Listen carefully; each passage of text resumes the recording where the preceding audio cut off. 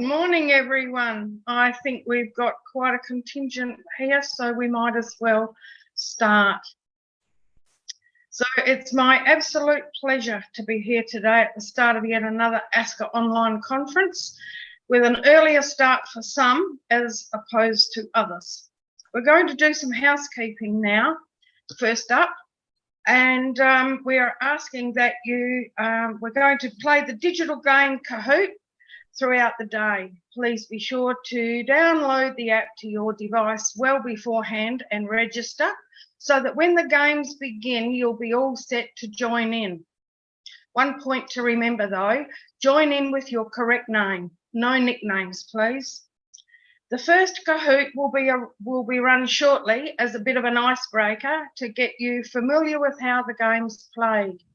There will be no prizes for this one, it's just a practice run. Lunch, you will see that there is no special break in the program. All attendees are not visible. You can eat and drink on the run whenever. Exercise, don't sit in the one spot all day. Feel free to take a stretch break every half hour or so to keep those memory banks fired up and receptive to the information that's coming your way at a fast rate of knots. Lucky door prizes will be drawn at the end of the day. Swear jar, we've just organised that this morning. And last but not least, for everyone who says you're muted, there's a fine of $1. Teak is keeping track of the fines and we've got the sound to go with it. Good morning, everyone. It's my pleasure and privilege to be here today to deliver the acknowledgement to country.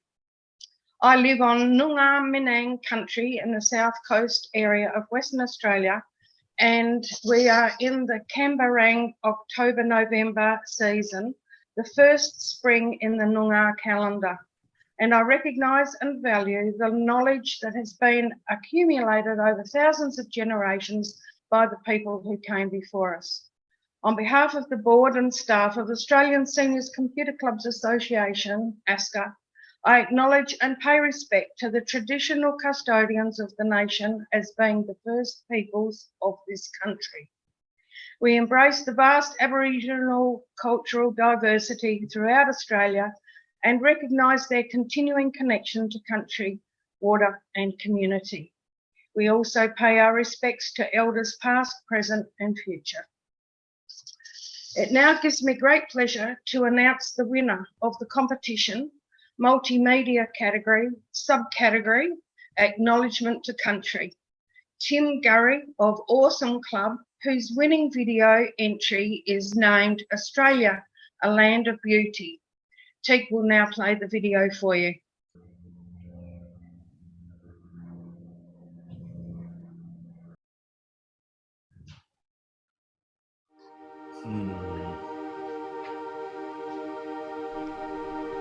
Australia is undoubtedly a land of beauty. Our diversity is constantly breathtaking, whether it is our vast oceans to our barren deserts and spectacular mountain ranges. We are a truly democratic and culturally diverse society, which we often take for granted.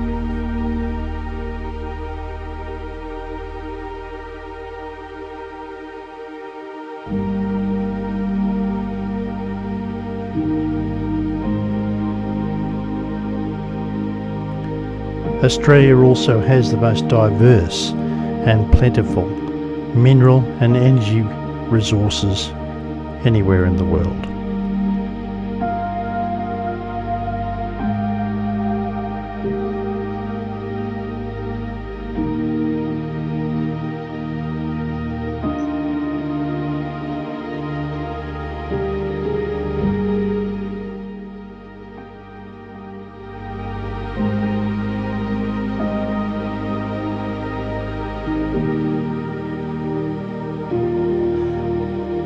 Most of Australia's wildlife is not found anywhere else in the world, and visitors to Australia are constantly intrigued by the characteristics and behaviour of our animals.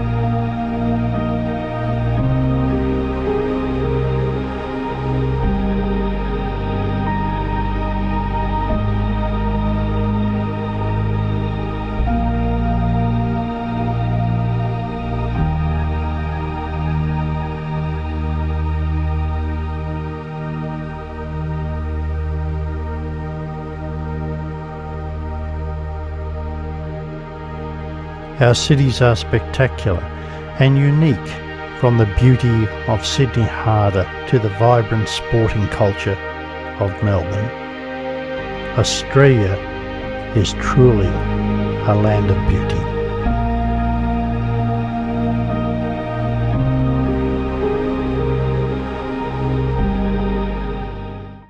A just winner, I would say.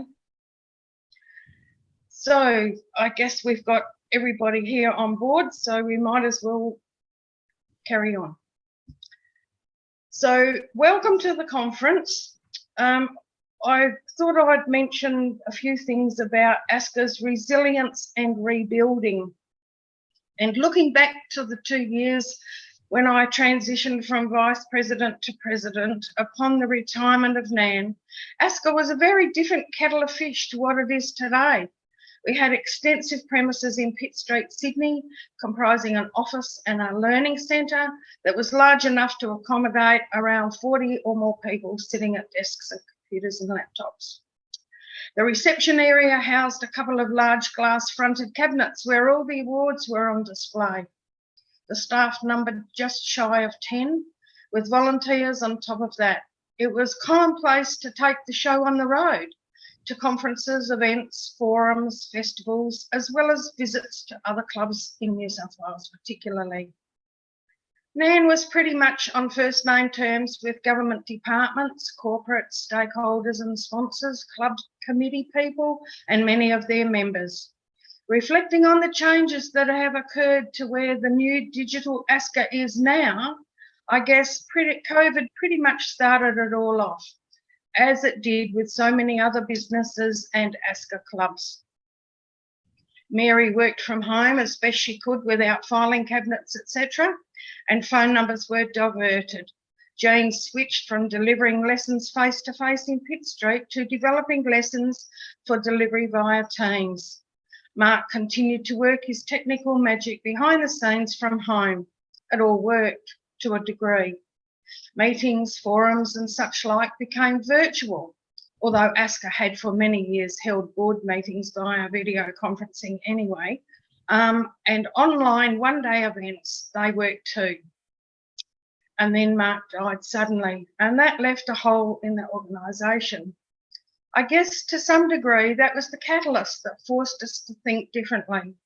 After much deliberation, the realisation came that ASCCA couldn't continue in this state of flux. The saying goes, when the going gets tough, the tough get going, and we did just that. Some very tough decisions were made to go totally digital. The relinquishing of the ASCCA premises was perhaps the most major. Monthly rental costs in the CBD of Sydney for unused space could not be justified indefinitely.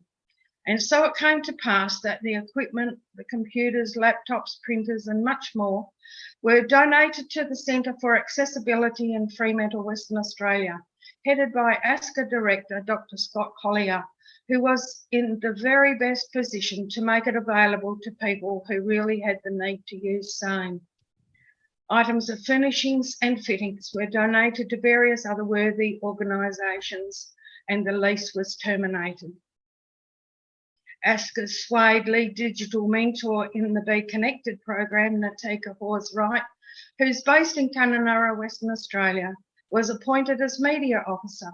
The office functions were pulled back to a virtual office managed by Board Secretary Susan Jensen in Victoria.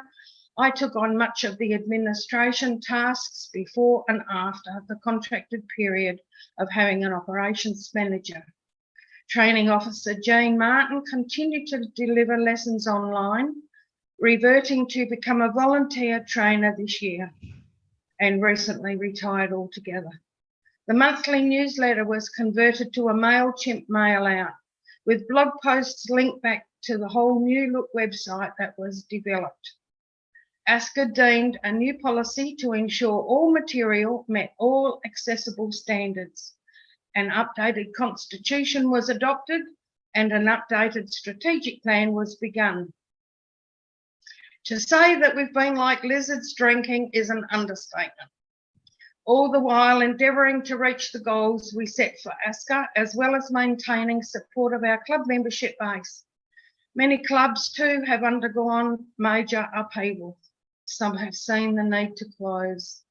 We've spent much of the last 12 months getting our own house back in this new order of total digital space so that we may move forward on a new basis relevant to today's digital world, so that we might better provide support to our member clubs. What I can say at this point is that ASCCA has turned the corner. Watch this space. We are there, right with our clubs and their members as always. But we could not have done it without the tremendous teamwork of everyone at ASCCA.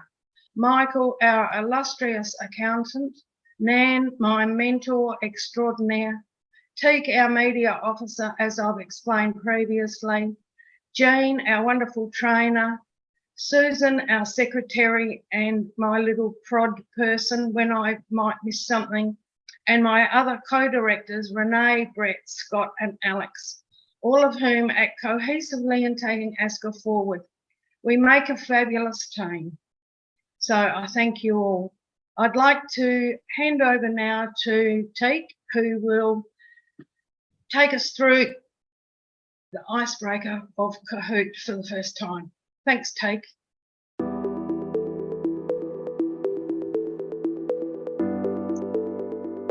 Good morning. Thanks, Jen. All right, so everyone should be able to see the Kahoot code up there. And so as people are joining in, we will start to see their names and numbers coming up on there. So as Jen said, there's actually no prize for this Kahoot. This is our practice run. So we would love to see as many names in there as possible.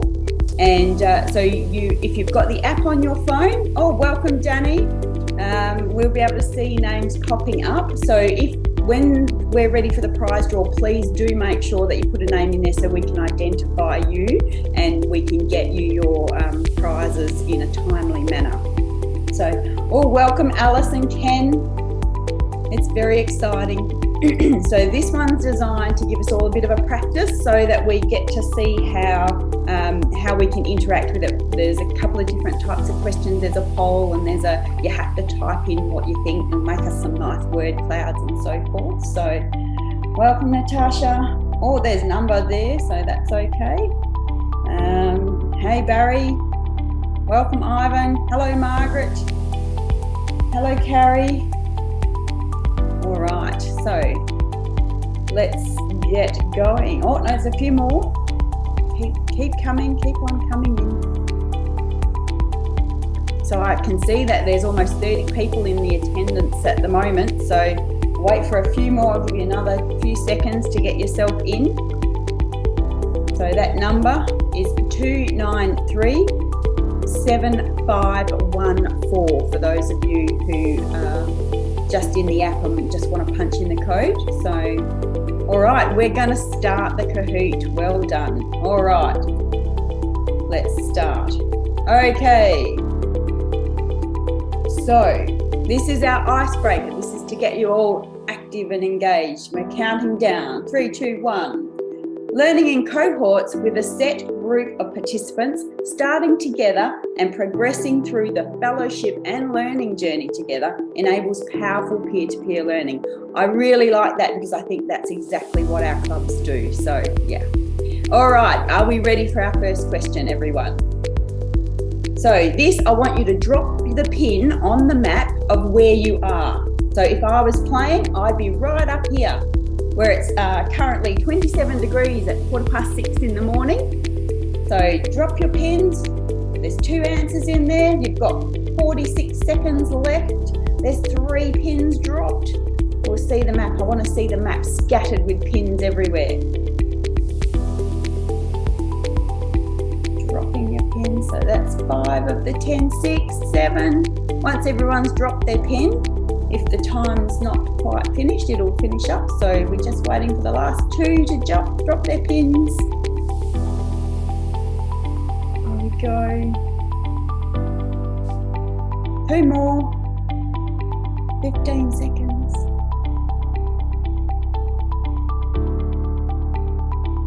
All right. Got 6 seconds. 5, 4, 3, 2, 1, and here we go. Oh, look at that. Oh, very southern. There's not many of us northerners in there, so that would be interesting to see where everyone's from. All right, someone in the centre, well done. And this is going to be a word cloud. So something I like to do in my free time, please type in your answers in here, and that will make us up a nice little word cloud. Just a 1-word answer. So if you're into photography, or if you're into computing, or if you're into traveling, which hopefully we're all getting back to that. So we've got 2 in there. You've got another 9 seconds to go, folks. Quickly pop your answers in. 5, 2 seconds, 1. There we go. Someone got in the lucky last. So someone's into scuba diving. There's readers, there's video people, there's walkers. Reading, oh, cruising, crossed out. No, I can get that. Very, very good. Okay, so our next question. This is a poll. Tea or coffee? I'm on to my 2nd coffee for the morning. So you just need to hit one or the other. 9, 1 more person. 1 more. The red button for coffee or the blue one for tea?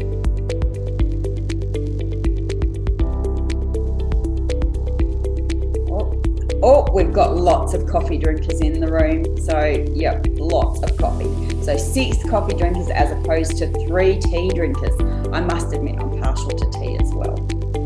Okay, another word cloud. If you had a superpower, what would it be? Again, type your answer in the box in your Kahoot. We've got 1 answer in. You've got 20 seconds left to put your answers in there. Would your superpower be flying? Would your superpower be being able to help everybody with their digital literacy? Would your superpower be, that's a hard one sometimes, there's lots of things. Winning the lotto would be mine. So we've got 7, oh, there we go, here's our word cloud. Peace, mind reading, flying, invisibility, or another flyer, fitting more into the day, or flying. Lots of flying people in there, so that'll be good. Okay, our next one. Oh no, that's it. Thank you all for playing. Keep your Kahoot fingers ready. Our next one will be a prize draw. We've got some great prizes from our sponsors. We've got some copies of the Norton 360 with LifeLock insurance. We have a couple of phones that have been donated by Nokia that'll be available for one of those will just be a lucky draw prize, so there's no Kahoot needed to win that one. So keep that in mind. So we are going to bring Jen back online, and I'm going to go back into the background. Thanks, everyone. Enjoy your day. So it gives me great pleasure to introduce Nan Bosler, Emeritus President, who will give us the official welcome. Nan was the founding president of ASCCA, for those who aren't aware.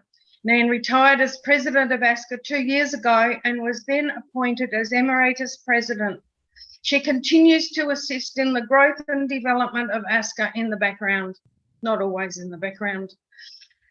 Nan feels strongly that learning is a lifetime experience, lifelong experience. She was over 50 when she first went to university and has 6 tertiary qualifications under her belt.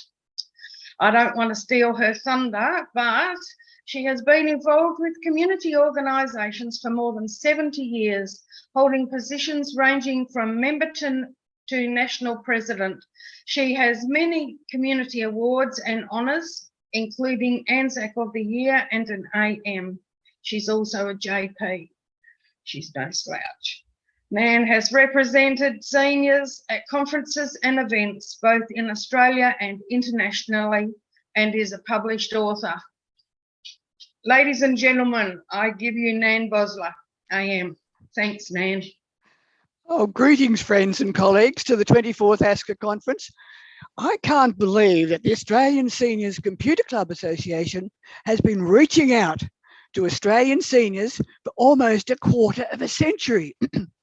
One of ASCCA's very strong objectives is to meet the needs and interests of their members through technology. The first computer conference was held at the Menzies Hotel in the heart of Sydney. It was a one-day event and it was called a seminar. Now, it was hard to get sponsorship. The common reaction was that seniors weren't a market worth bothering with.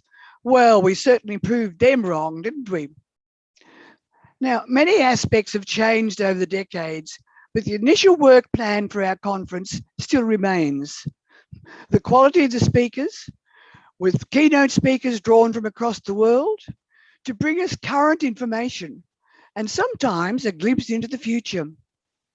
Speakers to help attendees to explore, excuse me, speakers to help attendees explore the technology that will enable those with a disability to enjoy the modern communications of their family and community. Something cutting edge to enthrall the many highly skilled trainers that have been attracted to clubs.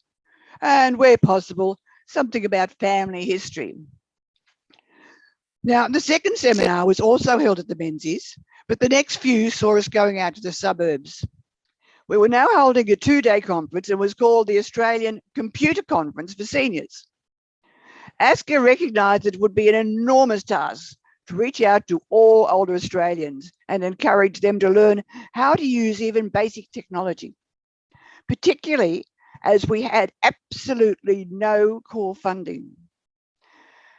We welcomed any new organisation or person with a startup hope to help seniors and shared with them all that we had learnt about encouraging and supporting seniors to embrace modern technology.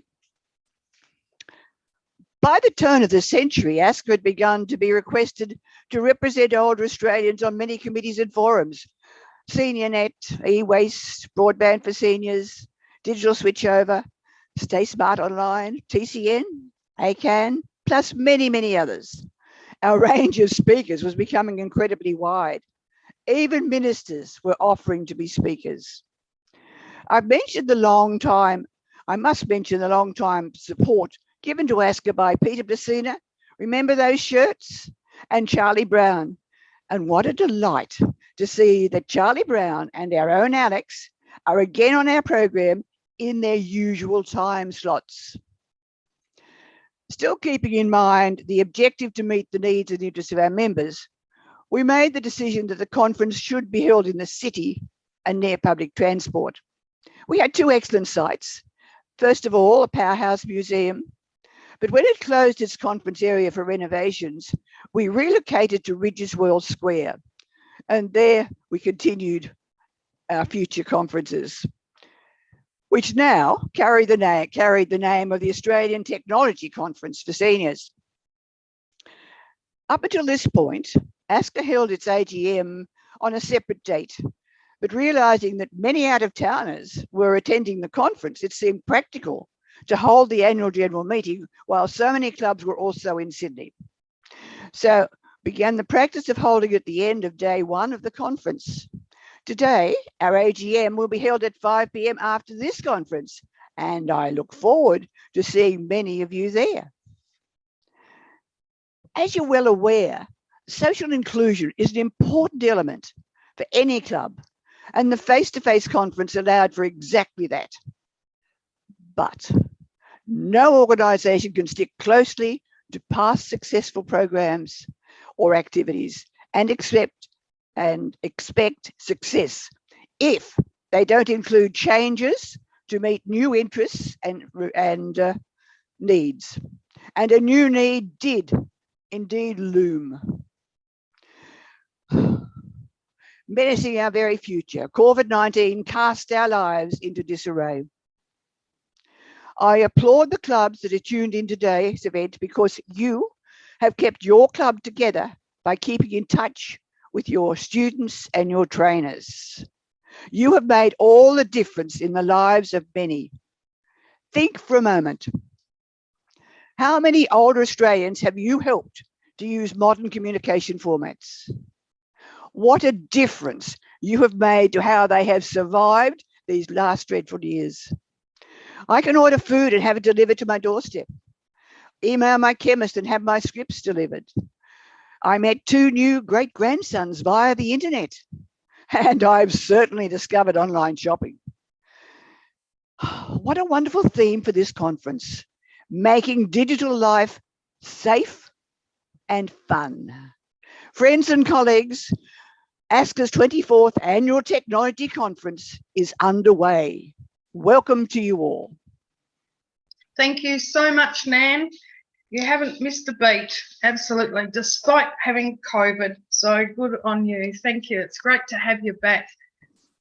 I'd actually like now to introduce our first speaker of the day, and that is Barry Keane, the president from Computer Pals for Seniors in Newcastle. Barry has been a member of the club since 2008. He's filled several positions on the committee over the years and has been president since 2021. He has had a long interest in computing applications and a background in teaching adults and children.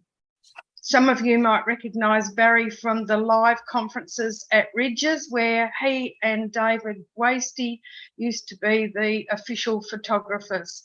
Hello, Barry. Welcome. I'll leave it with you. Thank you. Thanks, Jenny, and thanks for that very kind introduction. My topic today is rebuilding after the pandemic. Well, we all know what the pandemic did for us, and Nan gave you a bit of a rundown on that. Pardon my voice, I've been suffering a little bit since yesterday. We've all had the problem of what to do when the pandemic hit us. We've all suffered from financial strain, from lack of income when we're in venues that we're able to charge a fee for, and the blessing or the saving grace for us has been the Be Connected program, where we're able to apply for grants, and that was our financial saviour. The main thing for our club has been the very positive attitude of our team of tutors or mentors, and the ongoing social engagement that we have engaged in, basically via Zoom. And when we were able to, we got together on a social basis, picnic in the park where we could socially isolate and still talk to one another. But maintaining that social contact with people, that was important. And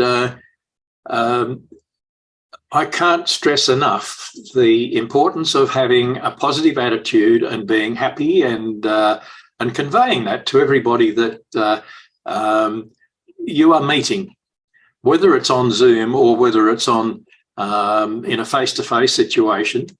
As long as you can make it a happy situation, you'll engage people. And I found that that's been very important.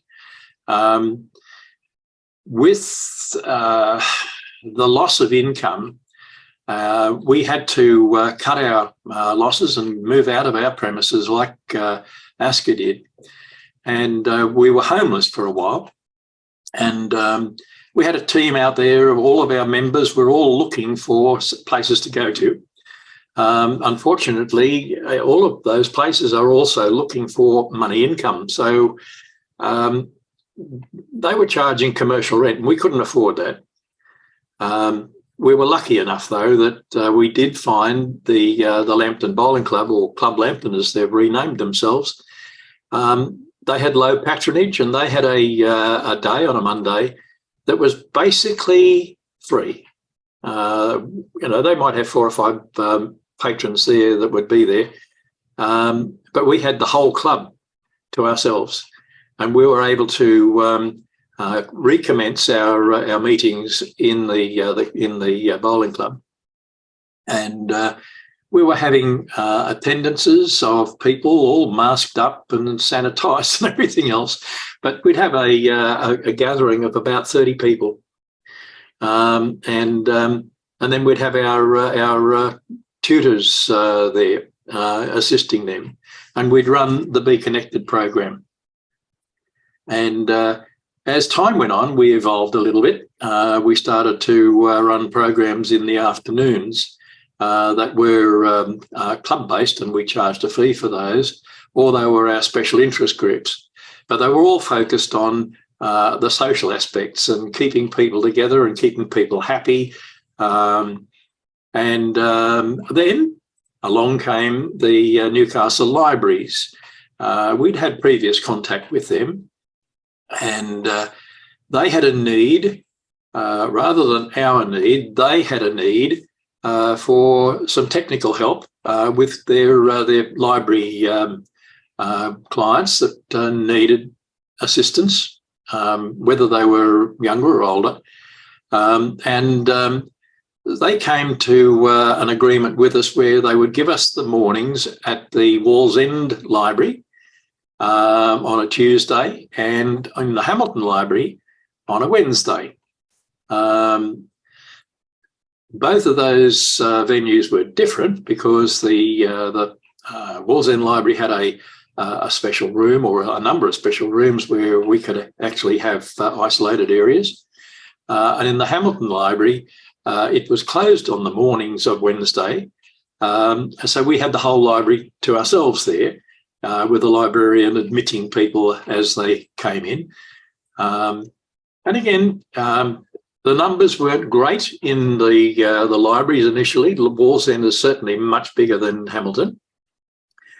But the focusing again on the needs of our clientele, our learners.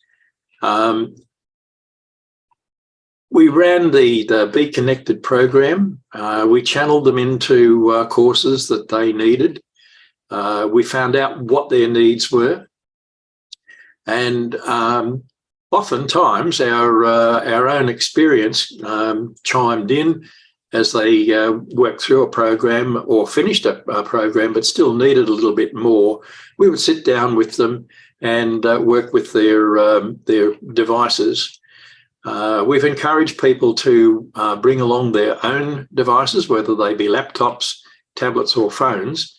And as time has progressed, we've discovered that the tablets and phones have been the primary focus of people as their means of communicating and staying in touch with members of their families and friends, doing their online shopping and engagement with government departments. I come back to the fact that Be Connected has been a financial saviour for us, and through their grants program, they've really been a boon. I would like to see the government loosen the strings or the constraints that Good Things Foundation through the Be Connected program grants, so that they allowed the allocation of funding for rent, and that would take the burden off a lot of clubs out around Australia that haven't been lucky enough to find venues like ours and move on. So positive, happy, and just engage people. They need the help, and we're there to give it to them. Were there any questions that have come through on the check line? I don't know whether we've got any. Susan, have we got any questions for Barry, please? There aren't any. No. Oh, well, there you go. Okay. I've stunned everybody. And we put the program back on time. Good on you, Barry. Thank you so much for that. That really gives people a bit of an insight as to how Newcastle have dealt with it all, and perhaps some tips and hints for the others. Good on you. Thanks very much. I had a slideshow, but I've saved you the grace of looking at all of those. Oh, you could have, by all means. No? Well, how much time have we got, Natika? Go for it. No, sorry, we're behind schedule already. All right, well, we won't. We will put those on our website, though, for anyone. Okay. She's the boss today. Yeah. We'll bow to her. Today. Okay, thanks so much. You're welcome. So, where are we up to? Our very next speaker is ASCCA Director, Dr. Scott Hollier. He's Director of Accessibility. And as there's been a number of great access improvements in our everyday devices, Scott will provide an overview of the new accessibility features we can now find in our computers, laptops, devices. Thank you very much, Scott. No worries. Thanks, Jenny. Good morning, everyone. I'm just going to turn on my assistive technology just to help me share my slides. So just bear with me for a minute. Starting the content left panel on left, but view, but meeting tool, audio settings, stop my video set, closed. More options for question and open chat panel, more options, share screen. Select a win, sharing options list box, share sound checkbox uncheck space. Share sound checkbox check. Sharing basic tab item, 1. Alert, you have started screen share. Meeting controls window. Alert. Post attendee. PowerPoint slideshow. 2. Alert Paul Clark. Slide 2. Slide 1. Exiting narrator. No worries. Well, good morning, everyone. And thank you so much to Jenny and the whole team behind the scenes and the opportunity to present. And big hello to anyone, special shout out to anyone from Western Australia that's up at just before 7. So well done if you've been able to make it. But it is a great pleasure to have a chance to share this information with you. So in our short time together, I want to share a bit about digital accessibility and give you a bit of an update on what's been happening. Some of you might have read a little bits and pieces of this in the ASCCA newsletter, but even just a few weeks ago, there's been some incredible updates, and it's great to have a chance to share that with you this morning. So from time to time, I will turn on my screen reader, like you may have just heard, my computer talking. So yeah, that's because I am legally blind, that's something that does help me to navigate around. So to start off with, just a few statistics. So about 1 in 6 Australians have some form of permanent disability, and about 9 out of 10 Australians have effective access to the internet. But when it comes to actually, about 7 out of 10 people with a disability have access to the internet. So there's quite a gap there between the general population and people with disability. And that is very heavily weighted towards seniors. As seniors tend to have disabilities as we get older, then a lot of the challenges around access do weight towards seniors, and hence the importance of organisations like ASCCA, and it's so wonderful to be involved. So what is the current state of play, and what do we have to look forward to? So just to quickly give an overview, if you do have a computer or mobile device and being connected to ASCCA, I suspect you do, then there's a whole range of different accessibility features in our everyday devices. So if you're not aware, if you're looking at Windows, for example, there's some great accessibility features tucked away in the accessibility section of Windows. You can change the icon and the font size, you can zoom in, you can turn on the screen reader called Narrator, which is what I was using a moment ago to get myself set up. And there's just a heap of great features. A really popular one is called sticky keys. And what this lets you do is that if you have difficulty in holding down multiple keys to do keyboard shortcuts, instead of say Control A, you can hold down, you can press Control and then press A to achieve the same task if you turn sticky keys on. So we see a lot of great accessibility features tucked away. And even just in Windows 11, we've seen some great new improvements over Windows 10, which I'll come to shortly. Many Mac users often ask, are there great accessibility features in my device? And the answer is absolutely yes. And Macs do have a very similar feature set to Windows. So Again, if you have vision challenges, then you can turn on the screen reader called VoiceOver. Other features like zooming in on the screen and having great support across hearing, mobility, vision, terrific built-in features now. And it's terrific we've evolved to a point now where whatever device we buy, there's great accessibility features out of the box. When it comes to the mobile platforms, we see that there's terrific accessibility again. If you're trying to make a choice between iPhone and Android, I'd say iPhone does have the better feature set, but certainly Android has caught up. So if you're looking to use an iPhone or an iPad, you'll find very similar features built into your device. VoiceOver screen reader, which is used with keyboard shortcuts on a desktop, uses swipe gestures on the mobile device. So you can swipe around and hear things read out if you have low vision.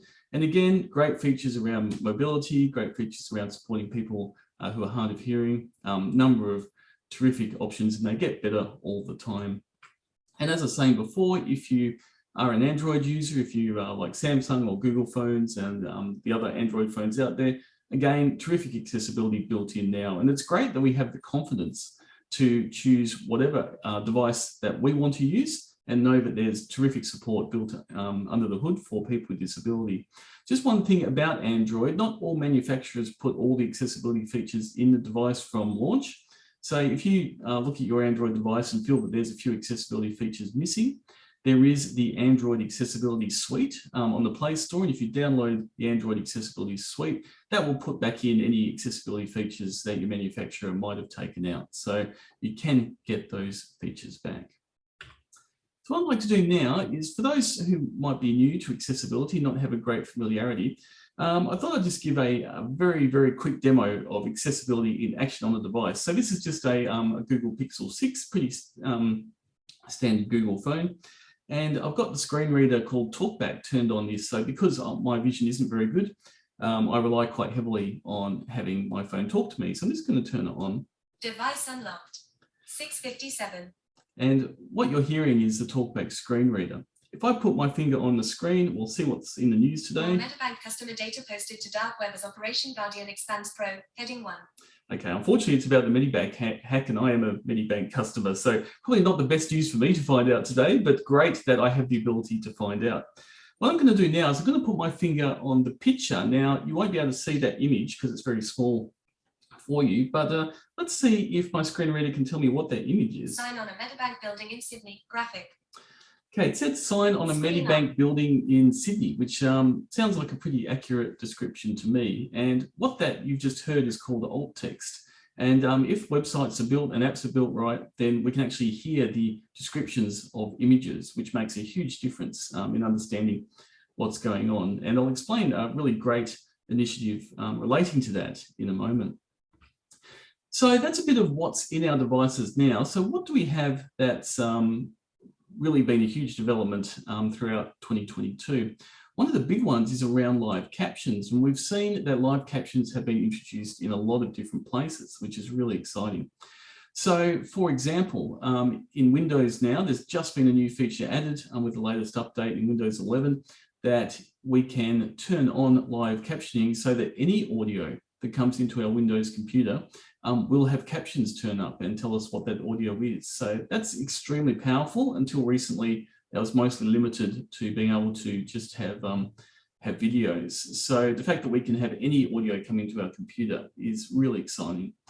Also, Google have introduced live captioning as well. So we're seeing more and more innovation in that space this year. Even social media platforms like LinkedIn and Facebook now have more live captioning options. So exciting that this is really taking off. One of the other things that we've seen this year is around improvements to using voice navigation. And again, this is only just rolling out to Windows 11 computers now. So the fact that we're getting all these new accessibility features always being updated really makes a big difference. So in Windows 11, they introduced the ability to have voice typing. And as the 22H2 update is rolling out to Windows computers, we're seeing this great improvement to how we can not just have voice typing, but we can use our voice to navigate all over the place, which makes a huge difference. So I'll just play a quick video to explain a little bit more about the new feature in Windows and how you can use your voice to get around. Voice access commands. So in Windows 11 22H2, there's a feature where you can navigate your PC with voice commands. So to activate that, just right-click the desktop, click on Personalize. On the left side, click on Accessibility and scroll down and click on Speech. So this is the voice access. I'm going to turn it on. So once you turn it on, you can activate it by saying Voice Access Wake Up, or you can press the mic button to activate voice access, and the mic button is here. Now once you activate this, usually there's a box here and you'll have to click on agree, and it says here the voice access modern voice command feature to help you interact with your PC and dictate text is currently available in English United States. So I'm going to say voice access wake up. So that's how you activate the voice access. Now on the right side, there's the settings icon. Click on it and here's where you can select your default microphone. I already selected it, it's here. There's also manage options. You can turn on automatic punctuation, you can filter profanity and automatic startup setting, and you can turn it off here. And there's a question mark here. I'll click on it. You can click on view all commands. So here's a list of voice access commands, and there's a whole list of topics here. There's a start interactive guide. So if you don't see it here, the start interactive guide, you can access it here. I'm going to click Start Interactive Guide, and this is just a sample where you can practice, and it gives you some instructions here, and it says here try saying click followed by the name of a control like click animal friend, and you can follow the steps here. So for example, I'm going to turn on the voice access. Click animal friend, click cat, show numbers here. So as you can hear, there's some great options there to be able to interact just with your voice, to navigate around the web, access email, and do a number of the features on Windows. Now I hear some Mac users out there saying, but Scott, haven't Macs had that for quite some time? And you would be right. So look, it's great to see that Windows has caught up, but if you're a Mac user, then this is functionality you have had for a little while now. One of the other things I think is terrific that we've seen evolving is on the Google front is the blind selfie camera. And being legally blind myself, this was certainly something that got my attention.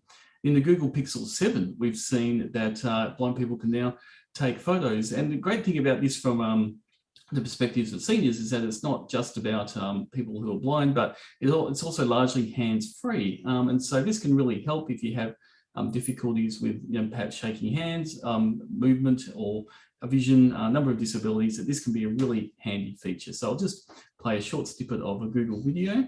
And this is audio described, so there's the narrator that also describes the visual content on the screen. A G logo made by Google. Text appears as a person with glasses steps through a doorway and starts down a hall. Pixel 7, guided frame. Stepping outdoors, the person holds out their phone with the screen facing them and shuts their eyes, then follows the phone's commands. One face. Move your phone slightly left and down. Move your phone slightly right and up. Ready for selfie. Another person holds out their phone and the view shows the phone screen. A yellow circle highlights the person's face and they pose with a smile. 3, 2, 1. Photo taken. One face. Oh my God, I love this. Move your phone right and up. Ready for selfie. Wait, I want to get my light. Sitting on a bed, the person adjusts the phone's angle and the yellow circle finds their face again. The phone takes another photo without the button being pressed. Photo taken. This is so cool. They grin. So it's a pretty neat little feature, and it's currently the Google Pixel 7 specifically. It is getting updated to other Google Pixel phones, and in time will get rolled out to other Android devices. So if you want to use a similar feature, there are other apps available on iPhone and also third-party apps on Android, but admittedly, the interface for that is particularly good. But if you would like more information on equivalent features on other platforms, yeah, please get in touch with me. The last thing I'd like to mention is around watchOS. So the significance of gesture-based navigation on watchOS has helped a variety of different disability groups, especially people with a mobility impairment. And it also helps not to have to squint at the screen and try and figure out where options are. It was introduced in watchOS 8 last year, but it's been significantly updated in recent updates. So I'll just play a little video there if you're not familiar with navigating the Apple Watch with gestures. Apple Watch is my favorite tech device ever. It's so useful in different situations of everyday life, from waking me up in the morning to saying me it's time to go to bed in the evening. It has so many powerful features, and one of them is assistive touch, also known as hands-free gestures for Apple Watch Series 4 and higher. This feature was originally released for people with physical disabilities and more particularly for people who have only one operational hand. It's actually quite cool that Apple thinks about people with health issues, but this assistive touch feature can also be used by everyone who wants to control their Apple Watch using only one hand. What you need: assistive touch is compatible with Apple Watch Series 4 and later. It includes also Apple Watch SE. Make sure that you have the latest version of watchOS, at least watchOS 8. To turn on assistive touch on your Apple Watch, open the Settings app on your Apple Watch, tap Accessibility, then tap Assistive Touch. Tap Assistive Touch to turn it on. Then tap OK to confirm. You can also turn on and customize all the assistive touch features in the Apple Watch app on your iPhone. Once assistive touch activated, you can start to navigate your Apple Watch with hand gestures. When you raise your wrist, a blue ring around your Apple Watch screen indicates that assistive touch is turned on and ready for you to activate it with the default double clench gesture. With the default actions, you can navigate your Apple Watch with these hand gestures. Move to the next item, pinch. Tap your pointer finger to your thumb. Move back one item, double pinch. Tap your pointer finger to your thumb twice quickly. So that's just a little example of some of the great gesture features which can help you use your Apple Watch with one hand. So we've looked across a few different operating systems there with Windows and Android and Apple Watch, and as we can see, there's a number of great tools. And so I'd encourage you, if you have the opportunity, to spend a bit of time, have a look at your device, have a look at the features built in, and if you do need a hand, then we're very happy to do it. In terms of other things, there's just one little thing I would like to just draw your attention to. It's not really an accessibility feature, but we have seen recently with the James Webb Telescope that there's been these incredible images that have been shared with us. And until recently, people who are blind haven't really been able to join in with those. But what we've discovered is that not only are these images incredible, but they alt text, the bit that gets read out by the screen reader that I demonstrated earlier, is incredibly rich in detail. And there's all sorts of commentary on the internet about blind astronomers now taking a lot of interest in actually being able to participate in that field. So I have an image on the screen, one of the James Webb photos, and I've just got a little sound sample here of describing what that image is. The image is divided horizontally by an undulating line between a cloudscape forming a nebula along the bottom portion and a comparatively clear upper portion, reads 1. Speckled across both portions is a star field showing innumerable stars of many sizes. The smallest of these are small, distant and faint points of light. The largest of these appear larger, closer, brighter and more fully resolved with 8-point diffraction spikes. The upper portion of the image is bluish and has wispy translucent, cloud-like streaks rising from the nebula below.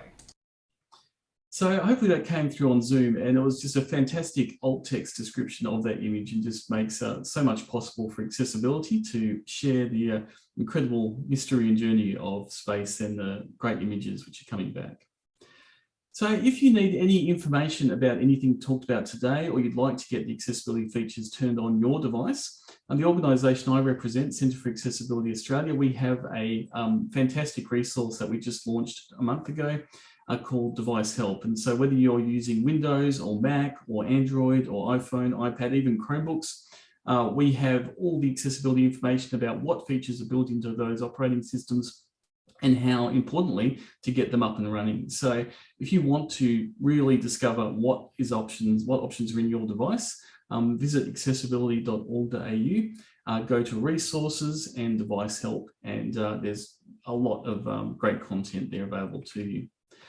So that largely wraps up my presentation. I'd just like to say a huge thank you to Jenny, Natika and the team for doing, you know what, I appreciate this big job today, and thank you all for taking the time to listen. You can certainly get in touch, scott.hollier@accessibility.org.au, yeah, a few social media contacts, and I endeavour to post information to the ASCCA newsletter when great things happen. So thank you very much, everyone. Thank you very much, Scott. All I can say is, because I've never been behind the scenes of a conference like this before, that I'm really glad that we've recorded it and it will be available through the ASCCA website, because a lot of what I heard but didn't take totally in, I can now watch again, and I'm sure everyone else will want to re-watch what you've said, because it's a lot to take in, and I think everyone sort of knows someone, if they're not themselves, who really could do with some accessibility hints and tips and training. So thanks ever so much. Yes. No worries. We'll catch you next time. Thank you, Scott. Go for it, Jess. So I'd like to introduce Jess Wilson from Be Connected. After 5 years of delivering the Be Connected program aimed at supporting older Australians to thrive online, she will look back at the successes, challenges and learning, and look forward to what is next for the program. Thanks very much, Jess. Thanks, Jenny, and it is absolutely brilliant to be here again. Can you see my slides? I'm just checking that people can see my slides. Yep, fantastic. Fabulous. It's great to be here at ASCCA 5 years on from my first ASCCA conference, which I think was in my first week of being at Good Things Foundation. So it's brilliant to be here again. I just wanted to acknowledge that I'm here today coming to you from Darug Gutta country, which is in Blackheath in the beautiful Blue Mountains just west of Sydney. So, and it is a beautiful day here, and I hope it is wherever you are coming from across the country. So I'm hoping my slides are going to start shifting and moving ahead. I just wanted to say that Good Things like Be Connected has also just turned 5, and this is the fabulous cake that we had. And I always love to have cake when I'm presenting somewhere, and because we're not together, I thought the best I could do was to actually have a virtual one. So this is a fantastic chocolate cake talking about how for 5 years we have together with all of our community partners been trying to close the digital divide, building people's accessibility, their skills and confidence through ability, and really trying to talk a lot about affordability and the changes that need to be made. So I don't know who was here in 2017. I know that at ASCCA, this was kind of what we looked like in 2017.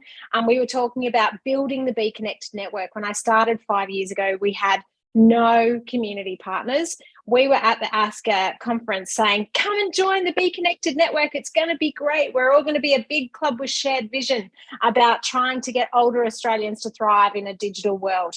And I know that ASCCA had been doing this for a long time before that. And so we were the new kids on the block, and we were trying to work together to make sure that we could build on what ASCCA had already done, and encourage others to join us to that point. So this is just a little bit of a look back at 2017. But since then, we have built a network of 3,700 plus community partners all over the country. And I love showing this map.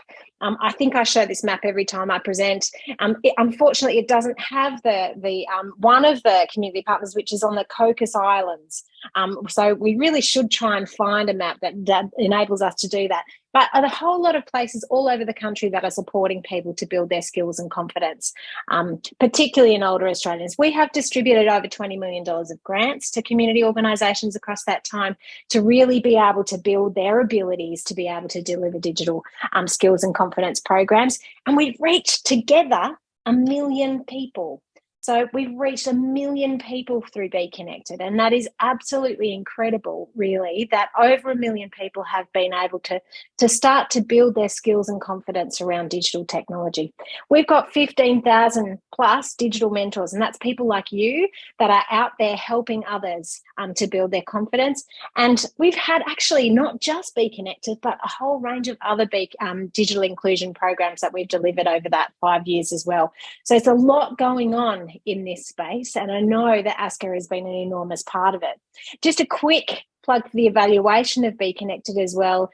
In that time, that we've had an evaluation of the program that has shown that the program has not only delivered increased digital skills, increased digital confidence, online safety, and social connection of people that have participated in the program, but it's also been a very, very good investment for government, which is it's a social return on investment of $4 for every $1 that they've invested. So it's really good for everyone, and we want it to continue for sure.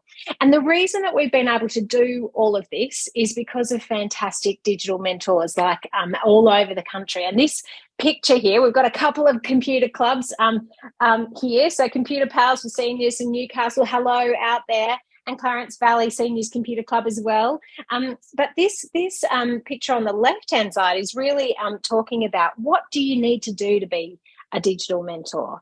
And we talked about this quite a lot at our conference last year. And it really was about being kind and patient and generous and empathetic.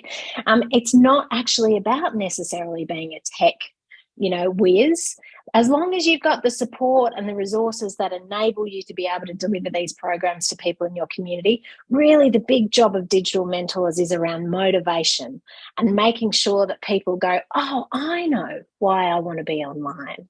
It's because I want to find out that information about gardening, and it's that plant that I want to find out more about, and that's where I'm going to find it. So, finding that hook for people has been so important.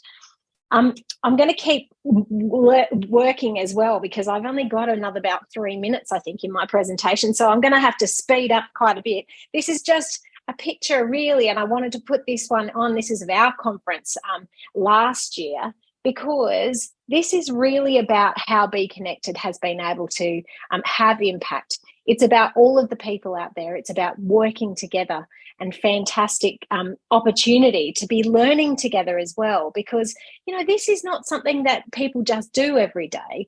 It's something that, people really need to build their skills and confidence to be digital mentors.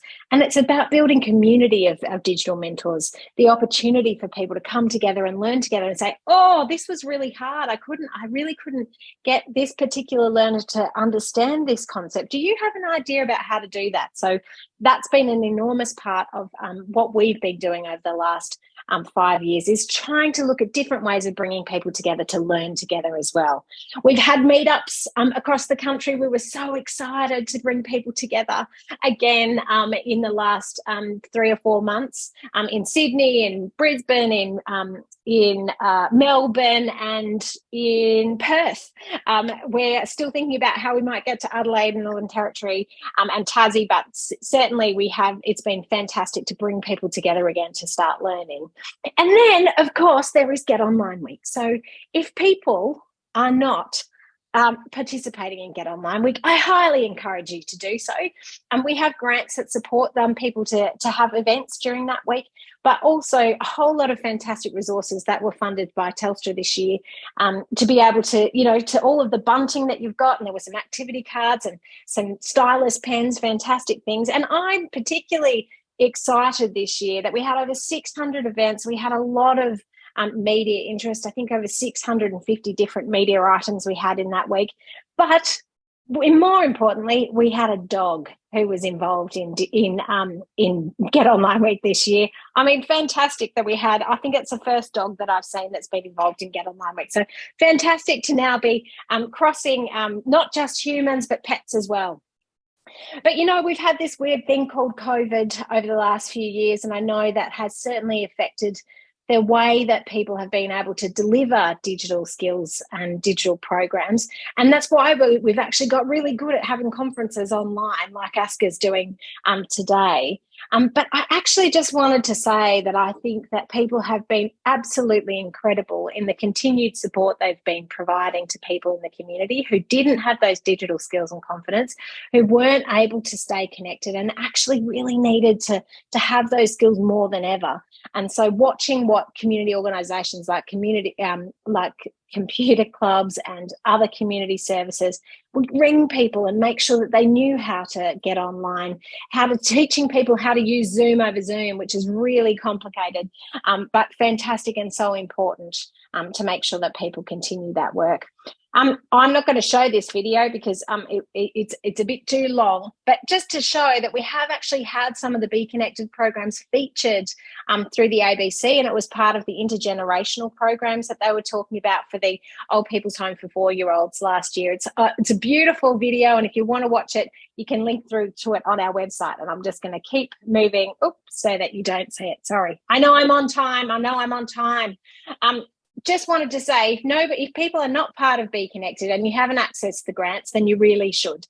And we're actually starting some new opportunities to connect with each other as well, called Let's Catch Up community practice meetings. And they're actually starting today. So I know some of my colleagues, Danny and Tasha, here at ASCCA, and they're jumping out just to do this Let's Catch Up. That's starting today. So that's my quick thing. Last 2 slides, I promise. Tick. If you've not been involved in digital health literacy and supporting people to learn more about digital health, we're continuing to do some programs around building people's confidence in this, but there's some fantastic resources on Good Things Learning, which the link is there, and you'll be able to see that later. And lastly, just to say that there's a lot more for us to do around digital inclusion in Australia. It's not just older people that need support, it's actually a whole range of people. So we need additional funding, and this is what we're advocating for to government, to make sure that there's community-led digital skills support for everyone, that there's a digital inclusion national strategy, and that there are affordable devices and data for everyone. So I know you've got some fantastic presentations from Apple and from Google and from a whole range of other people today. We need to make sure that those devices are really affordable for everyone to be able to access, and that data is cheap for people, because we know the cost of living has increased significantly. So there you go. That's a huge thank you for me. I nearly did it in 10, maybe 12 minutes. So sorry, Tick, for taking over time. Please don't apologise. Huge thanks, definitely from our whole team. So this is just a few of us, and for all of the work that you do every day, because it is a brilliant partnership between Good Things and ASCCA, and we couldn't have done what we do without you.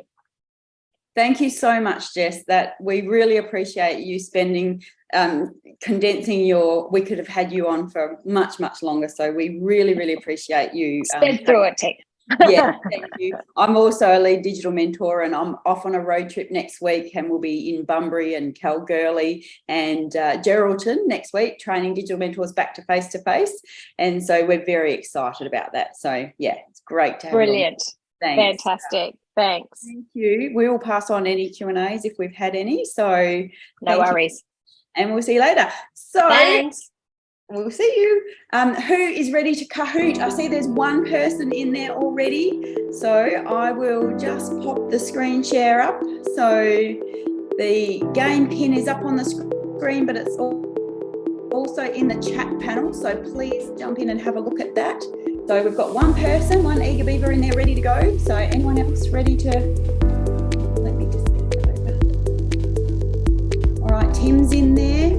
We're on a time frame. There is a prize. There are a couple of prizes up for grabs with this one, folks. So be sure to jump in and play this Kahoot. We've got a copy of Norton's 360, Norton 360's LifeLock, which also comes with identity theft protection insurance, I think it's called. So that's going to be a very good prize to get your hands on. So we want to encourage everyone to jump in and play this Kahoot, and we've got 5 Kahoots today, and it's we do have one prize draw at the end. That's just the lucky door prize, so don't panic if you haven't managed to master Kahoot. You're still going to be in the running for some great prizes at the end of the day. So I can see we've got a few people in there. The code is in the chat panel for those that might miss this as we start, so hopefully you can still keep joining. We're not going to I haven't tested that theory, so jump in as quick as you can if you can. So I see we've got 14 people in there. Please remember to put your name in there so that we can identify you to give you your prizes if you're a winner, okay? Rightio, we're kicking off. So starting. So you will have had to have paid attention to some of our speakers because there are some questions in here that relate to what they've been talking about. So this one is a poll. Who's ready to Kahoot? Ready, set, go. I'm ready. Hit the red button. If you're thinking you're in it to win it and you're going to win, press the blue button. If you're so excited, you can hit the yellow button. If you're hang on, my friend's still coming, hit the green button. So we've got 4 seconds to go, folks. Come on. We've got 11 answers. Yep. Oh, everyone's ready. That's great to see. Thank you. All right, next, this is the quiz part. How many people have participated in the Be Connected program so far? Is it red, 1 million? Is it blue, 200,000? Is it yellow, 500,000? Or is it green, 1.2 million people? So you've got 6 seconds left. Quickly pick a colour. Quick. Oh, that's good. Everyone's quickly picked. All right, and yes, the correct answer is 1 million people. They've helped over 1 million people so far. So we've got 6 people that correctly selected that. Excuse me, I have a frog in my throat. So Renee is at the top of the leaderboard with 934 points, then Marg, then Sandra. So this isn't just if you're getting it right, it's how quick you answer the questions. You get more points for being quick, okay? All right, next, true or false? Computer Pals for Seniors, Newcastle, moved to a bowling club and a library in 2021. Blue for true, red for false. Quickly hit the blue or the red. 10, 11, 12. Who was paying attention to Barry? Who was paying attention to Barry? We've got 2 more people to click their answer. Oh, just about everybody got that right. Well done, 11. Yes, they did. They moved into Lambton Bowling Club and a library that I can't recall the name of. So well done. Oh, that's changed the leaderboard. Alice is moving on up and so is Tim, but Marg is now in the lead with 1,804 points. Next, we have another quiz. What does the V in VR stand for? Now, is it red for video, blue for vagrant, green for vile, or is it yellow for virtual? So, hit the button. We're waiting. We've got 2 more people to answer. Quick. The quick ones bump you up, so if you can answer that quickly. All right, 11 people got that right. Well done. So only 1 person got that one wrong. So the podium as it stands so far. Oh, this is it. The winner was Tim. Number 2 was Alice. And, number 3 was Tim. I should be. Renee, number 1. Woo, well done. So I think we are going to pick Renee for the tickets for next year's conference and Alice and Tim for a copy of Norton 360 LifeLock. So thank you very much. Can you see that podium? Yes, you can. All right. And that's it. Thank you. So I'm hoping that Jen's ready to come back in and hand over to our next speaker. So we have Alex Lynch here from Google. So Alex, if you'd like to come on over. Hello, hi everyone. Alex, you're here. Well Yes. done. Thank you for putting up with my not being here for the first couple of hours. I really would like to acknowledge Natika. She's been the true organizer behind the scenes. And of course, Jenny has done a huge amount of work. But look, without further ado, I'll have more commentary later. But one of our very special guests that we very much enjoy hearing from every year is Alex Lynch from Google. Now, he is the Manager of Government Affairs and Public Policy. And today he'll be talking about safety at scale, protecting people on the growing web. So Alex Lynch, over to you. Thank you. Can everyone hear me? We can. Excellent. And see the presentation too? Safety at scale, I can see it. Great, perfect. Okay, well, good morning, everybody. I'm Alex Lynch from Google. For those of you who haven't seen me before, it's my job to think about the gnarly problems facing the web and technology in general. And it's always an honor to be here with ASCCA. I try to make time for it every year, and it's one of my favorite speaking events. Today, given it's Scams Awareness Week and we're talking about making digital life safe and fun, I wanted to take the time to talk about how the web has changed, how it's grown over time, and what that means for those of us trying to make it a safe place now and into the future. 5.3 billion people use the internet. That is 212 Australias or 1,000 Sydneys. It's enough people to lay head to toe around the circumference of the sun, not once, but twice. In Australia, the Communications and Media Authority estimates that 99% of Australian adults have access to the internet. And even with that, Australia makes up less than 0.5% of the global internet user base. Importantly, since the COVID lockdown, almost all older Australians aged 55% and over use the internet, which is up from 76% prior to the COVID lockdowns.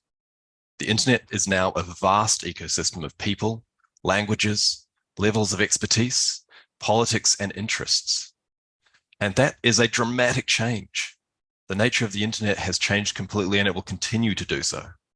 In 1995, the International Telecommunications Union estimated that just 16 million people used the internet. That's about 4 Sydneys, and most of those people were close to academia and research. Founders and early adopters trying to build new and useful things. Google was not even founded yet. The iPhone was released just 12 years later. By that time, 70 times the number of people had come online, and the devices and technologies used to manage and navigate their digital lives looked dramatically different. People had begun using the internet for business and entertainment, and mobile was beginning to expand rapidly, including into the developing world. Fast forward another 15 years to our world today, and many things digital first or digital only. It isn't a tool or a layer to supplement the real economy anymore, but it's an ecosystem all of its own. More than half of our global human civilization now uses the internet. And that is a wonderful thing, but it also adds a lot of complexity. Humans can be both good and bad, and as scientists and humanitarians became more digitally proficient, so did the criminals and the people tasked by countries to achieve their national objectives, some of which don't align with ours. Every nation, every business, every non-profit, and every person on the internet has different challenges to grapple with, challenges that are changing from year to year. Today, I'm going to briefly cover some of the ways Google is adapting its systems and using advances in technology to manage our little slice of this global ecosystem and make it safer for everybody. Now, the web does seem like an abstract thing, and cloud sounds like an abstract thing, but it rests on a physical backbone. Google's infrastructure rests both within and between countries. We have 25 of these kinds of huge facilities that you see here. This one's in the Netherlands, around the world, providing the computational resources to power search, maps, and other services, as well as the processing power used to support and develop our AI systems. These centers are linked by a network of submarine cables that act like a kind of private digital network. Data on that network can be encrypted, broken into shards, and distributed across these centers, so that no one point of failure can compromise the system's security. The network links to a large network of edge locations, 173 of them at the moment and growing fast. And these sit in countries locally to provide low latency storage and services. And even greater still, to another hundreds of network media storage locations or points of reference that allow people to rapidly access video and other content on the edge of this network. It represents tens of billions of dollars of infrastructure and a significant ongoing investment. Our data centers are some of the highest security locations on the planet. It's fundamental to what we do. And this is both at the physical and digital level. Securing the systems and infrastructure requires the utmost dedication from the people who work there. Now, why are we spending so much time and energy on this? The cyber criminals are targeting smartphones and tablets more than ever before. Both because people are using them to send and store significant amounts of valuable data, and because their smaller screen sizes and frequent app and message notifications make it more difficult to judge whether a sender is legitimate. These criminals are increasingly using phishing attacks, scams, and malware to obtain sensitive financial information and account passwords. In fact, during the pandemic, phishing attacks grew by 600% and became the top infection method for 2021. Attackers today aren't just using text messages and emails to fish for data either. We've seen a 5 times increase in the number of attacks using phone calls, where a criminal tries to impersonate your bank or your IT department to hand over your credentials. Now, our phones come with multiple security defenses to help protect against these attacks, from built-in caller ID and spam protection to call screening. You may have seen warnings like these if you use a Google phone yourself or an Android phone more broadly. Safe browsing on Android protects about 3 billion devices globally and helps warn about potentially risky sites, downloads, and extensions. Our email spam filters block more than 99.9% of spam, phishing, and malware from ever reaching someone's inbox. To protect users at this scale, we use machine learning, or artificial intelligence, powered by user feedback to catch spam and help us identify patterns in these large data sets. It makes it easier to adapt quickly to ever-changing spam tactics. We've got AI-driven filters that determine what gets marked as spam, and they look at a variety of signals, characteristics like IP addresses, domains and subdomains, where the bulk senders are authenticated, and the input of users, which is critically important to us. User feedback, such as when a user marks a certain email as spam, or signals they want to send as emails in their inbox, is key to this filtering process, and that helps us whenever you mark an email that you don't know where it's coming from or you didn't solicit it as spam. We actively monitor these attack profiles and notify people when they may be at risk. YouTube is another area where we have to take an active stance for safety. Well, the vast majority of people on the platform have good intentions, but we have to do a lot of hard work to make sure it remains a good place for valuable information. Last quarter, we removed almost 4.5 million videos, mostly for violating our community guidelines, including material harmful to children, violence, nudity, or disturbing content. Most of the comments that we have to remove are involved in pushing out spam or other forms of misleading content, and another significant proportion for harassment or cyberbullying. And we strive to prevent content that breaks our rules from being viewed widely or at all, which is why we rely so heavily on automated filtering to make sure that this content isn't viewed by anyone or just a small number of people before we remove it.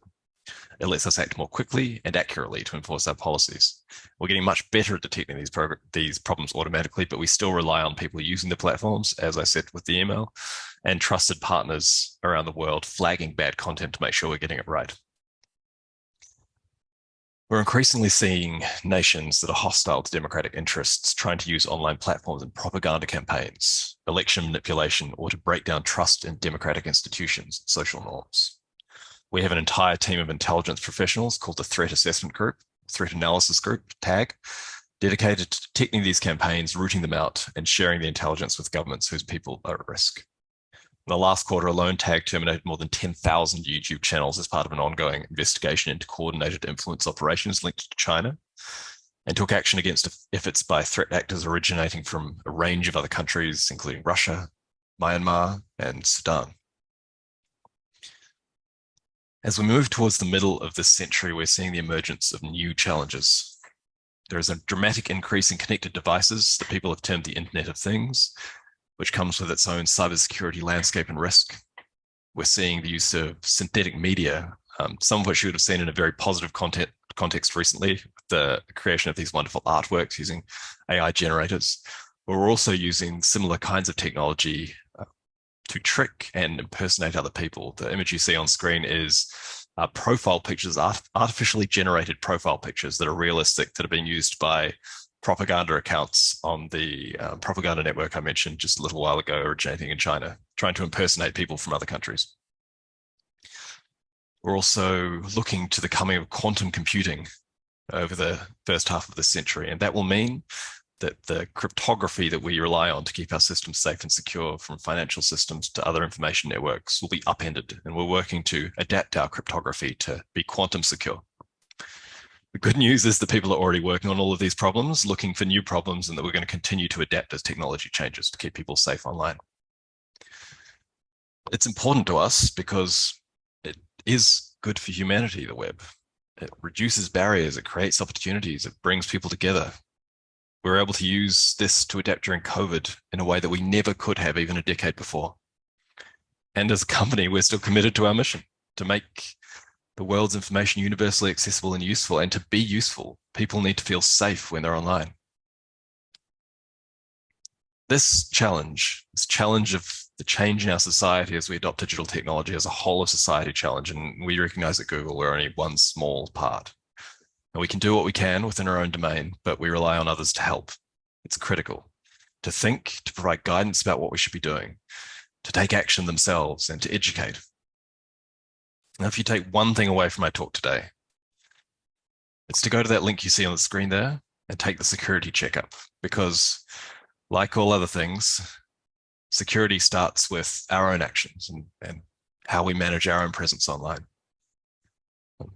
Thanks for taking the time to listen to me today. It's not too doom and gloom. We are actively working on all of these challenges and making sure we take action to keep everyone safe online. And I'm happy to take any questions if people want to send them through. Thank you. So, can you hear me, Alex? I can. Okay. Well, that was a great presentation. Thank you very much. How much excitement has there been around the Google Pixel 7 and 7 Pro as the latest phones with the latest of Google's technology and keeping people the safest from Google's point of view? What's the reaction been like? Great. I mean, the thing that we really love about being able to manage our own technology, and we rolled out the Pixel phones a few years ago now, and one of the reasons that we did that was because people that were using Android were not updating the security patches fast enough for our engineers. They were getting very concerned about that, and so we wanted to provide Pixel both to showcase what our engineers thought would be a great experience on Android, but also so that we could make sure we have the most secure platform that we could. My favorite thing, though, is the camera technology on these new phones. It's just marvelous. I'm a camera buff. I've got my old big DSLR camera, but increasingly I just travel with my cell phone camera because it does night shooting. It does beautiful, adjustments to make sure that even when I'm, in a rush and taking pictures on the go with my young kids, I still get really good quality pictures that I'll love to remember. So that's the selling point for me. But security is a big part of the phone itself. Yeah, I do notice that on Android devices that you warn that this could be a spam call. Yes. That SMS messages are automatically blocked. Those are some of the things you spoke about. And I mean, these are the sorts of things that one of the world's largest technology companies has to do to keep its customers safe, to keep the internet going, and to make sure that we're not besieged by all of the different scams that we've seen. Exactly. Have you been getting the same messages that the rest of us have, but seeing them in the block section of your phone dialer? That's right. Yeah. So I use a Pixel phone. We don't have to use Pixel phones at Google. We're allowed to choose whatever device we want. I just happen to have been a long-term Android person since the phones were just babies. I get I've noticed a lot of, particularly over the past couple of years through COVID, an uptick in the number of things that are being marked as spam coming through to my phone. And obviously that's great that those things are being noticed by the technology and marked as spam, because it is deeply annoying that, however these data sets are being leaked, that, it's clearly happening to everyone across society, including myself. And it's good with it when that happens. We're getting warnings when we're getting incoming from those. So a couple of questions for Alex, if I could, please. One from Marilyn says, I'm a Medibank customer. Do you have any advice? Definitely, as I said at the end of my presentation, go and take that security checkup and make sure you talk to Medibank, because that's a new and emerging issue. They will be the ones best placed to advise you, but certainly do go to your security checkup and make sure you do that on all of your devices and double check that you're not sharing information you don't want to share. Thanks, Alex. There's another question. How can we use an authenticator as two-stage authentication for our club's account to be accessed by multiple authorized people? I don't know the details of that myself, but if you follow up, I can put you onto the right people in Google and who can help advise you. Another, not a question. It says the warning message for spam on Pixel phones is great. Apple does not as yet have these warnings. I'm sure they will adapt. Apple, I respect Apple as a company as well. They do a great job with their users' security, from my view. I obviously love Google and I love this technology we're using. We're using some of these advanced AI systems to try and really do this at scale in a very proactive way and use the lessons we learned from one set of people experiencing a problem to make sure that that problem is identified and the solution to that is propagated to all the people who use our platforms. And so that's something I am excited about, but I expect Apple will get there too. Thank you, Alex. That's finished all the questions that I had for you. Thank you, everybody. I appreciate you having me. Presentation. Thank you so much. Thank you. The next speaker we have is a remarkable man. His name is Peter Coroneos. Now, he was the founder of the Internet Industry Association in 1997 until 2011, and he did a lot of incredible work in making sure that we didn't have internet censorship in Australia, that we didn't all have to apply for a broadcast license during the early days of datacasting, and many other sort of victories that have ensured that we have the internet that we enjoy today, even putting some of the things together that helped the initial NBN come along. And Peter's also been very much involved in mental wellness. And earlier this year, he decided to put both cybersecurity and mental health awareness together, because our cybersecurity professionals are defending our accounts, they're defending our digital lives. And as we've seen over the past few weeks and months, there's been any number of companies that have been hacked, and a lot of personal data has leaked. And of course, we're in the middle of Scams Awareness Week. We just heard Alex Lynch from Google's excellent presentation. So I wanted to introduce Peter. He's going to teach us about the neuroscience of stress, how the cyber world is challenging ancient evolutionary defenses, and how we teach stress management, or how Cyberminds teaches stress management to cyber teams, including a facilitated shift into a deep state of calm. And we're going to also get a practical demonstration. So Peter is going to explain more of this in detail. He's going to explain how we are, as I said before, relying upon these cybersecurity professionals to be at their sharpest, to be at their best, not at their most stressed when they're protecting our accounts. And Peter, it's a great pleasure to pass it over to you. Thank you, Alex. Welcome, everybody. It's lovely to be here. I've been very impressed with the standard of presentations already today. And of course, Alex, I know very well and have worked together, and he's been a very great advocate of our new initiative around Cyberminds and what we're doing to help move the needle, as we say, on or the human face of cybersecurity. So we're trying to really empower our defenders with the kind of mental resilience that will help them continue to protect us. As you now know, we must have that kind of protection. Now, today I wanted to talk to you about the neurology of stress from a cyber point of view. So it sort of seems like a very odd combination of topics, but hopefully you'll see the connection. And to do that, I'm going to start sharing my content now. So hopefully you'll see my screens in a minute. Okay, hopefully you can see that. So this is the topic for today. It's our 200 million year old brain and why it's poorly adapted for the cyber world. This is a very old story in the sense that the brain that we currently have now is the product of around 200 million years of evolution. And I'll narrate the story to you in a minute, what's happening on the left-hand side. And also I'm going to give you an insight into the brain structures that are governing our stress response and how the whole system becomes dysfunctional, and in turn, how the dysfunction of our evolutionary response to stress is actually raising our exposure to cyber risk. So it's sort of a long story that's going to be brought into the present with some examples of how we can help manage the new stresses of the cyber world. And that's not just as cybersecurity defenders, but also users of the internet, people that use technology as consumers, how you are equally exposed to threat within this new landscape in which you're operating.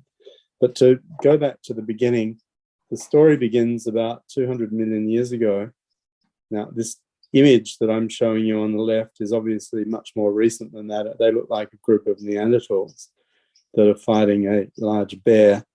And I'm estimating that that could have occurred around, say, 50,000 years ago.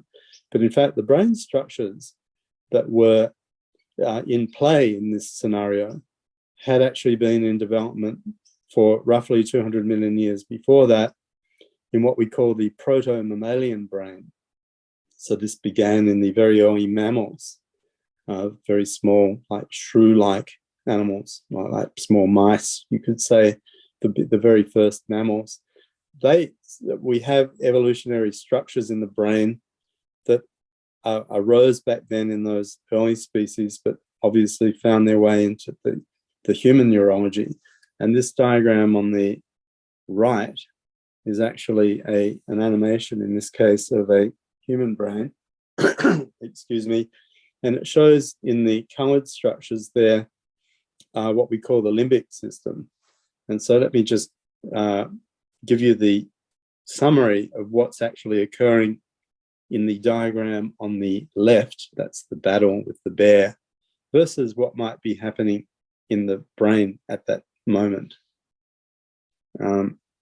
So effectively what's going on is that we have sense organs of perception, and in this case they'd be relying on their visual, incoming signals, the proximity of the bear, possibly or definitely sound as well, and maybe even other senses, smell and touch when you come in contact with the object that is of threat. And all of these things combine to create effectively an alarm system that triggers the limbic system into what we call the flight or fight response, which I'm sure you've heard of. So the fight or flight mechanism is a very interesting part of the brain. It involves these organs that you can see coloured there. The main organs that we're concerned with are the amygdala, which is the very small pink structures, I think, or maybe, no, it's the green structure there, the size of an almond. And there are two of those, one on each side, one in each hemisphere. Now, the amygdala governs the emotional memory. So effectively what's going on here is that they see the danger and this whole system springs into action. And really what's going on is it's short-circuiting the prefrontal cortex, which is the thinking, rational part of the brain, and instead we're being driven into our emotional brain, which gives us the ability to respond to a threat even without having to think about what we're doing rationally. And so you can imagine if you're in a highly charged emotional threat situation, you are not thinking rationally. And that's precisely because the limbic system garners the resources, the neural reserve that would normally be used for thinking, and it hijacks it. And effectively it's using it to drive a very rapid but not very accurate response to the threat engaged. Now, in the diagram here, they don't need to be that accurate. They just need to fight for their lives or run away. But you can imagine in another types of threat situations, there needs to be continual learning within this limbic system so that you become better at recognizing a real threat, an actual threat, from perhaps a threat that may not be a danger to you. And so over time, the limbic system begins to learn through the work of the amygdala and that large blue structure above it, the hippocampus. So these organs work in tandem.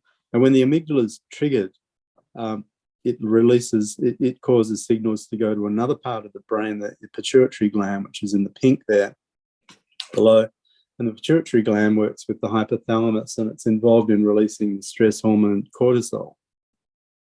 So cortisol is the thing that then moves our body to mobilize reserves to the muscles and it causes things like dilation of the pupils, and it routes blood away from the digestive organs that are not essential at that moment. And instead, all the reserves are being sent towards the survival mechanisms so that we can fight or run. Now, that's all very well and good. And for the most part of our human evolution, this system has served us very well because obviously we're still here today. But unfortunately, as I said, the limbic system is very much organized around physical threats, the physical threat environment. So this next slide here, I'll show you, is what happens in a physical threat environment. Sorry, I've just got my slides out of order here. Let's see if we can sort that out. So in a physical threat environment, you have either spatial or temporal proximity to the threat. In other words, you can see the threat, or you can see it because it's in spatial proximity, and it's also temporally proximate in the sense that it's imminent, so it's upon you, as that bear was with those hunters. Now, what then happens is it triggers a risk response. So you then, under the limbic system activation, are mobilized for the thing that you need to do, which is to fight or to run away. And in turn, over time, if you survive, you learn through emotional memory, and that creates future risk avoidance, so that similar threats in the future are recognized immediately, and the system effectively speeds up and gets more and more effective at protecting you against physical threat. So that's what happens in the physical threat environment. Now, if we move to the cyber threat environment, however, it's a very different story. Because, as you know, in the cyber threat environment, you're not actually seeing the threats. So there's actually no spatial proximity to the threat. And also there's no temporal proximity, in the sense that you don't have a connection between the risk action, for instance, clicking a link on an email that may be a malicious link, or opening an attachment. Now, the action might occur today, but the consequence may not show up for 2 or 3 months' time. You take the example of the Medibank hack that we've just seen in Australia, or the Optus hack. So there would have been risk behaviours that occurred, but threat actors will often not immediately activate the damage. They might take some time, and it could be some time before systems even detect that there's malware in the system and people have to respond. So as a result, there's a delay or a lag between the threat behaviour, which is normally the risk response that we would make in response to the threat in question. So I hope you're following this. So effectively, I'm trying to draw a contrast here between what would have happened in an evolutionary setting, where you can both see and hear and react to a threat in real time, versus a cyber threat where there is disconnection there. Now, the result of that is that there is either no risk response at all, or if there is, it may be delayed, by which time the damage has been done. And an example of that might be a ransomware attack is the consequence of the risk behavior, because we failed to draw the connection between the risk behavior that caused the danger to ourselves in a cyber setting or to others, and the consequence of that. And so because of that, you don't get learning occurring. And so you don't get limbic system activation. The limbic system is really, in a sense, absent from this whole scenario. Now, let me go back to the cybersecurity world now. Because of the constant nature of cyber attack, what happens, I should actually make a point here. The limbic system is not very good at distinguishing between a real and an imagined threat. So if I told you that you had a deadline to meet tomorrow, this is something that would still cause a stress reaction in you, even though there is actually no physical threat present. And so this is what we call anxiety and what we call burnout. Eventually, when people are unable to manage the stresses in their everyday lives because of the perpetual nature of the risk environment in which we're operating in cybersecurity, we can't see it or feel it, but there is a relentless attack. It begins to take a toll on the neurology, on the actual nervous system of the cyber defenders themselves. And what happens is their limbic system remains locked on.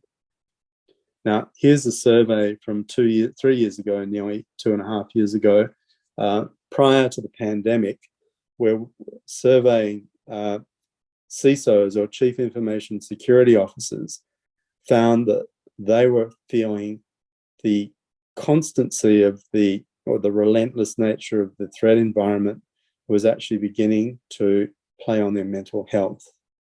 And as a result, they were reporting about half of them were suffering mental health problems.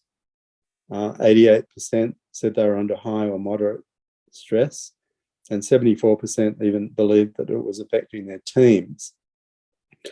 And so you can imagine now, as I say, pre-pandemic, the evidence is that during the pandemic itself, these numbers probably went up because the attackers were taking advantage of the fact that people were working from home remotely. In many cases, were not prepared to be managing their own security. And as a result, there were more attacks. And so the stress levels on our cyber defenders were going up. So I'm going to finish the presentation there and just return to Sorry, let me just unshare my screen here. Here we go. So I'm back again. So the consequence of all of these things is to bring about a state of affairs in cybersecurity where our defenders are beginning to burn out. So let's recap on the points here. We have a non-physical threat actor, a threat that is impossible to see when it's coming, and as a result, a failure of the limbic system to shut down, to turn off, because in the bare situation, once the danger is past, the limbic system should actually deactivate, and it does. But in a cyber environment, there is no deactivation of this, and the stress response remains locked on, and in the long term, we call that burnout. Now, when cyber teams burn out, what does that mean? It means that they lose their enthusiasm for their job, they start to doubt their own abilities, they become cynical, they feel emotionally depleted, and in the end, they may actually resign. We're not pretending that burnout is unique to cybersecurity, but the one point we do make is that cyber teams, if there is a single failure within a cyber team environment, potentially millions of people can be affected. So in that way, there's a quantitative difference in the downstream impacts of a mental health breakdown, as it were, within cyber defenders versus, let's say, frontline healthcare workers, where definitely people will be affected, but arguably not millions of people. And in fact, one of the things that we noticed the attackers were doing during the pandemic, some of them were actually deliberately setting out to institute ransomware attacks against hospitals, would you believe? And as a result of that, you definitely start to impact on the healthcare system, and in turn would be driving further burnout within frontline healthcare workers. But it's because of a cyber failure was at the cause of some of those massive attacks that we were noticing, and they continue today. So this is a nice segue into Cyber Minds and the mission that we have to try and bring about a renewed mental sense of ease or resilience or higher levels of performance in our cyber defenders, and so that we can start to improve the cybersecurity posture of our society at large. And we want our cyber teams to be very healthy and very motivated and committed and full of purpose and mission for their work. And as a result of that, we need to do some direct interventions now to go in and help them learn how to switch off this always-on limbic system, this what we call hyperactivation. Now, when the limbic system is hyperactivated, not only do we see issues with burnout, but another casualty is the quality of our sleep, that people find that they're unable to switch off. It's a very common report that we hear back from those that are working in this space. So I'm going to share with you now a practical tool that you can use as well, and it's known as the iRest protocol. It stands for Integrative Restoration, and it's the tool that we are using in Cyber Minds as one of the central interventions, bringing it into cyber teams and also to those who support them. So the iRest protocol was developed by a clinical psychologist in America, Dr. Richard Miller, and he had done this work over the last 40 years. But in about 2004, he brought the protocol to the US military, where they were finding veterans returning from Iraq and then later Afghanistan were suffering what we call post-trauma or PTSD from the things that they had witnessed and encountered during those hostile conflicts, and typically presenting with symptoms similar to what we're seeing in some cyber teams: inability to switch off, maybe a sense of being under constant attack, which is definitely something cyber teams feel. And so they started to apply the protocol at the Walter Reed Army Hospital in Maryland.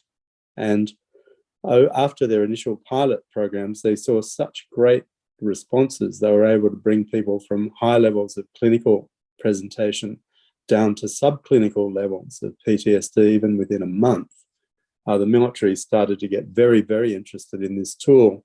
And as a result, today it's in use in about 83 veterans and active service military facilities in the US.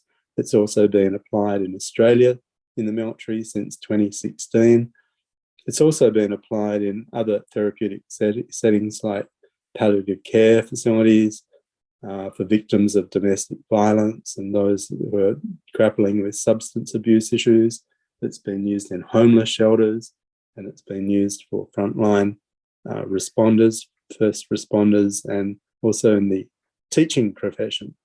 So it's had very broad application. There's about 30 scientific studies that support its validation and its usefulness. And so when we saw this, I realized that we had a very powerful tool that we could bring into cybersecurity. And so the mission of CyberMinds is really to empower our teams with this protocol so that we're able to bring about a re-establishment of their mental health and get them operating at peak again. So that's enough around the introduction. If you're willing now, I'm going to give you a demonstration of the iRest protocol. And the idea here is that you'll be finding somewhere that you can rest, that you won't be disturbed for the next 20 or 30 minutes. And if you can close the door, and if there's somewhere you can lie down, otherwise you can do this sitting in a chair. And the idea is to just work with the guidance. This is a guided practice, and you'll be able to feel what it feels like as the brain moves out of the high activation into a calmer state, which over time becomes the new normal. So this is very useful for anyone, a skill for anyone to have that's grappling with stress, anxiety, even depression, or issues with sleep. So I'm going to turn off my camera now, and I'm going to just move to a oral presentation for you where you're going to be gently guided through the protocol for the next 20 or 30 minutes. And then there'll be time for some questions at the end. So we begin by sitting or lying down in a comfortable position. Arranging your body so that you can feel completely supported for going into a deep state of rest and self-inquiry. And if you're lying down, allowing your legs to be slightly apart, arms away from the body, palms turned upwards, with support under the back of your head. If you're sitting in a chair, just to sit so that the feet are resting flat on the floor and hands resting comfortably in the lap. And then just making any final adjustments to bring about a sense of ease and well-being throughout your body and mind.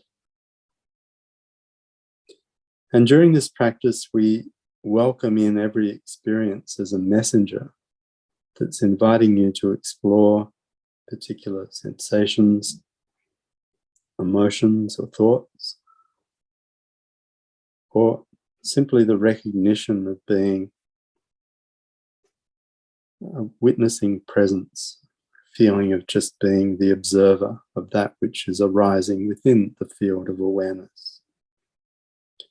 And we're welcoming in and we're responding to each messenger with a sense of curiosity and openness.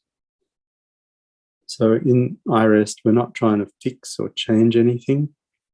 We're just learning how to be at ease with whatever is arising within our experience in the moment. Now, over time, what happens is that the brain readjusts to this new experience, and you start to actually develop new structures in the brain that enable the body, or the mind at least, to switch off at ease, at will, and a new calmness arises and is something that you're able to access whenever you feel the need to feel safe, secure, and at ease. So bringing your attention to your senses now, allowing each perception to come to you, noting any sounds around you, and the touch of air on your skin, and sensations where the body touches the surfaces that are providing support. Feeling perhaps the weight of the body, the covering of clothing, any sensations within the body. And just sensing a vibrant aliveness or the vital life force of the body just as it is.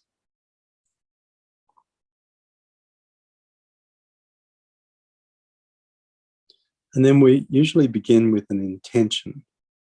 So if you're able to form an intention for this practice, maybe it's to remain alert and attentive, or to experience a deep sense of calm, or maybe it's to inquire into a particular sensation, emotion, or a belief that you wish to work with today,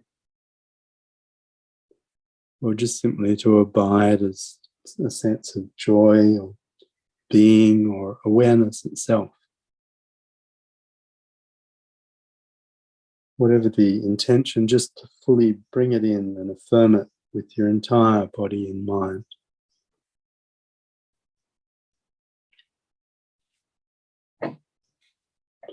And then allowing it to release, knowing that it will continue to work in the background.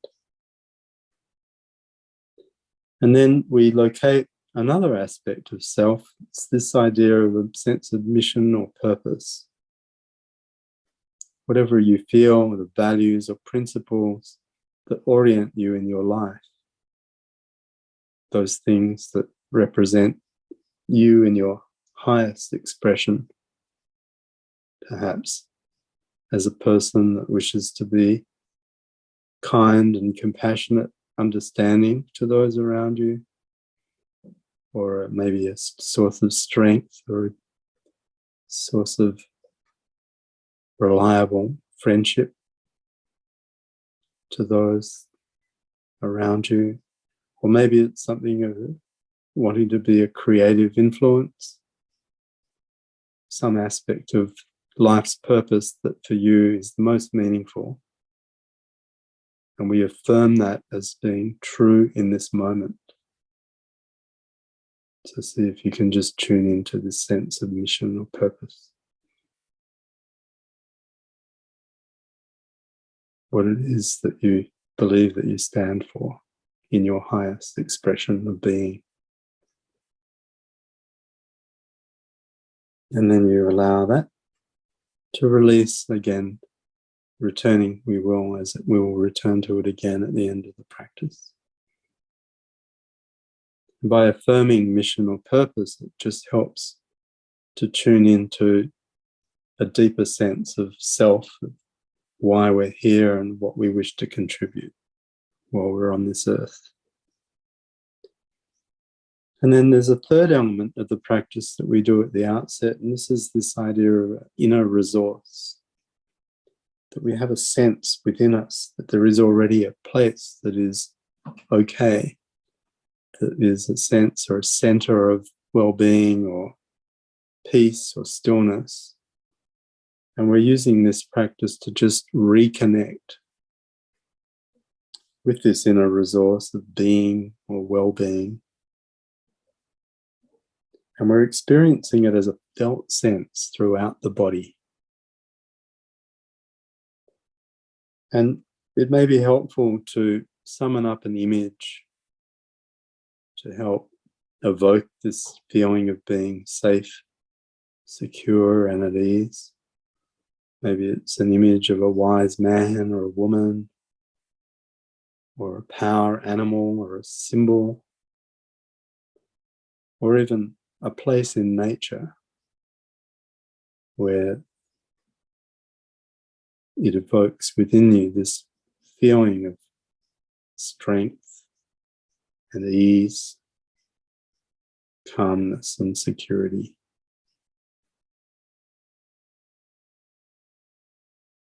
And knowing that you can return to this inner resource at any time, day or night, or throughout your practice, whenever you feel the need to feel totally secure and at ease. And now allow my words to be your guide as we move our attention throughout the body, sensing your jaw, sensations in the jaw, the mouth, inner walls of the mouth, the tongue, the teeth and the gums. And just feeling this entire region of the jaw and the mouth as a field of radiant sensation.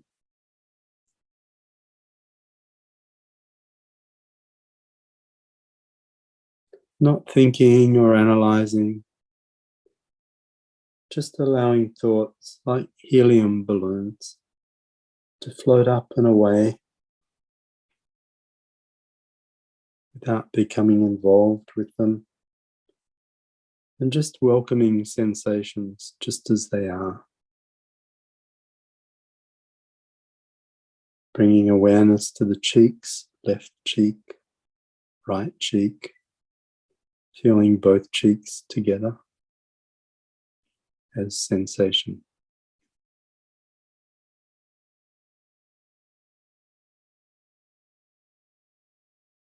The nose, the left nostril, the right nostril, and feeling the flow of air through both nostrils at the same time.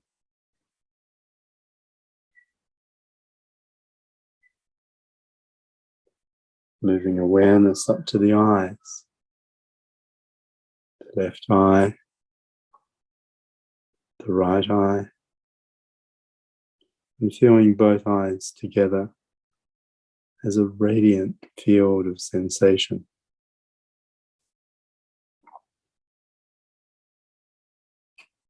Again, not trying to fix or change anything, just content to be with what is in this moment as sensation. Feeling rather than thinking our way up to the forehead, bringing awareness to the forehead and the top of the head, back of the head, back of the neck,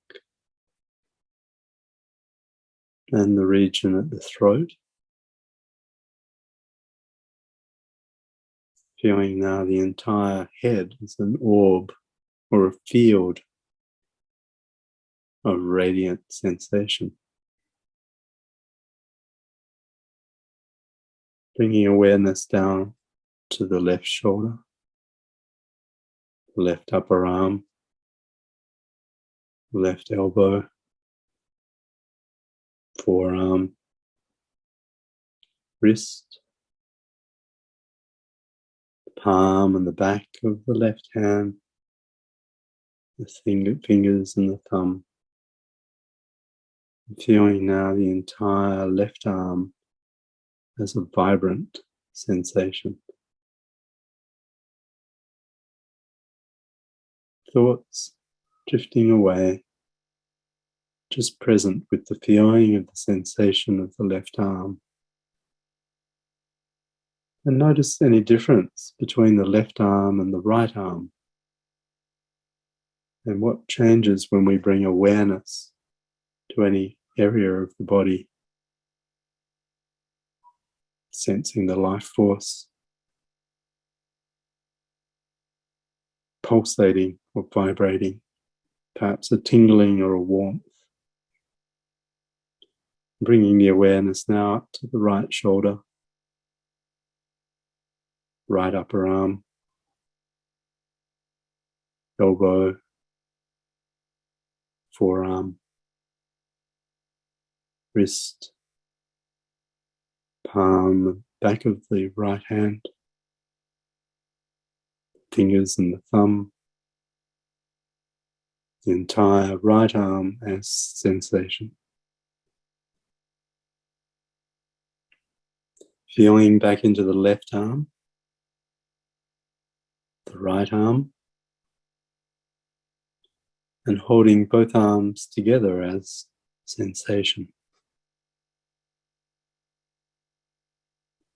Bringing the awareness now to the upper chest, upper back, the mid chest and the mid back, the abdomen and the lower back, and sensing now the entire torso as a vibrant field of sensation.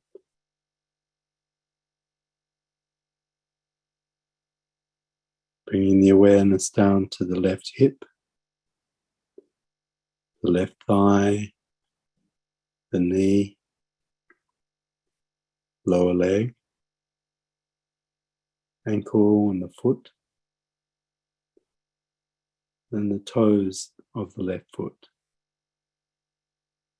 Sensing now the entire left leg as sensation.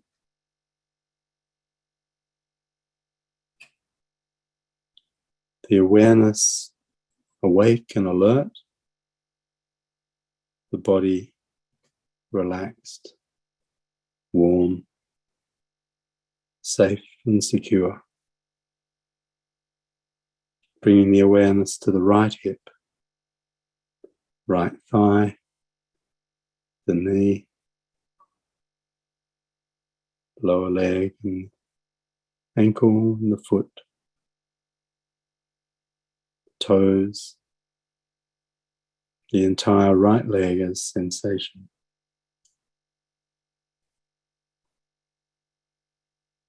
Feeling together now both legs as sensation. The entire lower body, torso, the head and the arms. The body as a whole. The body is a vibrant, radiant field of sensation. And welcoming in every experience that is now present. While interweaving your inner resource of being and well-being,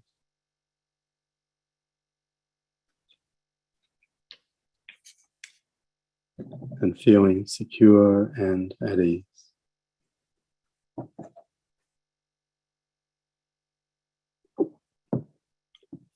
Noticing how all of these sensations, as well as passing thoughts, emotions and images,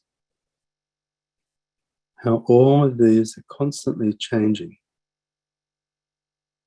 coming and going. The entire body a constantly changing field of radiant sensation.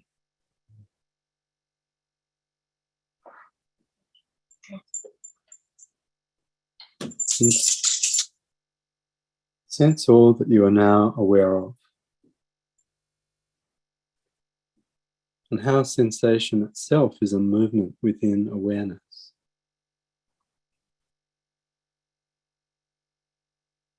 Feeling back into awareness itself,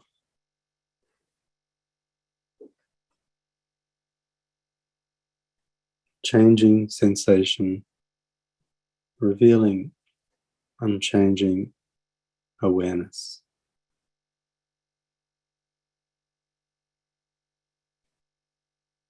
And sensing the body now, the body breathing itself. Letting go of analyzing visualizing and thinking, and just the natural flow of sensation as the breath enters and leaves the body. Nostrils, the walls of the throat, the gentle rise and release of the chest and the abdomen.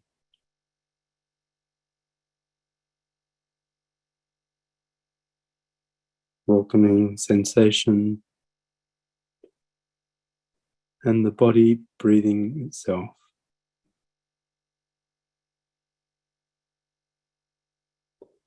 And while sensing the abdomen rising and releasing as the breath naturally flows in and out, begin counting from 7 to 1 like this. 7, abdomen rising and expanding. 7, abdomen releasing, the breath flowing out. 6, abdomen rising and the breath flowing in. 6, abdomen releasing and the breath flowing out.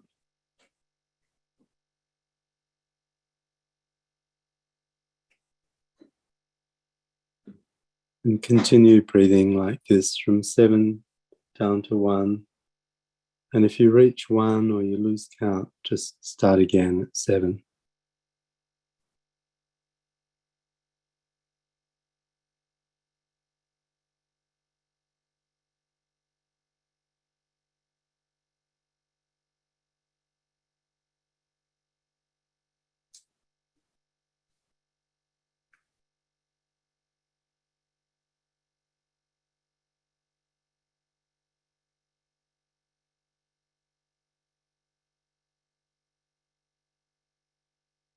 And when it feels right, allow the counting to fall away while remaining attentive to the flows of sensation and energy throughout the body.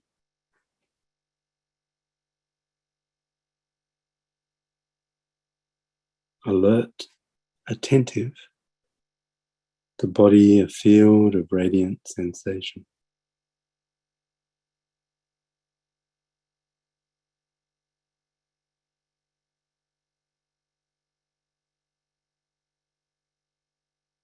And notice how all of these sensations, as well as passing thoughts, emotions, and images, are constantly arising within a field of awareness itself, unchanging, spacious awareness, in which all sensations, thoughts, emotions, and images arise, persist for a while, and then dissolve away.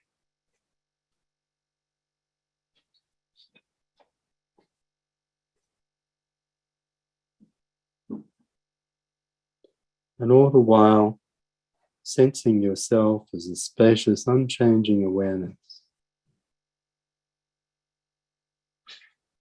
changing sensation, revealing unchanging awareness.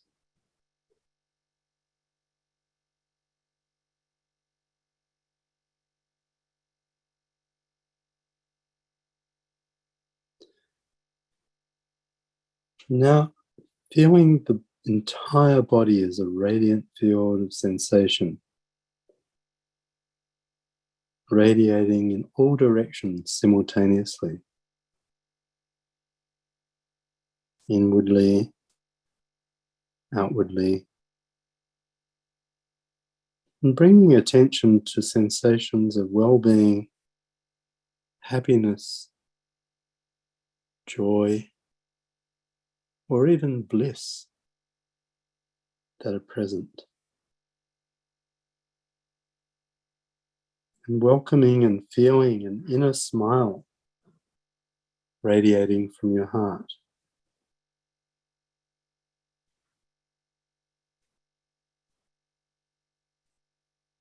Radiating joy everywhere, expanding and spreading throughout your entire torso, into your arms and your hands, pelvis, legs and feet.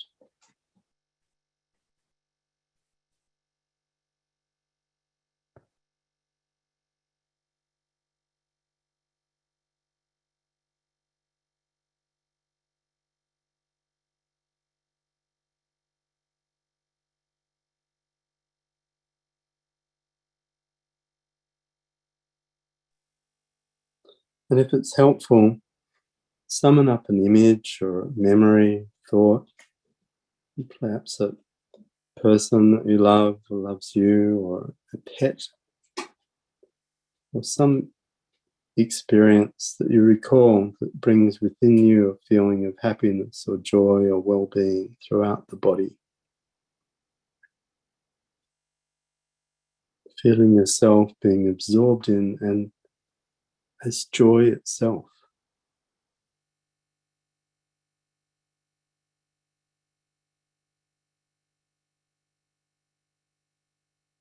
Welcoming every experience that's now present.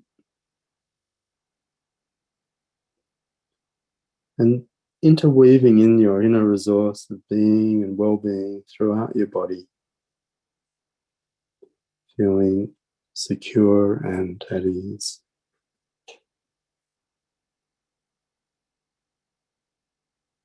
Sensing now all that you are now aware of. Everything a movement within awareness.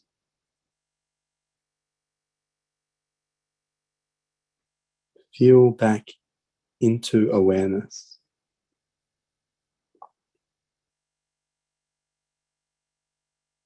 Spacious, unchanging awareness in which all the changing sensations are arising and dissolving away.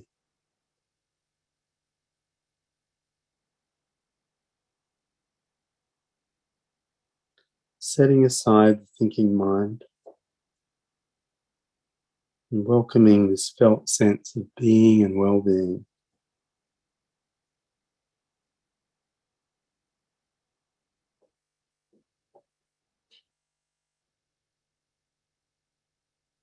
Notice how being itself is arising in the unchanging, spacious field of awareness.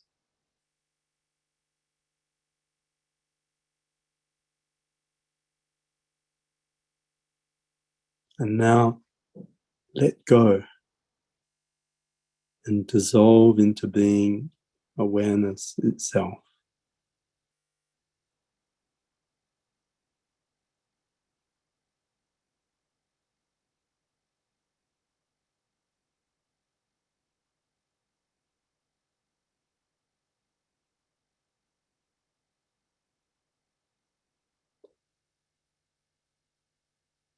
Notice how awareness contains everything, pervades everywhere. As awareness, inquire, where is my center? Where is my boundary or periphery? Feeling rather than thinking your way.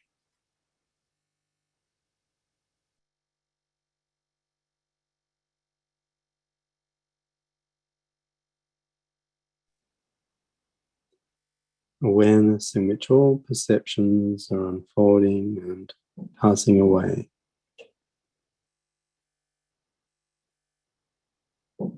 Without form, without center,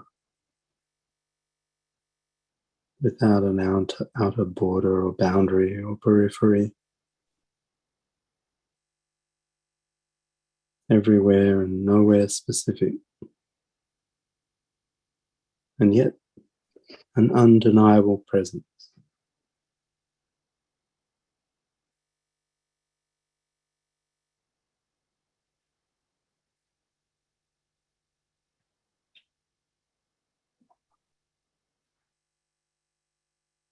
And in a moment, we're going to transition back to the waking state.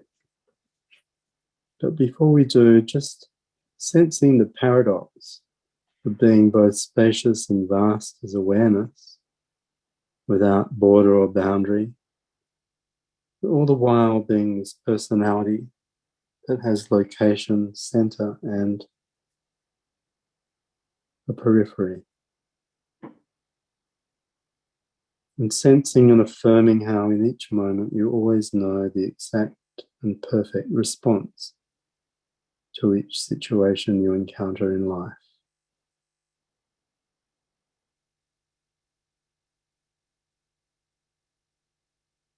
And take your time now as you transition back into your waking life, into your waking state, perhaps moving the fingers and toes and bringing some movement back into the body, taking a deep breath and stretch, and returning to your eyes open state of waking consciousness. Grateful for taking this time for yourself and this practice of iRest. Coming fully back now, eyes open, wide awake, an alert state of consciousness and being. Okay, that was the iRest protocol. Well, Peter, thank you very much for a great explanation at the beginning and for giving us a taste of the iRest protocol. We do have a couple of questions, so I'll just hand over to Susan. The first question is, will the threat of large fines and class legal action sharpen up or burn out corporate cybersecurity teams? That's a very observant question. I believe that anything that increases pressure on cyber teams directly or indirectly is only going to add to their sense of burnout. So while I understand and have actually worked with governments in the past framing some of the laws that now operate in cybersecurity and have for decades been urging boards to take cybersecurity seriously, we are observing that until and unless the entire organization takes responsibility for cybersecurity, that if the burden is to fall back on the shoulders of those very already highly stressed individuals, without resourcing them effectively with their mental health and their other resources, then it's quite likely that a number of them are going to succumb to this additional regulatory burden if they become effectively the they say that expression, kicking the cat. You've ever heard that? It's a thing that when you come back from work and everyone's been pushing their pressure down the line, and eventually you get home and the only thing left to take it out on is the poor little cat. So in a sense, this is how they feel sometimes, that they are the recipients of the collective angst of the entire organization. And so I think that is potentially an unintended consequence of increasing regulation. And it's one we'd like the government and corporate Australia to be aware of. And we've just got 30 seconds left. So Susan has one last question. No, that was just to reiterate the name of the iRest thing. So I've just typed that response. Integrative Restoration, it stands for. Yes, thank you. You can go to iRest.org, and you can also go to cyberminds.org. Thank you. Well, Peter, thank you very much. You've done a wonderful job, and I hope people are feeling a sense of calm and relief that you're working with the cyber teams who are under incredible stress at the moment to help alleviate some of their burdens and to deliver to us as their customers and users, as good a service as they can, so that they're ready to go, they're at their peak rather than at their worst because of so much stress. So we hope to hear from you again in the future. Thank you very much, Alex, and to ASCCA, good luck with the rest of your conference, and very delighted to have played a part. And feel free to reach out if you've got any comments, suggestions, or even feedback from today's practical demonstration. Be interested to hear how it was for you. Thank you very much, Peter. Well, our next presenter is Mark Gorrie. He's the Vice President APAC at NortonLifeLock. Now, he's one of our sponsors as well. We really appreciate Mark sponsoring and giving us 10 copies of Norton Advanced 360 to give away, worth $257 each, a 5-user license with a couple of 100 gigabytes of backup as well. And Mark is going to discuss the challenges of cyber safety in the current environment and also tell us about the features of Norton Advanced 360. So Mark, I'll pass it over to you. Great, thanks, Alex. Thanks for having me part of the conference. It's great to connect. So yeah, I'm obviously part of the safe element of technology and being online. So I haven't got long, so I'll get straight into some detail here. But yeah, my name's Mark Gorrie. I look after the Norton business across the Asia Pacific region. And have done for about 20 years, or been in the business for 20 years. So it's been quite a while. Interesting space. Obviously, a lot has evolved over the years. Just let me get this moving. Look, the first topic I wanted to quickly cover was around data breaches. It's an incredibly hot topic at the moment. For the last 6 weeks, it's really dominated the news cycle. We've had some very large data breaches taking place.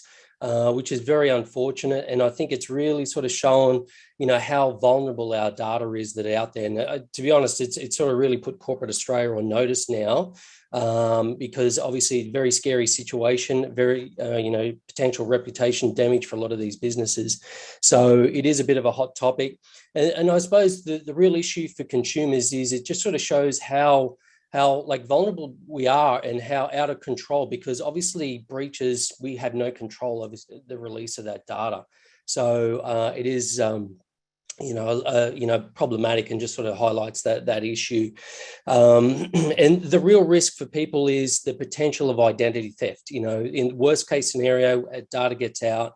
Unfortunately, if it falls in wrong hands, identity theft can ultimately result from this, which is not a good situation. That's where the concern really lies. On the positive note, obviously, the fact that we are hearing about it is a good thing. So I think the data breach notification scheme, which got put in place in Australia back in 2018, ensures that we're starting to hear about these breaches, because consumers need to hear, because it gives you the opportunity to react if you know that your data is out there. So this is things like, changing your password, switching on two-factor authentication, getting your credit cards reissued, or other identity documentation. So it just gives you opportunity to react to that. What does a typical breach look like? How does it ultimately work? Obviously, we sign up for services. We offer up our ID verification. We might be offering up our payment details, credit card information, etc. We obviously share that with companies that we engage with online. In return, they offer goods or services. Whether it might be a telco provider, it might be an online e-tail shop that you're buying goods from, etc. Ultimately, if a cyber criminal gets in there, gets their hands on this data, what we typically see, given this is a typical situation, they then can take that and then attempt to sell it on the dark web. You obviously get different variants of this. Obviously, in some of the more recent ones, the cyber criminals have attempted to extort a ransom from the impacted organisation. But ultimately, what happens then is the data ends up in the dark web. Like I say, if they're offering it for sale, that's how they gain out of it. Obviously, they're trying on ransom sometime because it may ultimately pay more than obviously selling the data itself. But unfortunately, it ends up on the dark web, which is just a place that a lot of data is traded amongst cyber criminals. There's a lot of information up there. There's a number of marketplaces, and yeah, there's if you get up there, you can buy, credit cards by the thousands. So it's a bad place. And unfortunately, what happens is you then get other cyber criminals come in and will buy data that have come from data breaches to ultimately use for other types of financial crime or targeted attacks. So what we do see off the back of breaches as well is a lot of scam activity, and we are seeing that now. Scams themselves have ramped up significantly in the last few years. I think through COVID, we definitely saw a significant increase. People were, the digital transformation really ramped up through that period. So people were shopping online, socializing more online. Everything was happening online, working online. We saw more and more scams really ramp up. Off the back of breaches, we see more of this activity as well. And unfortunately, off the back of breaches, and we're seeing it now, it's other scammers who are taking advantage of the situation, really trying to prey on the concerns of consumers. And that's how we get tricked into, clicking into emails, text messages, etc. about these. So look, what I wanted to put up here, this is a report that we release every quarter. It's called a Norton Pulse report. On the left-hand side, there is our global numbers that we release from the last Pulse report. And on the right-hand side is the Australia-specific numbers. And just to give you an idea of the scale of the blocks that we are, from our Norton business, we're doing in Australia. And the reason why I wanted to put this up is a lot of the blocks that we are doing are coming from scams.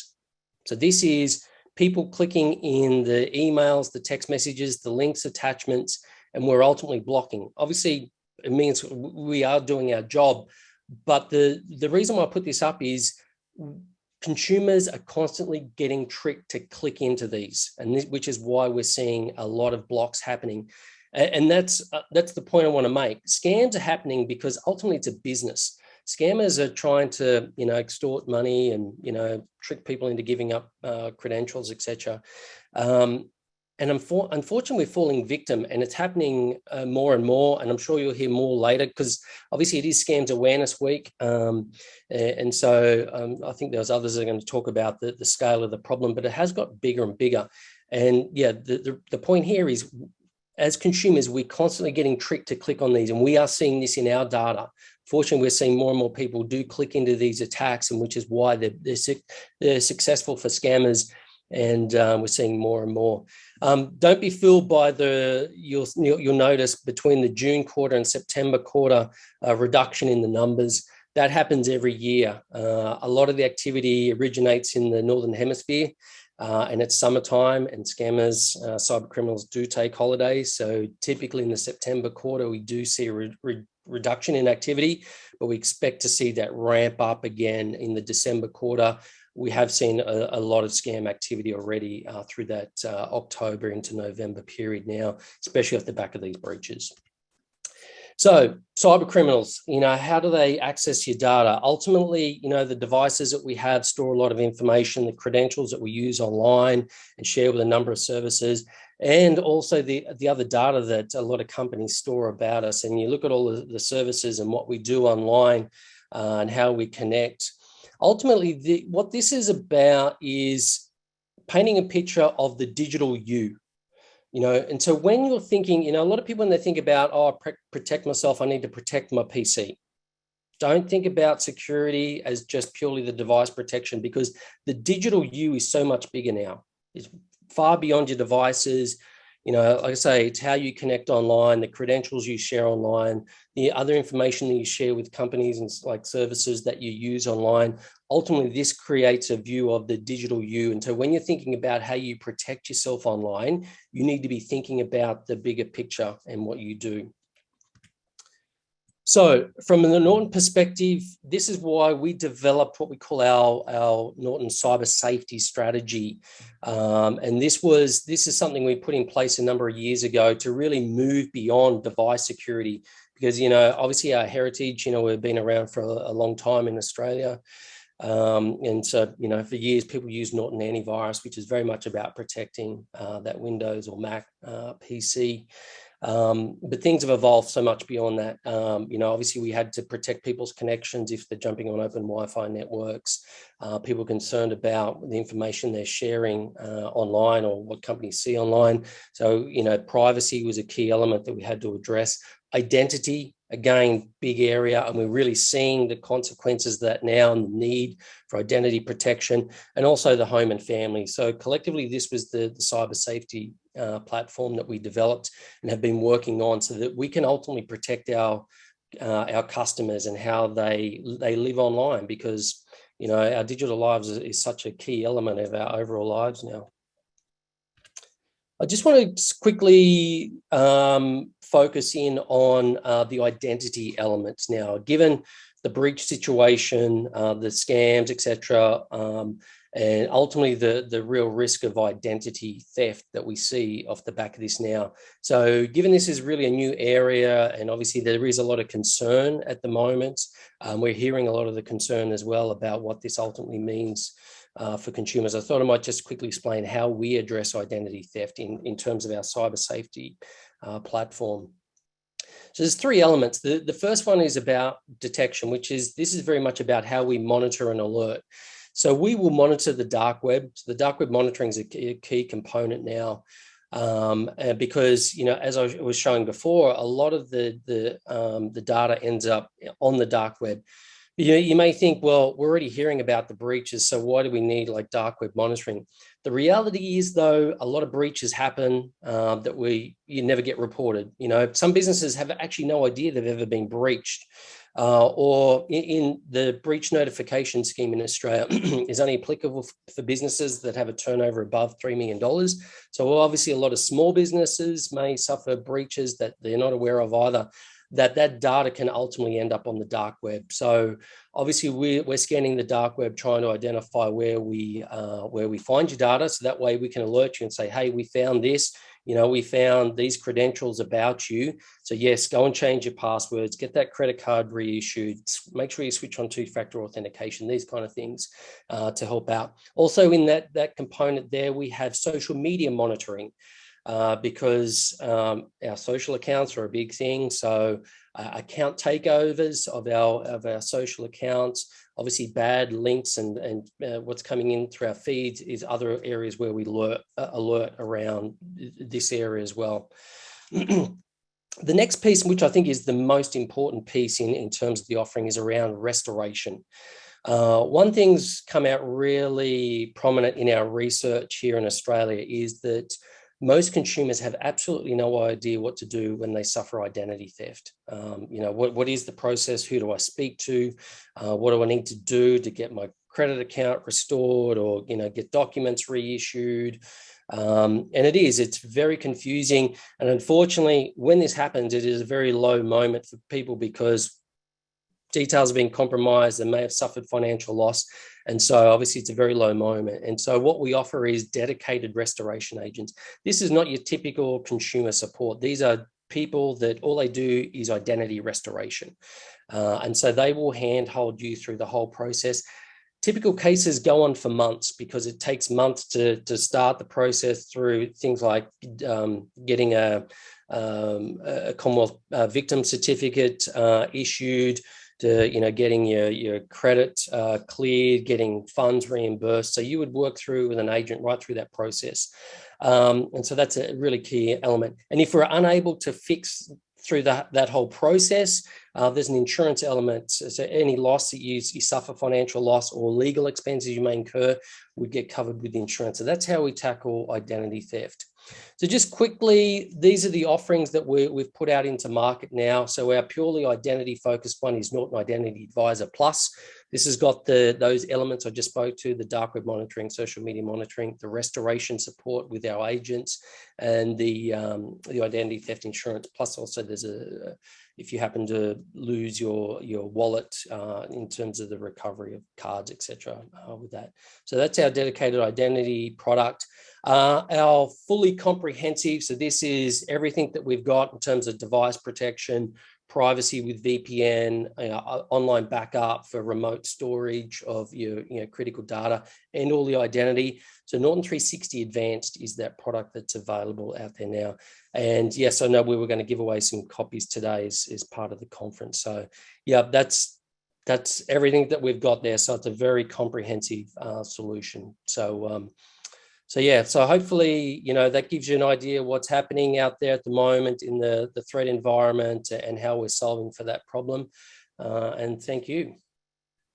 Thank you very much. We have one question, but I just want to say we have CyberMinds for integrative restoration, and we have NortonLifeLock for identity restoration and sanity restoration. So both of you are for sanity restoration. But Susan, what's the question?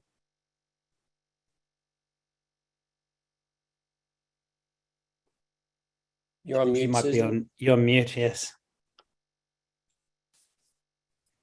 There we go. Would you suggested that all compromised Medibank customers carry out all your cybersecurity suggestions before Medibank contact us with final evidence? Yeah, look, obviously people want to get on the front foot now. I think at the moment, it's clear that the data's out there. The data's been verified, and we're starting to see it released on the dark web now. So this is the worst case scenarios starting to happen in terms of the data coming out. So yeah, obviously you want to do as much as you can at the moment to try and mitigate the risk that you face. Changing, your details where you can. But the one thing I'd really point out is the likely scams that are going to happen off the back of this. So, and like I say, we get scammed because the data, the more personalized the message is that you get, the more legitimate we think it is. So if they've got your name, they've got your address, we're more inclined to click into those because it looks legitimate. And so the one thing I'd say is really be aware of these targeted attacks that are going to happen off the back of this now, because they are going to try and trick you. And this is just potentially another wave. So be really aware of what's going on. Yeah, where you can change your passwords, change things up, check your, you can get a free, credit report so you can have a look what's going on there. Do as much as you can right now. Good answer. Thank you so much, Mark. Thank you. Thank you very much, Mark. Bye-bye. Bye.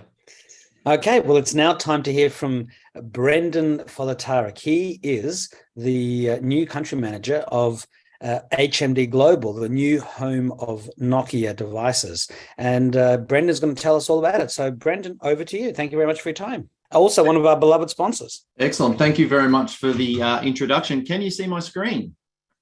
We certainly can. Excellent.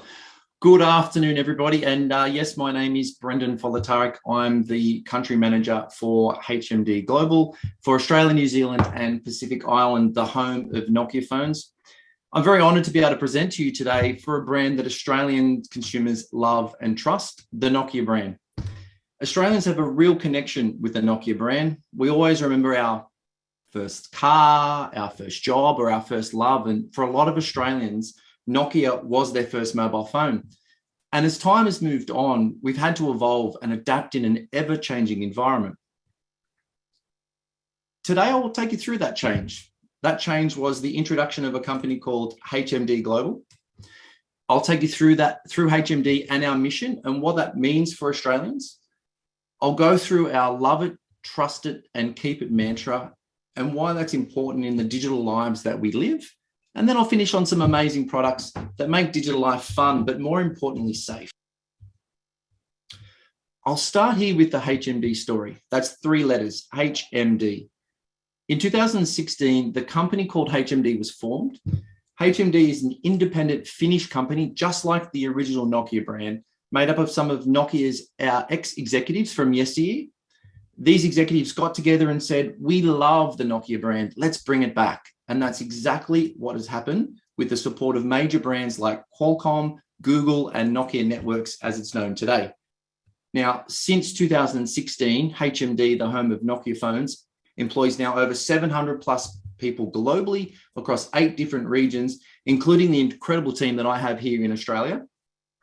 Now, in our backyard by Christmas this year, we'll have Nokia branded phones and tablets and accessories in all of the network stores. So that's Vodafone, Telstra and Optus, and all good retailers like JB Hi-Fi, Harvey Norman's, Officeworks, Good Guys. And of course, there's always Nokia.com if you'd like to check out our latest range. Nokia is making a comeback and we're really proud of that. because Nokia is a brand that Australian consumers love and trust. Our vision is to connect the world without costing the earth. And we achieve this a few different ways. Firstly, by manufacturing devices that don't cost the earth from a price perspective, but also that we don't cost us the earth from a sustainability standpoint. We want the earth to be here for our grandchildren's children, and we've undertaken the appropriate steps since 2016 when we launched HMD, the home of Nokia phones, to ensure that happens. Now, this is something we're really, really proud of. Over the last 3 years, we've gone from silver status EcoVadis sustainability rating on the left-hand side to a platinum status on the far right. What does that mean? Who is EcoVadis? EcoVadis is the world's most trusted business sustainability ratings company.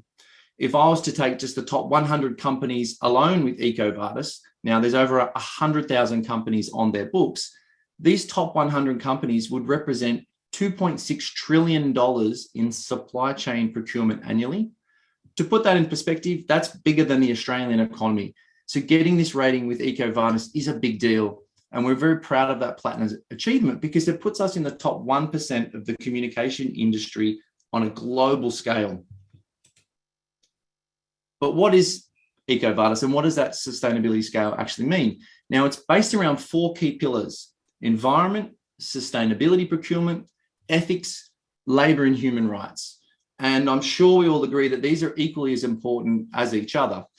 To ensure that we all enjoy a safe and fun time in the digital environment, we at HMD not only think about you, our consumers' experience, but we also think about our entire operations, from sourcing material all the way to manufacturing the phones, what that impact has on the environment, and the staff that bring the Nokia phones to life, so we can all enjoy that safe and fun digital experience with our Nokia phones and tablets.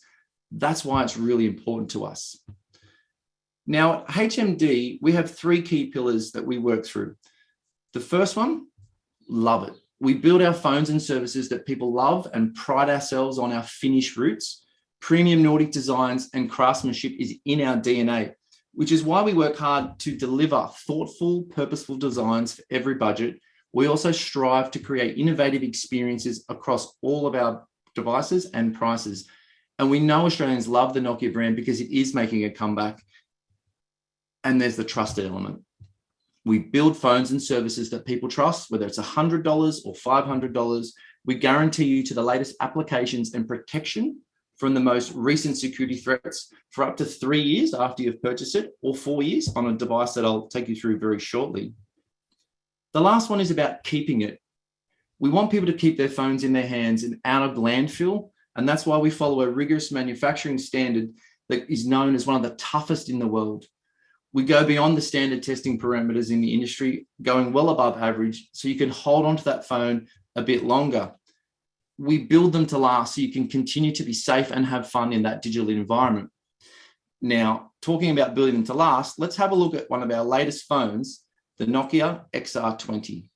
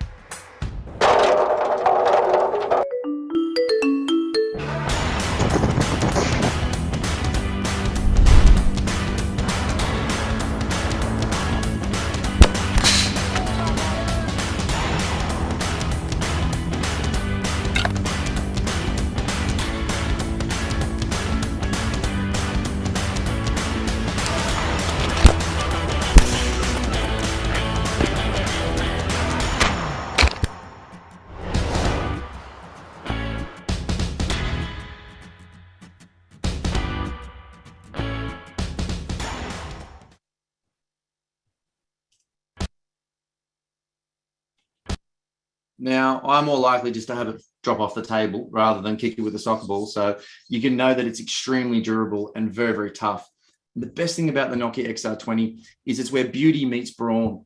It's tough, it's long-lasting smartphone. It's no fun if you drop it or you accidentally slides off the table and hits the ground and you smash your screen.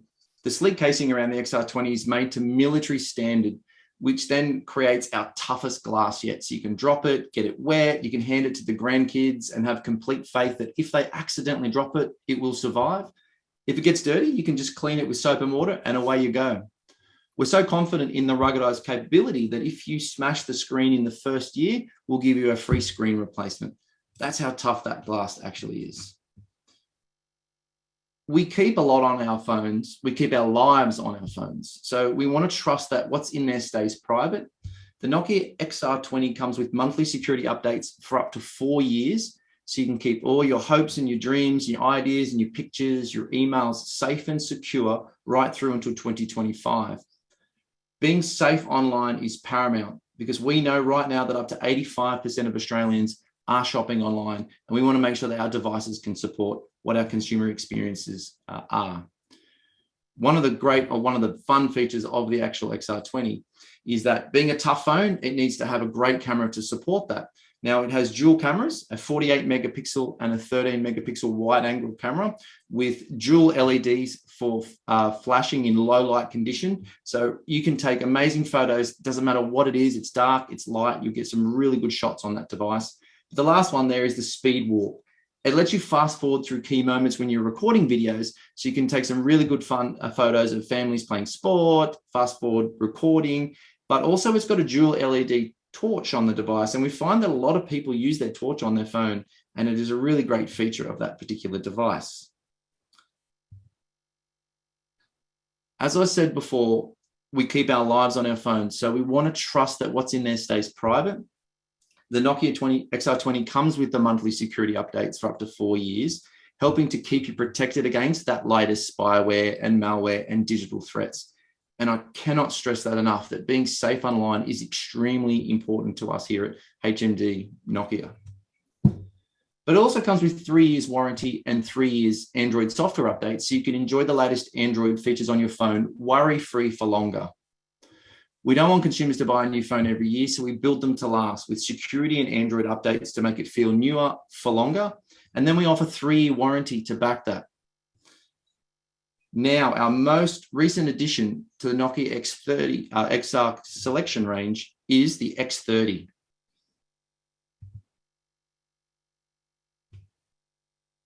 Nokia phones have always been about longevity, about durability, software and security updates, designed so you keep your phone for longer. Play the long game with the new Nokia X30 5G. Eco-friendly at its core, made with recycled materials, with a cutting-edge smartphone experience that lasts. Nokia X30 5G. Play the long game.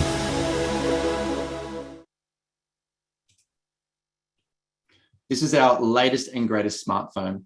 And for us, this is an incredible device.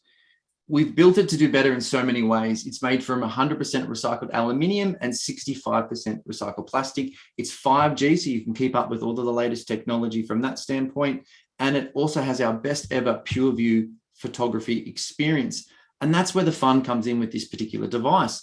We have capture fusion, which brings the power of the main camera with your ultra wide shots to give you stunning landscapes, and dark vision and night selfie, so you can deliver photos in all light conditions, which is really important considering we live our lives in both daytime and nighttime.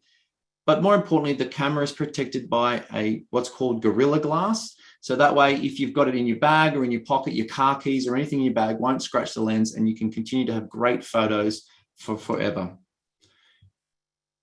I've talked a lot about security and safety because being safe online is extremely important to us, and we appreciate that our smartphones hold all of our sensitive information and they are indispensable tools for everyday life. And that's why we continue to offer that brand promise of 3 years monthly security updates on the Nokia X30 5G. And the last piece here is designed to go on and on. It's built with both sustainability and longevity in mind, protected by, again, our 3-year warranty, and it delivers those 3 OS upgrades so you can keep what's classified as a newer phone for longer. It is our most eco-friendly phone to date, and the incredible screen and battery life will give you hours of fun online, and the incredible camera sharing photos of your loved one. And right now online, we actually have an offer where you can actually get a free eco speaker with a gift with purchase. It's a waterproof rated eco speaker made from recycled material. It's valued at $129. That's free. Please visit nokia.com if you'd like to see some more details about that. I have repeated a few messages today, which is all around about our love it and trust it and keep it mantra. It's really important for us because we know consumers in Australia love our brand, they trust our brand, and we want consumers to keep our phones for longer. Last but not least, I'll just quickly flick through some of our other really amazing phones. We have a Nokia 2660 Flip, which we've just released with a charging cradle. We're running a program actually at the moment in New Zealand where we're replacing a lot of home phones with this particular device. Sitting in the charging cable, plugged into the wall at home, always on charge, always ready to use it. The device is T4 and M4 hearing aid compatible with a very, very loud speaker, which we feel is a really good design of this $149 product. Then we have the 8210, which is a return to the retro Nokia style of yesteryear, where consumers can digital detox and stay away from all of that social media, or just have a great phone with an incredible battery life, like the Nokias of yesteryear. And then we have our last really cool device, which is the Nokia 5710 with built-in removable wireless earbuds. So you can take the earbuds out of the back of the phone. You can use them to listen to phone calls, to music or the radio. When you finish, you just pop them back in the back of the phone, slide up the cover, and away you go. It's really convenient to have those on board with the phone. You don't have to worry about charging them. They're always on charge when they're in the device itself. So some really, really good devices there from Nokia. I would like to say thank you. Thank you very much for the opportunity to spend time with you today. And if there's any questions.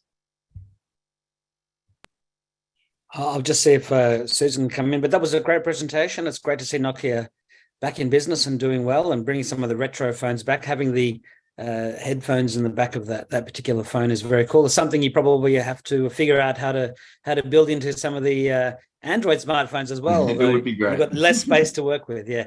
Brenden, we have to sort of keep on going. We'll definitely invite you to come back to our club forums to keep us updated on more developments from HMD Global and Nokia. So thank you very much for your time, and we will definitely be giving away the XR20 and the X30 5G later today. Excellent. Thank you for having me. Much appreciated. Yeah, thanks, Brenden. That was really good. Thank you very much. Okay, well, our next speaker is the legendary Charlie Brown. He's been supporting ASCCA for many, many years as one of our, beloved speakers. And you can hear him on Sydney on his Life and Technology show, 8 a.m. to 9 a.m. on Radio 2GB. And Charlie always has a great presentation for us. So, Charlie, please take it away.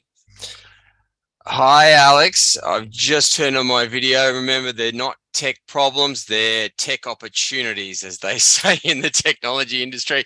Thank you again for having me. I love supporting this event and this community because it's really I've always said to the organizers that as a group of people, it's really, really important that we inform you and educate you as much as we can about the latest things that are going on in technology. I do it every Saturday morning, and Alex is correct. It's 2GB in Sydney, 3AW, 4BC in Brisbane, 3AW's Melbourne, and in Perth as well. We actually just had a survey that came through, and our audience is the biggest it's ever been. So thank you so much. There's over 300,000 people on as an average audience every week now. So I really appreciate everybody tuning in.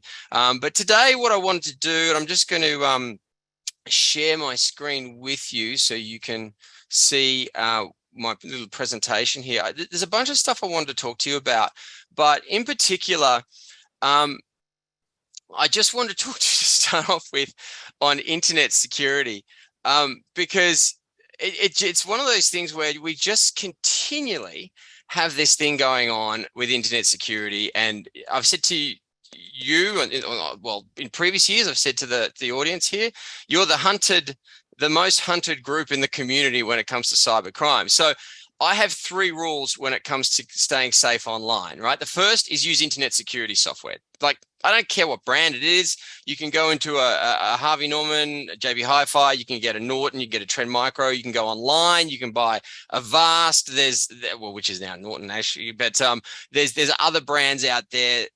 I don't care what brand you go with. Go with one of them, because as soon as you put internet security onto your devices, you have got obviously professionals that are trying to stop anything nasty from happening, but you've got 24/7 customer support as well. You can go to them. You can say, look, I don't know what this is. How do I get the software to do this? They can remotely chat to you. They can call you. They can remote into your device and they can fix things remotely for you. It's really just having that extra certainty that what you're doing on your device isn't going to get you into trouble. And all of these packages, they have a password manager, so they'll improve your password hygiene as well, which makes it really, really important in the future. For example, as different online services that you no longer use and sort of don't get used anymore, and one day in the future they'll get hacked and your information's on there. If every website service that you're on has a different password, then you're all right. And these software packages will help you with that. That's something that you can do, and you can do it now, right? The next thing is two-factor authentication. The industry is moving and they're rolling out two-factor authentication so quickly. If you don't know what it is, it's a second gate. First gate is your username password. The second gate is an extra hoop or an extra fence that has to be jumped over to do the thing that you're wanting to do, usually involved with transferring money. All right, so the industry's doing that. They're doing that to help you. As soon as the services that you use are available with two-factor authentication, don't wait till you're forced to do it. Jump on and start using it, please. It's gonna do amazing things for you. The third thing, I talk to people about payment diligence, right? I don't understand how, if you're buying a house or you're buying a car or something like that, you can just do the deal via email and settle a transaction via emailing with somebody back and forth. And then you're going to give them 100 grand or 50 grand or whatever. And we all seem to be talking about that process with comfort. I'm not comfortable doing that. And that process of emailing back and forth with a real estate agent or a car seller, or you pick your organization that you're sending large amounts of money to, is how we get caught up in these fraudulent payments, these man-in-the-middle attacks, if you like, where you think you're sending the money to the car dealership or the real estate agent, but you're not, because somebody's hacked their email and they've sent you some alternate banking details, and before you know it, your 100 grand or whatever else is gone. This is what I do, and you're going to think, dude, you're crazy. But I tell you what, I haven't had a payment issue so far. What I do is I say, look, I want to do a video call with you, and I want you holding up a piece of paper that has your account name, BSB, and account number on it. No video call, no bit of paper held up that I can read the details off on the video call. Guess what? I'm not sending you the money until we do. And I've never had anyone push back and say, no, mate, we're not doing it. They all are fine. Have your own process in place to make sure that you are following payment diligence, because it's a lot easier putting a couple of steps in at the early stages rather than trying to get your 100 grand back at the later stages. And remember, the banks are being less supportive of refunding you your money if a mistake is made in this place. All right, so internet security, 3 things. What can you do? What is the industry doing? And payment diligence, understand those and follow them, please. Be a lot safer. All right, I want to talk about internet in your home. And the type of problems we get every week on the radio show. It's slow internet, it's dropouts, black spots. You see the Wi-Fi network, you can't connect to it, or when you do, it just doesn't transfer data fast enough. What is it that you're going to do? Well, you can fix it. Firstly, can you move your Wi-Fi router? I went to a mate's place. We got a 30-meter Ethernet cable, and we ran it from his NBN modem in the garage up through the ceiling cavity, through his house. I'm not suggesting you guys should crawl around in your ceiling cavity. You can get experts to do this for you, and then drop the Ethernet cable down in the middle of his house. And guess what? The rubbish reseller NBN router that he had worked. And I mean rubbish with as you know, as a term of endearment, they're not the best routers that you get from your NVN provider. Some of them are okay, but most of them generally aren't very good. But anyway, the equipment was fine. It was the location in his house where he had the router that was the problem. So can you position it in a better location? I bet you can. Can you buy a better router? You can get a really, really powerful multi-antenna router like the one in the top left there, or you can get a whole home router, which has multiple satellites that you can put through your house. And you can get those depending on the brand that you get from $300 and up. I want you to remember that when you're building your Wi-Fi network in your home, you're going to use this thing for the next 5 or 10 years, right? It's an investment that will pay back in dividends so much every single day. Remember that if you've got bad cellular phone reception in your home and you're with a provider like Telstra, Optus, Vodafone, Boost as well, there's other resellers that offer Wi-Fi calling, you can, when you're fixing your Wi-Fi network, you can actually be having an improvement to your phone call quality as well. I mean, that's a win-win just because you're putting in your own equipment. Now, the argument is that the mobile phone companies should actually be fixing their network. You can take that argument and you can have it at the next family barbecue. All power to you on that. But you want good call quality, fix your Wi-Fi network and make sure you've got Wi-Fi calling available. You'll get great internet service. And you'll get good call quality by doing it. Now, quick thing, routers versus extenders. I hate Wi-Fi extenders, right? It's like cutting your arm open and sticking a Band-Aid on it. Like it sort of helps a bit, but not really.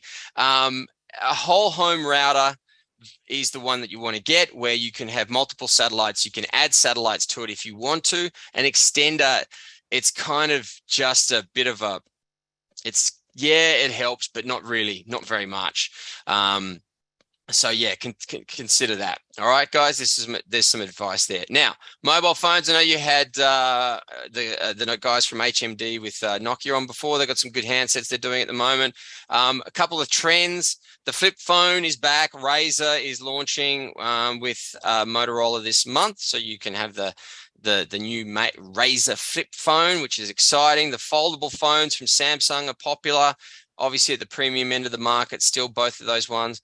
But there are really a lot of different phones around at the moment. Your biggest challenge is not the variety or the value or the quality. It's about how you choose one versus the other. I know some of you will just stick with the same brand, but look, at the end of the day, if you do want to be a bit adventurous, you do want to jump out there and try a couple of different brands, there's a bunch of stuff available that's really good. And how you can go about choosing them is looking at these areas of their product offer. The camera specs. It's not about pixels anymore, I know, but what you want to look at things such as aperture and low light capability. All right. So do some reviews. DxO is a service where you can go and read the camera quality ranking against other phones, especially at the premium end of the market. They do a really, really good job. That's DxO. If you're writing that one down, you can see how good the camera is on the phone before you buy it against the other options in the market. Look for fast charging. Look, you should be able to, on a premium phone, you should go from 10, 20% up to or close to 100% in about 20 to 40 minutes these days, right? Bit slower with wireless charging, but look for that. Battery capacity, software patch updates is really important. Google has made it much easier for manufacturers to offer regular on-time software or patch updates, security patch updates to customers. So we're seeing more manufacturers saying, oh, look, buy this phone, it's $400. We guarantee 3 years of software updates, right? That's the security patches. That's not jumping from one version of Android to the newer one. That's a bit harder to do for the manufacturer. But at the very least, you should be getting software patch updates with your phone, and it's getting easier for manufacturers to do it. So they are doing it more and more, and it means that your phone is much safer to use from potential cyber issues, well, not cyber theft, but cybersecurity issues into the future. 5G or 4G, look, more of the phones are 5G these days. I still haven't met anyone that said to me, look, 5G cellular saved my life. I'm so good. I've got this extra speed. Whatever. The industry's moving to 5G. All right. You can still buy some 4G only phones. They're at the lower end of the market. I, for one, I mean, I review a lot of 5G handsets. I don't really notice any benefit from the extra speed. I'm very sorry to the phone networks for saying that, but I don't. Maybe when I'm tethered to my phone and I'm on a video call and things like that, fine, yeah, but otherwise 4G is still pretty good, especially in this country. You go to the US, you go to Europe, the 4G, especially in the United States, the 4G speeds are absolutely rubbish. So 5G is obviously much more important over here, but in Australia, we're looked after pretty well by the carriers on 4G, but more phones are coming with 5G, and some of the more cost-effective resellers are starting to offer 5G anyway. So my advice, get the phone you want. If it's 5G, great, but pick a reseller or a SIM plan based on the value to you. Don't worry too much about whether it's 5G or 4G. All right, memories, not so important with an Android phone because you can upgrade the memory on most of them. Not so much Samsung anymore, but most of them you can. RAM, processor, less important, but still there. A couple of handsets to look out for. I think Oppo Find X5 is probably still the top phone in the market at the moment. It's a really, really good all-over handset. And Motorola is doing real well at the moment. They've got this Edge 30 series. Different handsets at different price points there. So have a look at that as well. Just look, there's a lot of good phones out there, but there's a couple of ones that we've reviewed on cybercheck.com that are pretty good. All right, next up, I want to talk about sound. And you might be thinking, what do I need a sound bar for? I can hear my TV.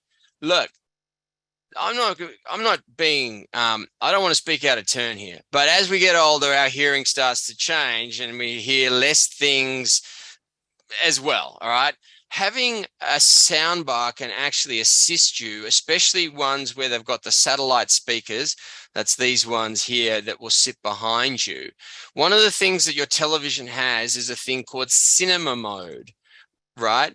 And cinema mode allows you to when you flick it on, you can actually tweak this a bit as well, depending on the TV and the soundbar. You can actually upsample the amplification of the dialogue of the movie or the dialogue of what you're hearing. So the spoken words are louder, and downsample or down amplify the background music, the sound effects. And when I've done this for people in the senior community, it's changed their movie experience amazingly, because all of a sudden you can hear the movie. You don't have to turn the whole thing up and basically share the movie with the entire suburb because you're finding it hard to hear what they're saying, right? So it's about having a product, and a soundbar really helps you do this, and having the cinema mode on your TV really helps you do this, that makes it easier for you to hear the important bits and not hear the other bits of the movie which aren't as important. So a couple of things to look out for: Dolby Atmos. There's this thing called virtual Dolby Atmos, and then there's genuine Dolby Atmos. Don't get the virtual Dolby Atmos, get the genuine one. It's basically, does the speaker have the up-firing speakers that bounce the sound?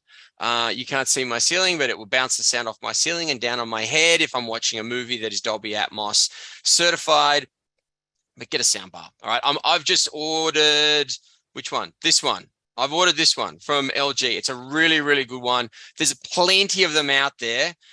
This is a 9.1.5 soundbar. It's got the satellite speakers. It's got the up-firing speakers, a subwoofer.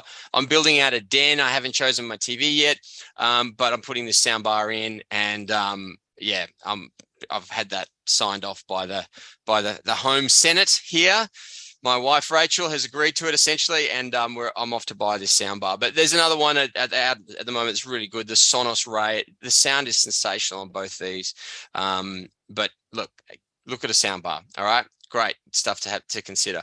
Home security, you get plenty of you of asking about cameras. you want to go out and leave the loved one at home, but you want to be able to check on them, for example, while you're out. There's some really good little cameras available that allow you to do that. And I'll talk about a couple of models in a second. These are the kind of features you can get, the night vision, the image quality now. You're getting 2K cameras rather than 1080p, so you can see more clearly what is in the room.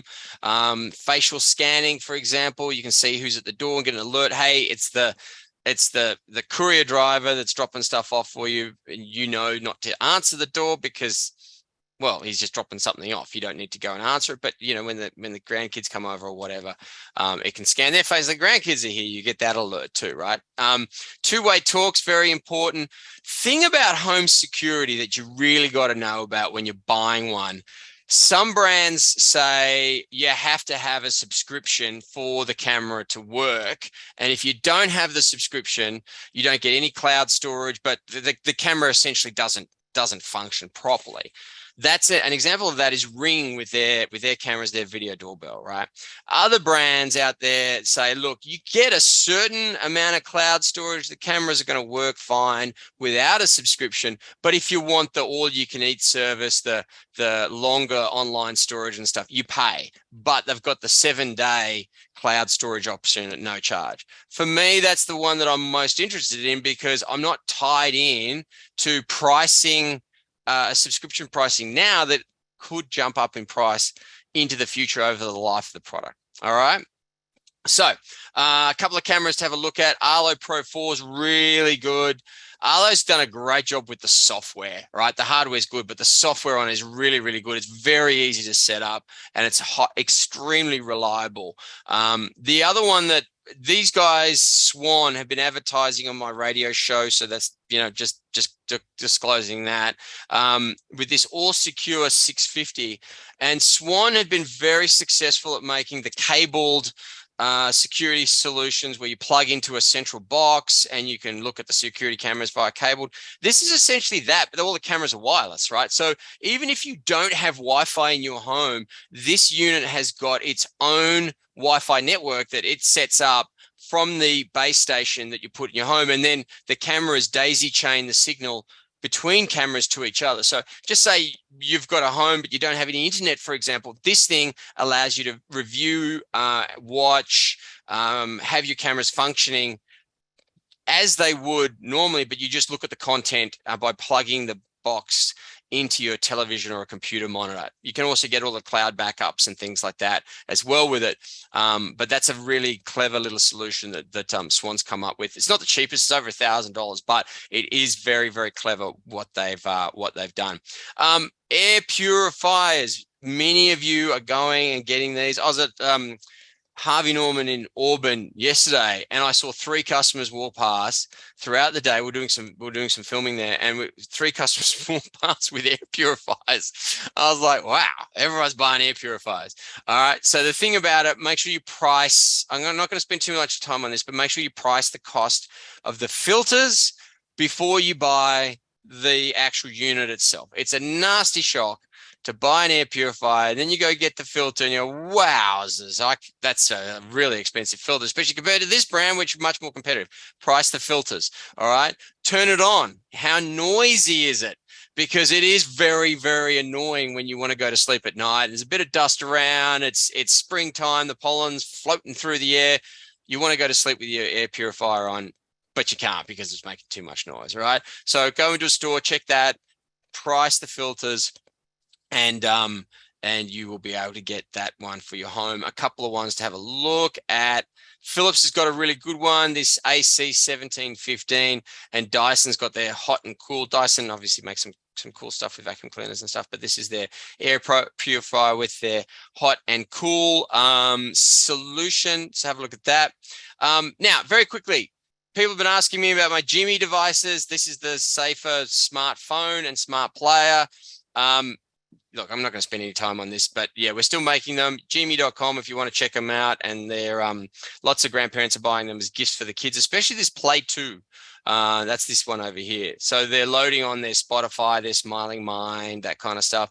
And because it doesn't have any cameras and it's got some parental controls, I let my kids have it in their bedroom. And that's that. That's our device. Also, thank you so much for your support. Our next TV show is at 12 noon on December 10th on Channel 9. The radio show you can hear every Saturday morning at 8 o'clock on those radio stations across the country. And always good to do a presentation. Hello, Alex. Hey, back again. Yes. Well, thank you very much for that, Charlie. That's wonderful. A great selection of great ideas and some Christmas presents there, all sorts of things. But I think I should pass over to Susan, who will have a question. Great. Yes, I do. This one's from Carrie.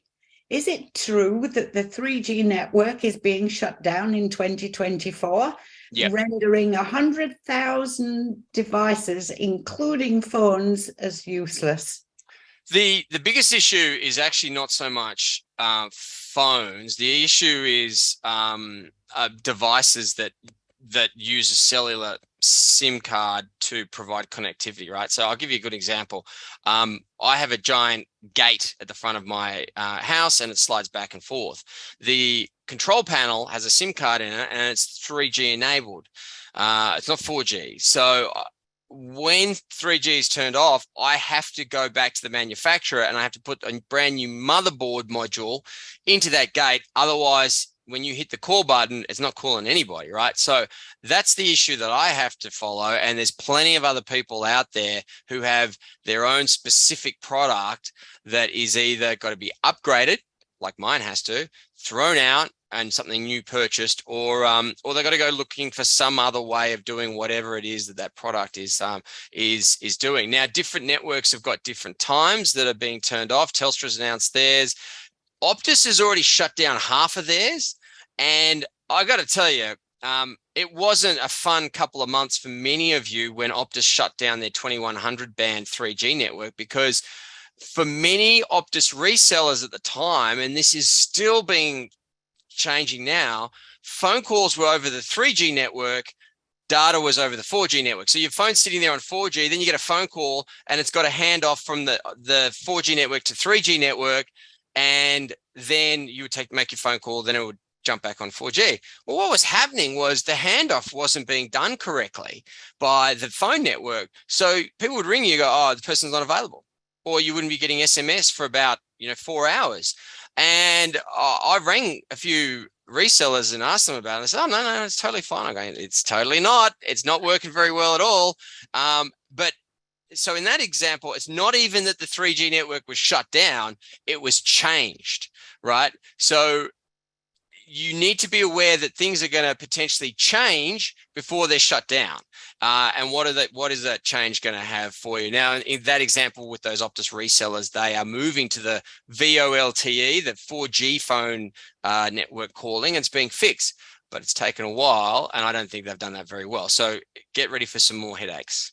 So you think, just my own personal point on that, do you think people should start changing now, or wait till closer to 2024? Well, I'm within 6 months of the network that has my gate opener running through that. I'm going to be changing. I'm not going to leave right to the end, because what happens when everyone waits right to the end? Remember what happened with everyone's passport updates? No one updated their passports, and then people weren't going on holidays or spending obscene amounts of money to get their passport updated because they didn't do it early enough. So I would say a 6-month window and start making that change then. Sounds like a plan. Thank you, Charlie. Enjoyed your presentation. Thank you. My pleasure. Always great to be with you, and enjoy the rest of the conference. Thank you. We'll see you next time. Okay, so it's time again for Kahoot. Now, once again, hopefully you've been paying attention, and we do have a number of players there. So Natika's going to hit play. Yeah. Or start. Give everyone, jump on in if you need to scan that QR code. Or just go to www.kahoot.it, and then either way, you got to type in the code 9951479. We just had a couple more people join. So it's the winner copy of Norton Internet Security, Norton 360 Advanced, worth $257, 5 years of license. So you can install it on different phones and tablets and computers at home, or share it amongst your family. And we'll give it another few more seconds, and then when Natika feels she's ready, we can hit start. Thank you for participating, for those that have taken the time. Okay, here we go. So, what is it going to ask us? 3, 2, 1. It's a poll. It's a poll. It's a poll. Okay, you got to be quickly. Are you ready? Question is, the answer is I'm ready, so excited, I will win, or hold on, my friend is still joining the game. Better choose one. Choose red, blue, orange, or green. This one doesn't really matter which one you choose. 2 more seconds. 1. It is important. That will help you jump up the... You are ready, yes. That's right. And it's just good to get a bit of participation and to figure it out. True or false? A bitmap is a collection of towns. True or false? Quicker you go, the better.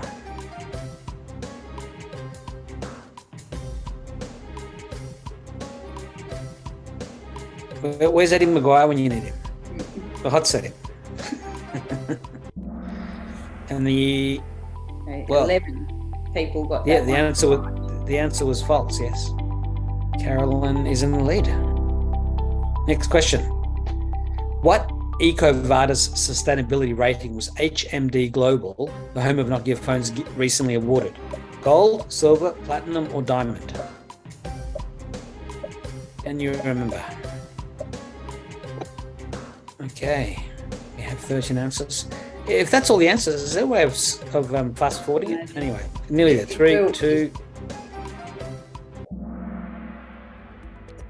The answer was platinum, and 7 people got that right. So who is in the lead now? A new leader on the leaderboard, Ken Hodgson. Okay, let's go.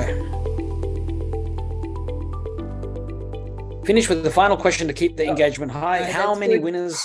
No? Yep. How many appear on the podium? Yeah, how many winners appear on the podium when you have the Olympics, I guess?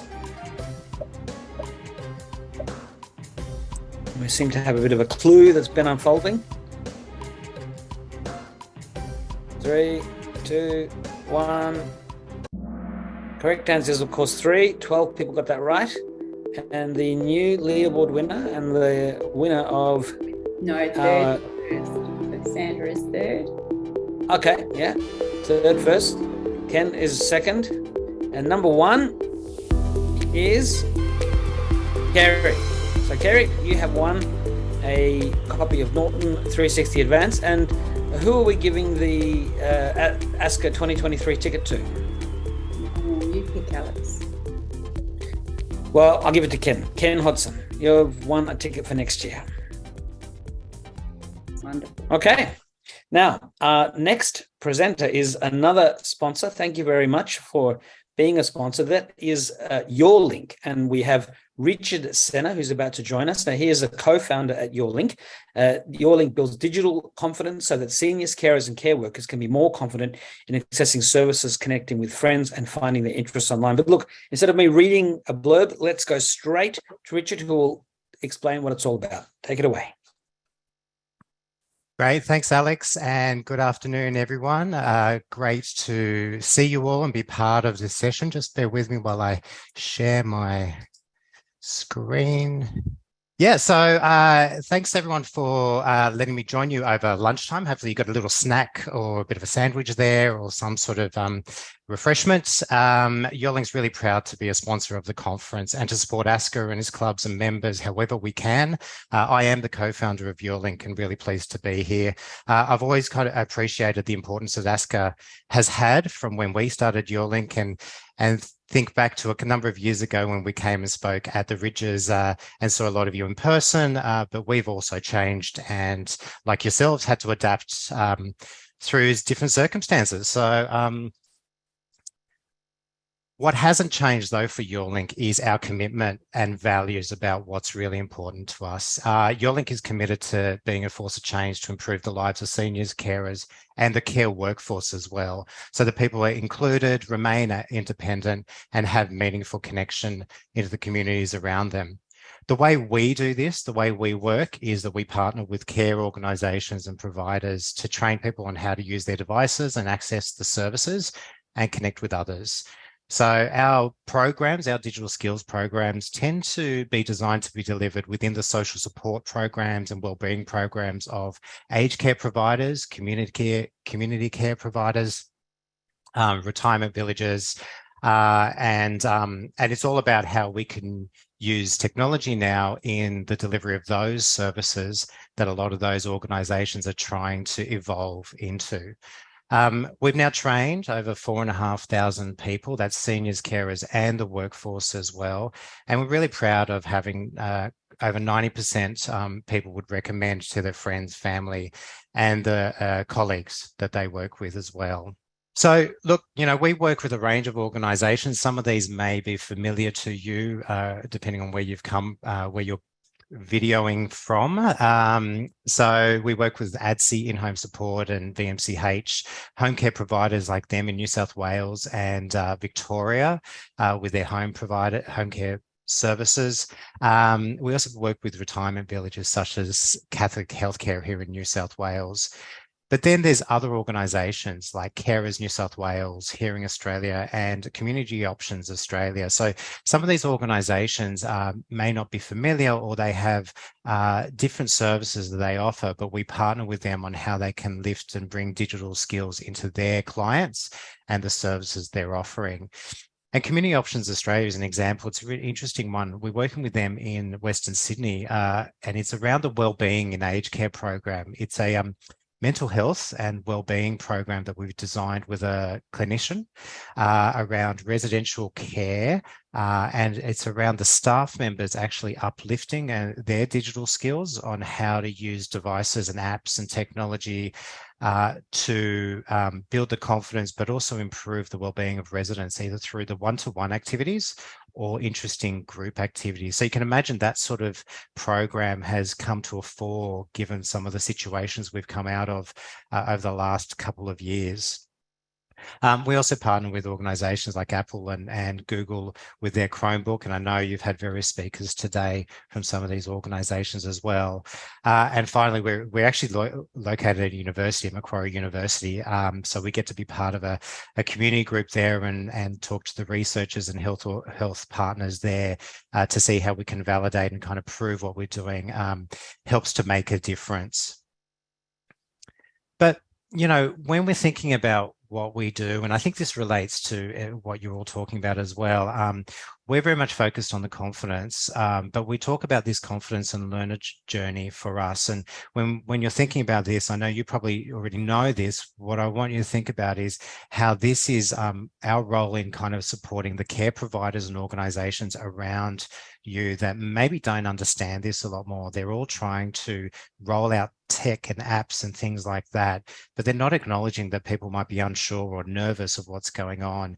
And it's all about us building confidence and sparking that curiosity along that journey so that ultimately people are participating in their own way. That's really important for all of us, I think. We know each person is unique, and we recognize that in how we design, how YourLink designs our programs and support programs, we don't prescribe that someone must use something.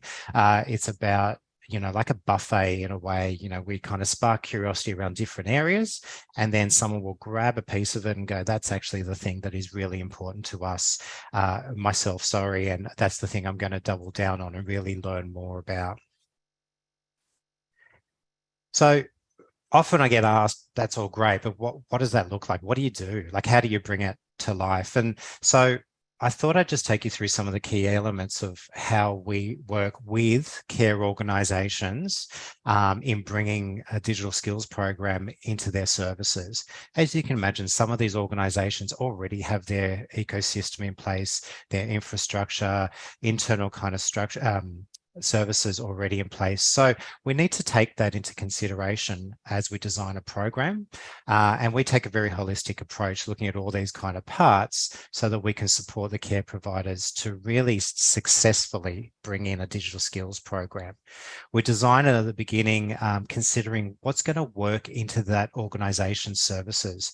If it's an online exercise program they're looking at doing and bringing some of those things into an online environment, what's the real world experience experience that they've already got? Is it an in-person? What are the funding requirements? And some of those measurement things that we need to consider at the beginning as well. We work together through all the logistics as well, and kind of thinking about if it's virtual, in person, what's the registration process? What are the marketing and comms things we need to consider, and procurement if we need to get devices and data as part of it. As you can imagine, a number of you do this. There's a number of parts to this, and the reason we're looking at all this is so that we're removing any points of friction that may fall down in some way. That's where like the project team training comes in, so that they understand what the program's actually going to look like. They're actually involved in it, and we can iron out some of the unforeseen challenges that are no doubt going to happen. And marketing and comms, I think we've all kind of seen some of these things where people spend all this time on these programs and things, and then they just don't get the message right. They don't think about how they're going to market this to someone and attract people, the right people, to the program that they're building. It can get lost in jargon and things like that.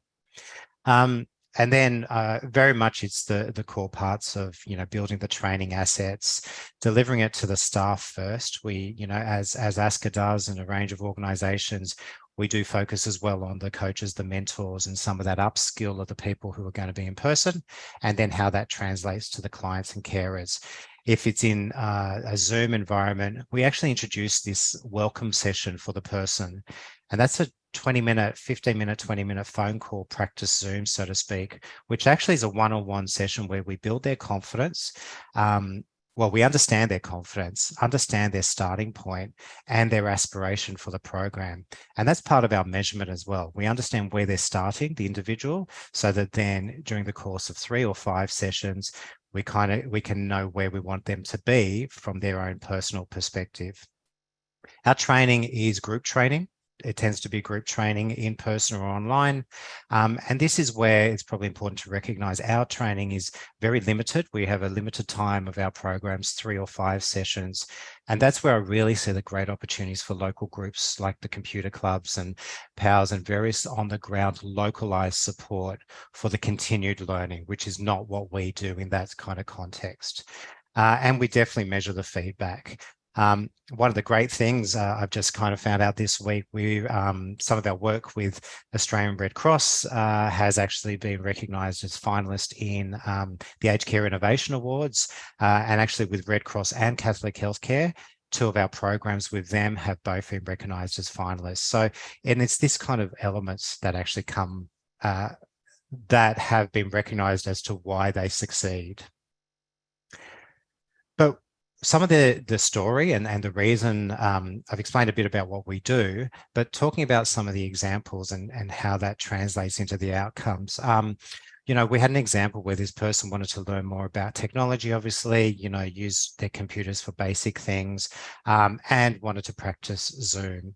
And through the session, it's interesting, this person actually cares for their husband, and he's declining with dementia and has various needs, still alert, but has some needs there developing.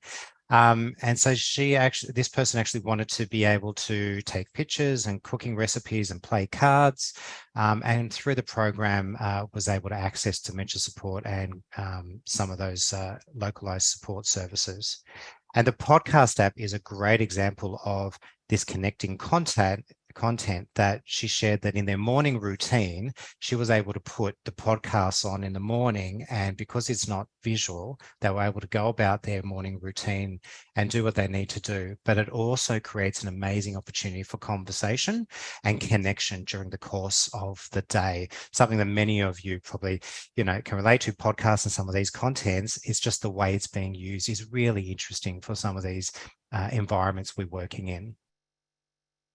The final example there I've got is really around this person. Similarly, they started from a very, very basic point of view, and they were limited from their family. You've seen many examples like this, and they really wanted to be able to connect with their children. And so through the program, through the 3-session program and the welcome session, they were able to grow in confidence around email connection. and video, and then also just kind of moving that fear of what the iPad in this instance was, that it was literally, that quote is, the iPad was a black box and I was petrified of it, and now it's becoming my friend. Quoted exactly from the person. In kind of wrapping up what I kind of focus on, and what are really some really good statements that I think are useful for a lot of us to demonstrate our value and impact of the work we're all doing together.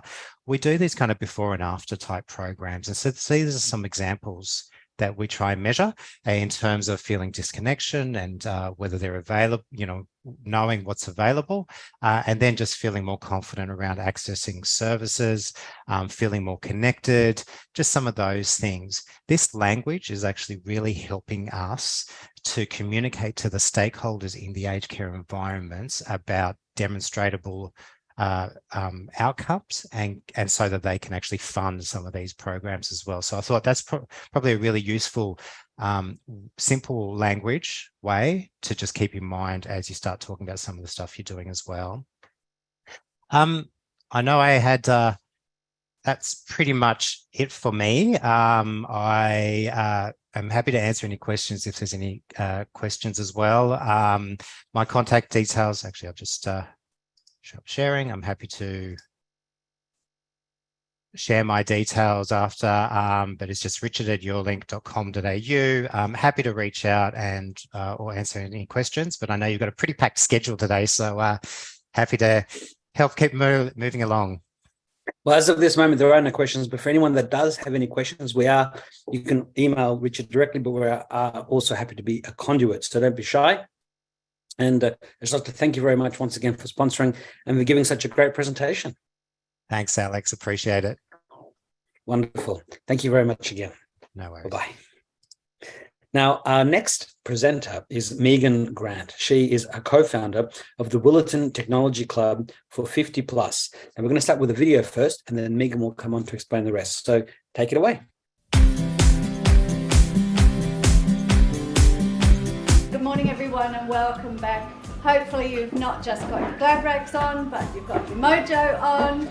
We actually wanted it to feel like a club, somewhere to belong, somewhere to come and actually do an activity together.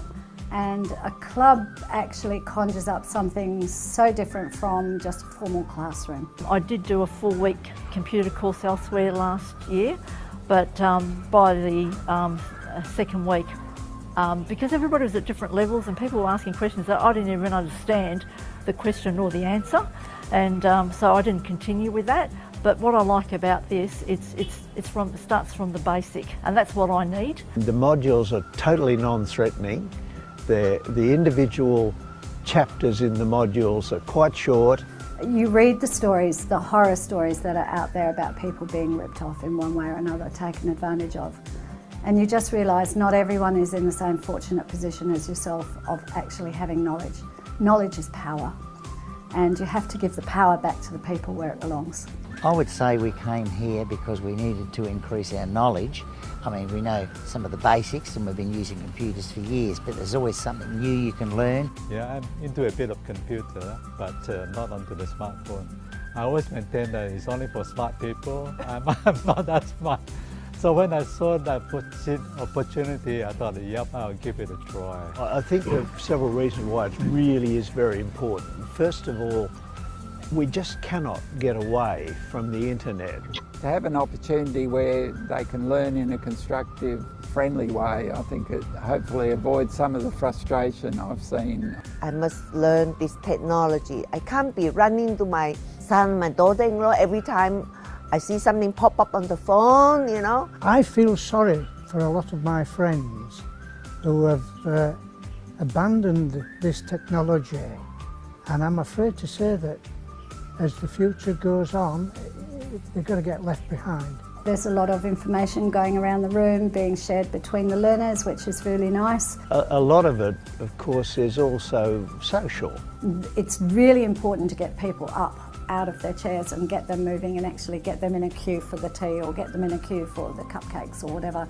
and get them chatting, and they actually meet different people and create networks. I've never bothered buying groceries online, and I may never do it, but if I break my leg, I know how to do it now. We have created a great community. We've created a club, and people want to come for that club. You know, they could do the Be Connected with modules online at home, but they keep coming back for that social interaction. It made us sort of more independent. You know, don't have to ring up the younger generation all the time. We do communicate with our daughter in Melbourne, which is nice to see her face. It's an extra to speaking on the phone, you can actually see. I always ask everybody as they're leaving, I just say, did you learn something today? They always say, yes, I learned. And even if it's something very, very small, that makes me happy, because as long as they're coming and going away with something. I haven't missed a week. I look forward to it, and it's given me confidence.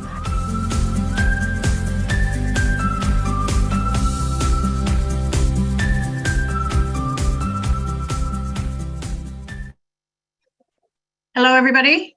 I'm Megan Grant. I'm the admin assistant here at Restrata Family and Neighbourhood Centre. And along with myself and the centre manager, Diane, we run the Willetton Digital Technology Club for 50 plus here in our neighbourhood centre. So we've been running this program successfully for 4 years now, and we're coming up to the end of our 4th year.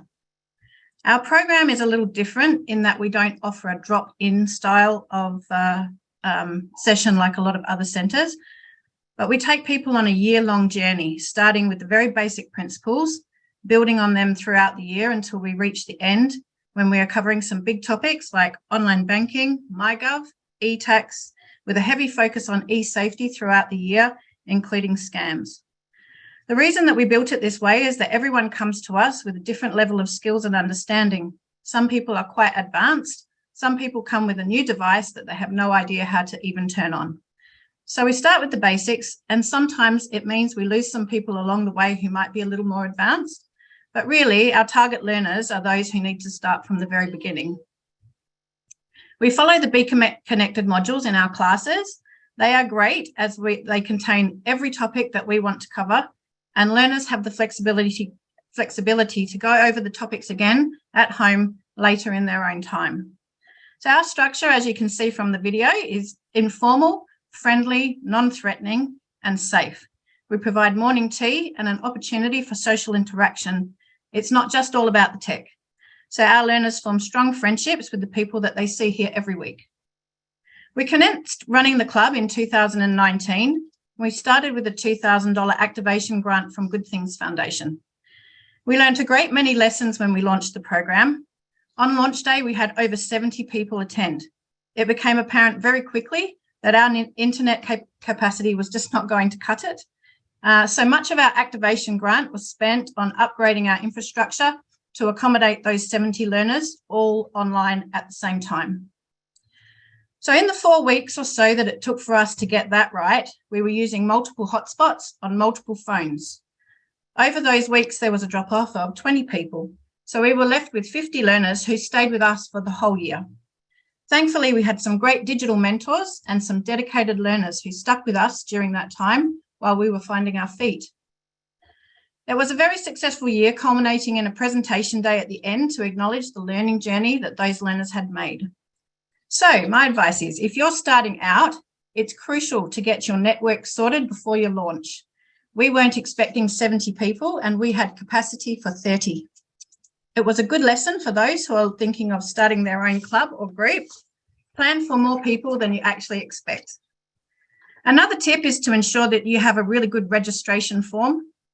When you enter your learners into Capture It, which is the Good Things Foundation learner management system, you will need to know the learners' details and demographics. So put these questions on your form, on your registration form, and it will make your admin process much easier. Be sure to have lots of fun and give your learners a celebration or graduation at the end to acknowledge all their efforts. Over the subsequent 3 years, from 2020 to 2022, we've received 3 Building Digital Skills grants of $2,500 each from Good Things Foundation. Each year, those Building Digital Skills grants cover our monthly internet costs, some stationery and advertising, plus police checks for our digital mentors. We were also lucky enough to secure a $1,500 community engagement grant, which is designed to help out with one single event. So our event for 2020 was our launch for the year, and we used the grant to pay for advertising, posters, stylus pens with our club branding on them, which are really helpful for learners who have trouble with their touch screens. We also bought an iPad, which we use for administration and for the use of members. COVID hit us pretty hard, as it did for everybody and all of you. We had terrible attrition, and following a 10-week lockdown here in WA in 2020 and rolling lockdowns and mask restrictions in 2021, we weren't left with many learners. It would have been easy to give up. However, we felt that if we can only help a few people build their confidence or avoid losing their life savings to scams, then it was worth it. So thankfully, Good Things Foundation also reduced the number of learners required under the Building Digital Skills Grant from 50 to 35 during that time, which really helped us out. We've just applied for our 4th Building Digital Skills Grant in order to continue providing this valuable club for learners in 2023. I'm optimistic that with renewed confidence in the community and some heavy advertising, that we'll once again have another big group of learners for next year, and our inquiries are rolling in every day. I just want to touch on costs. So we calculate that with our staff hours, volunteer hours, and in-kind support, such as waived hire fee costs, the value of the program is a little over $15,000 a year. So you might ask us, how is that sustainable? Well, the grants from the Good Things Foundation certainly help us greatly. But we are able to offer the Digital Technology Club for Seniors as part of our Empowering Communities program, our funding contract with the WA Department of Communities. You could also look for grant opportunities with outside organisations or with your local council to help you cover your program costs. So in total, over 4 years, we have supported approximately 190 learners. That might not seem like many, but when you consider that we spend 2 hours every Monday morning for 40 weeks of the year, over 4 years, we have racked up 7,600 interactions, involving 2 staff and 5 digital mentors, each putting in 320 hours. I don't know about you, but I think that's pretty awesome. But the major breakthrough is the confidence and knowledge that the learners gain, regardless of how many hours are spent. So I've got some key factors that helped us have a successful launch. The overwhelming success of our first launch back in 2019, when we attracted over 70 people, can be attributed to a few factors. Number one, it was new. So nothing like this had been offered before, and people were excited about it. So that helped. Number two, we involved our federal member of parliament. So Be Connected is a federal government funded program. So we went to our local member at the time, Ben Morton, who gladly advertised our program to his mailing list, which was thousands of people, and also took out an ad in the local newspaper for us. So this attracted many people in the electorate, and with that's a reach that we alone would not have been able to achieve. So challenges. One of the biggest challenges we face each year is recruiting new learners and advertising. So our learners aren't on social media. They're not on the internet. So we need to use more traditional means of attracting them. So we advertise in the local paper, the seniors paper. We put up posters at local coffee shops, in Coles and Woolies, at the local IGA. We deliver flyers to letterboxes. We put up posters at the local Senior Citizens Centre. Get in touch with your local clubs, Rotary, Probus, or the local Bridge Club, and definitely approach your federal member and ask them to help you spread the word. We would like to thank Good Things Foundation. As well as generously providing us with grants, we have found the digital mentor training sessions invaluable, and their network partner meetups are also very valuable. There are always lots of ideas flying around the room for you to steal and use. We also enjoyed taking part in the Get Online Week activities, such as the big quiz. We would also like to thank ASCCA and its staff and the support that they have provided along the way. We are very proud of this program and the outcomes that we have achieved. If it can work for us in our neighbourhood centre, it can work for you too. Thank you.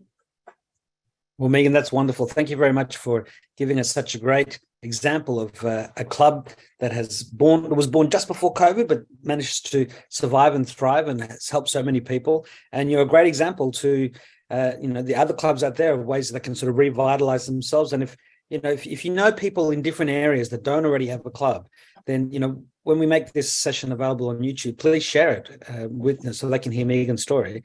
And Megan would love to hear about more of your success in club forums to come. So thank you very much for taking time today. Thanks so much. It's been a pleasure. Thank you. Wonderful. Bye-bye. Okay, well, our next speaker is Hank Yongan from Services Australia, and he's going to talk about how the Australian government is making digital services simpler so people can go out there and have more fun. I'll leave it to Hank now to give you some examples of how it all is. Thanks, Hank.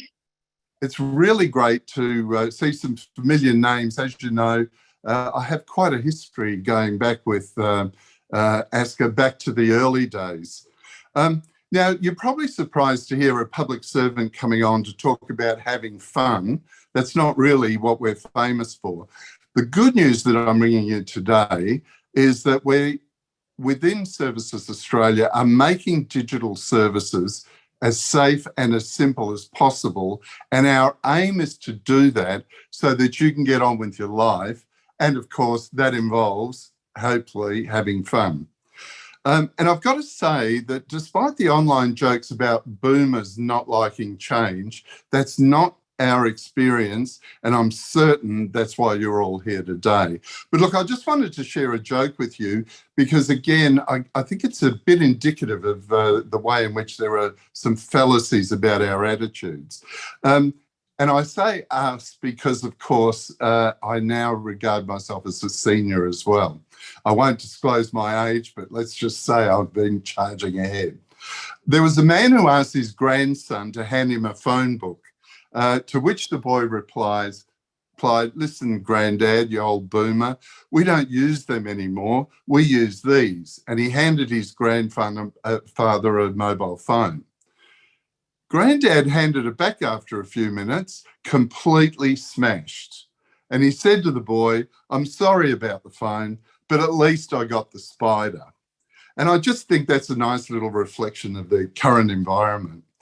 The very fact that we're gathering like this really dispels the myth that we don't like change. I think we're especially keen to embrace change if it makes our lives easier when so many other things are getting harder. We know from census data there is a rising digital literacy within the seniors age bracket, and that's what we're experiencing ourselves. I think it's fair to say that most of us, rather than use smartphones, tend to use iPads as the mechanism for accessing all of this, and it's all about the big print. The present government has articulated a big vision for us to unify government services that will help Australians through every stage of their life. Our Minister, Bill Shorten, recently said that he wanted to evolve MyGov in particular into a service that truly unifies government digital services. Now, the goal is for all of this, to put all of this behind a cohesive single entry point for all government service delivery. Eventually, we hope to get you to the stage where you will not need to know what government department you need to go to for a particular service. As the largest government service provider, Services Australia will play a hugely significant role in making sure that this vision becomes a reality. So there's a couple of steps that we're going through at the present time along this journey. The first step is research. It's the first thing we always do before we design or redesign any service, and that is to listen.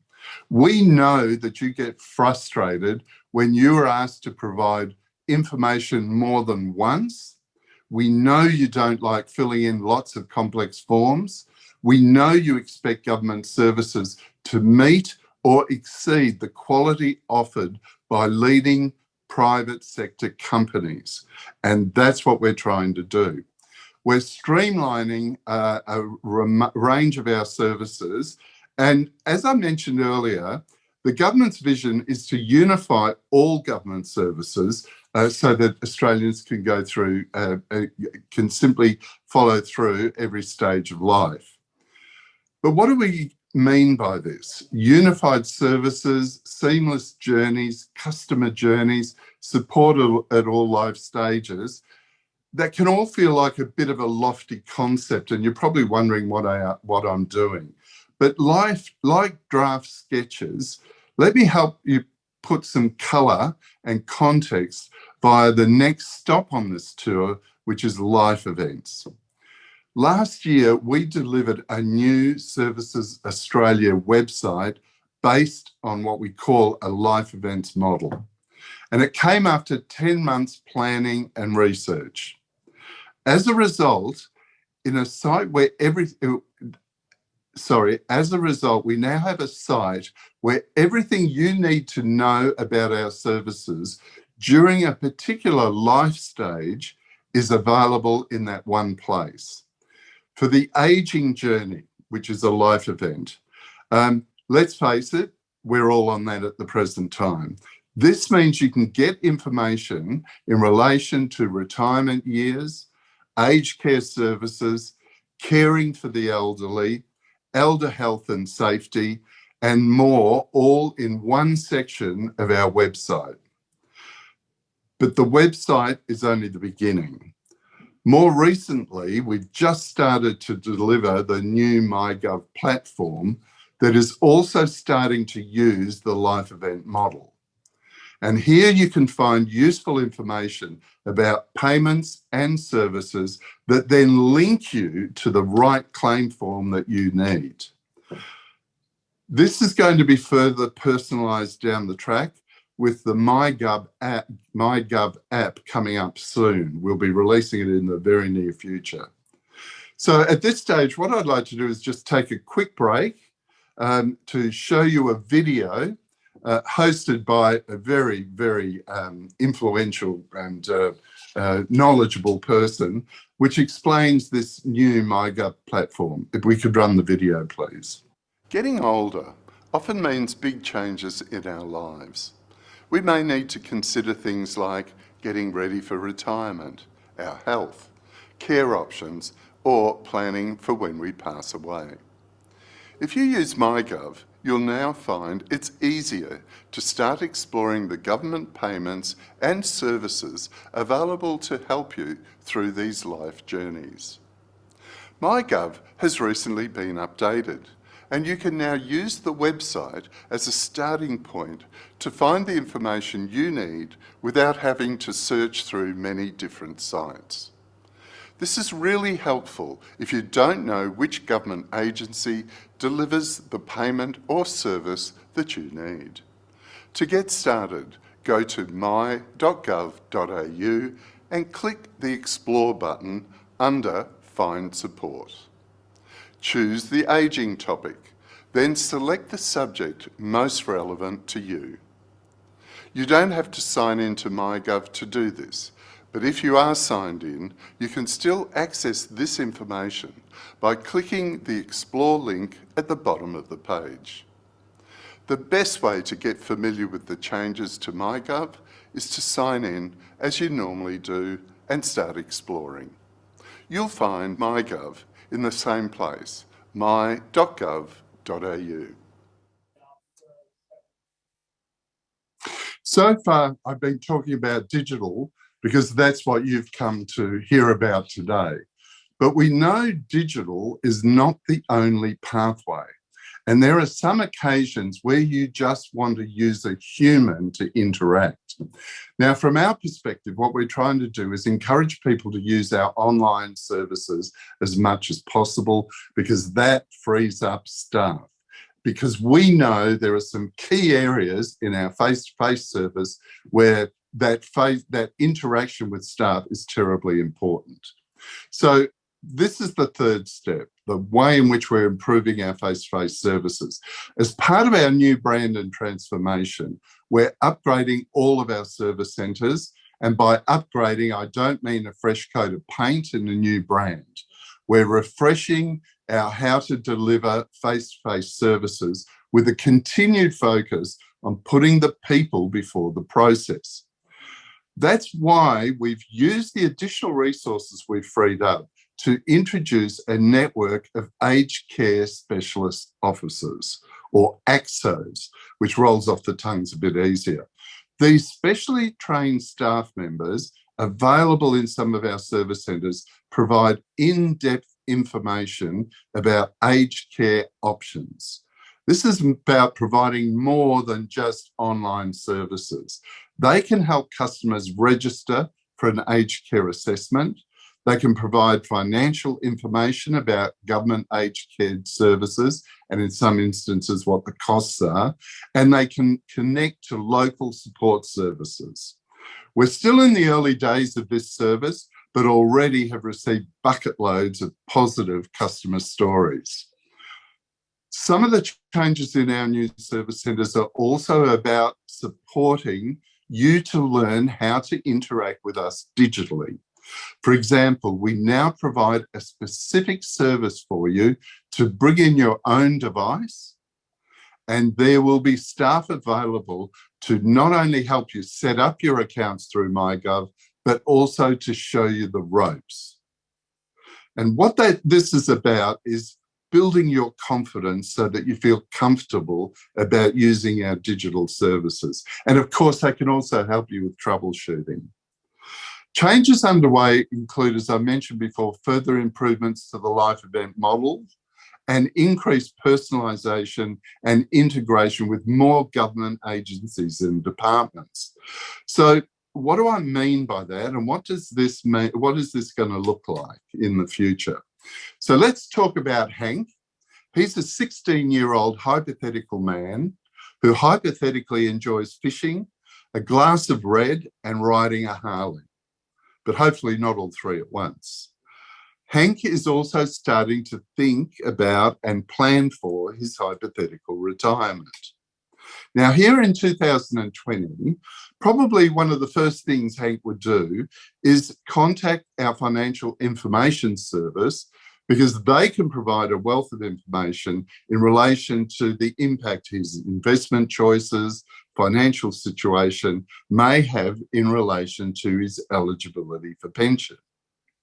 He then has to tell them his story in relation to his investments, but then in all future interactions with Services Australia, he has to repeat all of that information again if he's lodging a claim.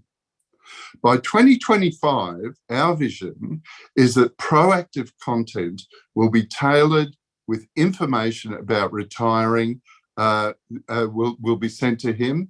A digital assistant will be readily available for information that can be saved and accessed within his online account, meaning he only needs to provide the information once. In 2020, he may need to download and print and fill in up to 7 PDF forms, depending on how complex his arrangements are. The amount of forms required and the length of the forms has already been significantly reduced, but by 2025, we intend that there will be only one claim with fewer steps that can be completed. In 2020, Hank will have received generic, non-tailored information about his claim that he may not understand and means he needs to contact a call centre. In 2025, he'll receive what we call action-oriented information. That is, he'll be given clear dates and succinct and simple material to guide him. In 2020, when personal details change, Hank needs to contact multiple departments and agencies in order to advise of the change. But in 2025, he'll be able to opt in to use a function that will enable all government agencies to share his information, meaning he only needs to tell us once. And that concludes the tour of our vision of where we're going to go. I hope you can see how we're trying to make things simple so you can get out there and have that fun I was talking about. Go out, learn a new language, hit the road, watch a few of those sunsets, learn to surf, whatever floats your boat. And between sunsets and road trips, find our seniors update on Facebook, where we talk about all the services and changes that will interest and impact you. If you're not on Facebook, you can subscribe to our news from the website. You can also find me, official Hank Jongen, on the Facebook. I strongly encourage you to link up, and you'll get all of the latest information. Thank you for your time. Thank you very much. Can we ask Hank why the FSOs are not allowed to talk of self-funded retiree groups? I may have missed it if he has already mentioned it. Well, I'm surprised to hear that. I assume you're talking about financial information service officers, because this is an excellent service that we provide. I'm surprised that they can't hear to hear that they're not attending self-funded retiree groups. They're not allowed to talk of them, apparently. I don't think that's true. What I suggest you do, write to me, hank@servicesaustralia.gov.au. I'll get that matter resolved for you, I promise. Well, Hank, you are a national treasure. I hear you on 2GB all the time. You must be on other stations around Australia helping people. You do a great job. We really appreciate you coming to join us today, and we hope we can talk again to you soon. Anytime. Thank you. Thank you so much. Bye-bye. Well, it's now time for another Kahoot with a chance to win some prizes. I'm not actually sure what the prizes are this time, but we are going to get in there and find out. So here we go, getting ready to join. So you have to go to kahoot.it or go into the app and then type in the PIN 4013750. That's 4013750. Nobody has joined us yet, but grab your phones, and it's a little bit of trivia, a bit of the hot seat. We've got one player, ready player one. Now we need ready player two. We had 13 last time. Here we go. Here's some more, but 3 at the moment. 4, 5, 6, 7. Hang on. 1, 2, 3, 4. We've got 6. Okay. We'll give it another 60 seconds or so. Join in if you can. I mean, just bring up the browser, Chrome, Google, Firefox, on your computer, on your tablet, on your phone. Let's hit start. So, a Kahoot by ASCCA, and this is Kahoot number 3. So here we go. Quiz. What are E-Safety's 4 Ps? Is it prevention, protection, proactive change and partnerships? Is it Peter, Piper, picked pickled peppers? Is it prior preparation prevents poor performance? Or is it party? It is prevention, protection, proactive change and partnerships. So congratulations. Let's see who is on the leaderboard. Click on next, please, Ivan. And Con is in the top spot. Let's keep going. Next. True or false? The Willetton Digital Technology for 50 Plus group meets in South Australia. True or false? 11, it was false. Okay, next, let's see who's on the leaderboard. And new first place, Ken H. So next, leaderboard can change though, don't worry. 4 or 5, here we go. Multi-select. If you have been scammed, who should you notify or contact? Report Cyber, Scamwatch, Your Bank, or ID Care. So it's multiple choice. I think you should click the ones you think should be selected. So look, just try it, tap something. Don't turn on the tap. Don't tap tap your screen, yes. Okay, all 4. So I don't know who ticked on all 4, but let's see who the, oh no, that was just that didn't seem to count for the points. So how are you feeling now? Energized? I need a nano poppy nap. I'm ready for the next speaker. And where's Tony Barber? We need 10 more answers. Come on, tap something. 4. Here we go. Keep going. Okay. So 46 are energized, 54 ready for the next speaker. Where's Tony Barbara? And I need no. If you're ready for the next speaker, you must be getting sick of me. So anyway, let's click next. And the winner is number 3, it's Tickety Boo. In the second spot, Ken H. And the winner is Sandra. Congratulations, Sandra. And the runners up were Renee and Judy Asker. Now, I'm not sure what the prizes are. Probably a copy of Norton Internet 360 Security, or Norton 360 Advanced to be precise. But anyway, we'll come back to that. We'll let you know if you won or not. And let's now go to our next speaker who's been very patiently waiting as we've gone a little bit over time. We have an update from the ACCC on ScamWatch. It is Scams Awareness Week, as you heard me say before, and as we've heard in the past. Now, I think we're meant to have 2 presenters today, Mary and Etty from ScamWatch. ScamWatch is run by the ACCC, but look, it's going to be much better if I let both Mary and Etty do the talking. So over to you, ladies. Thank you very much. Thank you, Alex, and thank you for inviting us to speak to you today.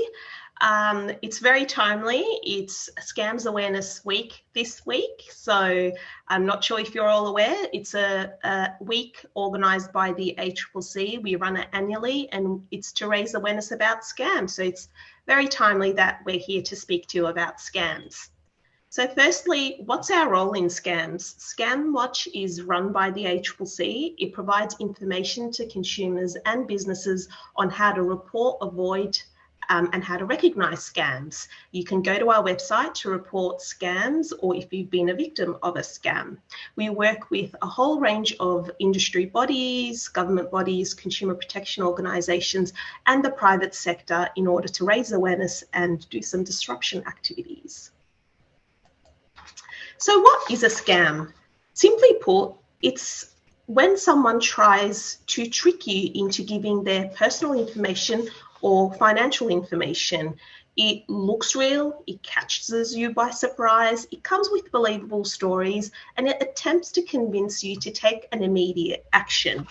There are some warning signs though, and here are some of them. So if someone contacts you out of the blue, whether it's through the phone, whether it's a text message or an email, and you're not expecting on hearing from them, you should be cautious. Telephone numbers can also be easily tricked to disguise themselves by pretending to be a government body or a well-known business. So it's always important to check that the person they say they are. So go to an independent source, and you can do that if it's a provider, to go to a previous bill, or if it's a government body, to go to their actual website that you found independently from Google and look their details and phone numbers up.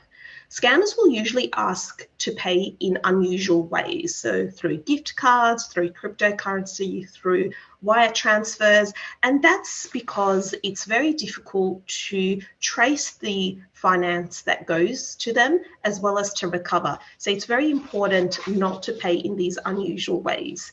Scammers also pretend to be from real businesses, banks, government bodies. If someone from a business or a government body calls you up, again, make sure that you're checking independently that they are who they say they are. And business and government bodies, they don't call you out of the blue and demand payment or threaten you with arrests. So make sure that you are aware of that. Scams target any demographic, any age group. So it can occur to anyone.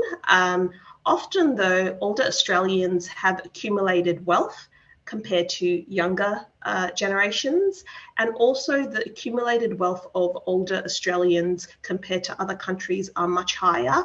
This means that scammers, particularly scammers located overseas, target older Australians. So let's look at some stats. So far this year, we received over 182,000 reports to our ScamWatch service. And of these reports, 37,000 were from people aged 65 and above.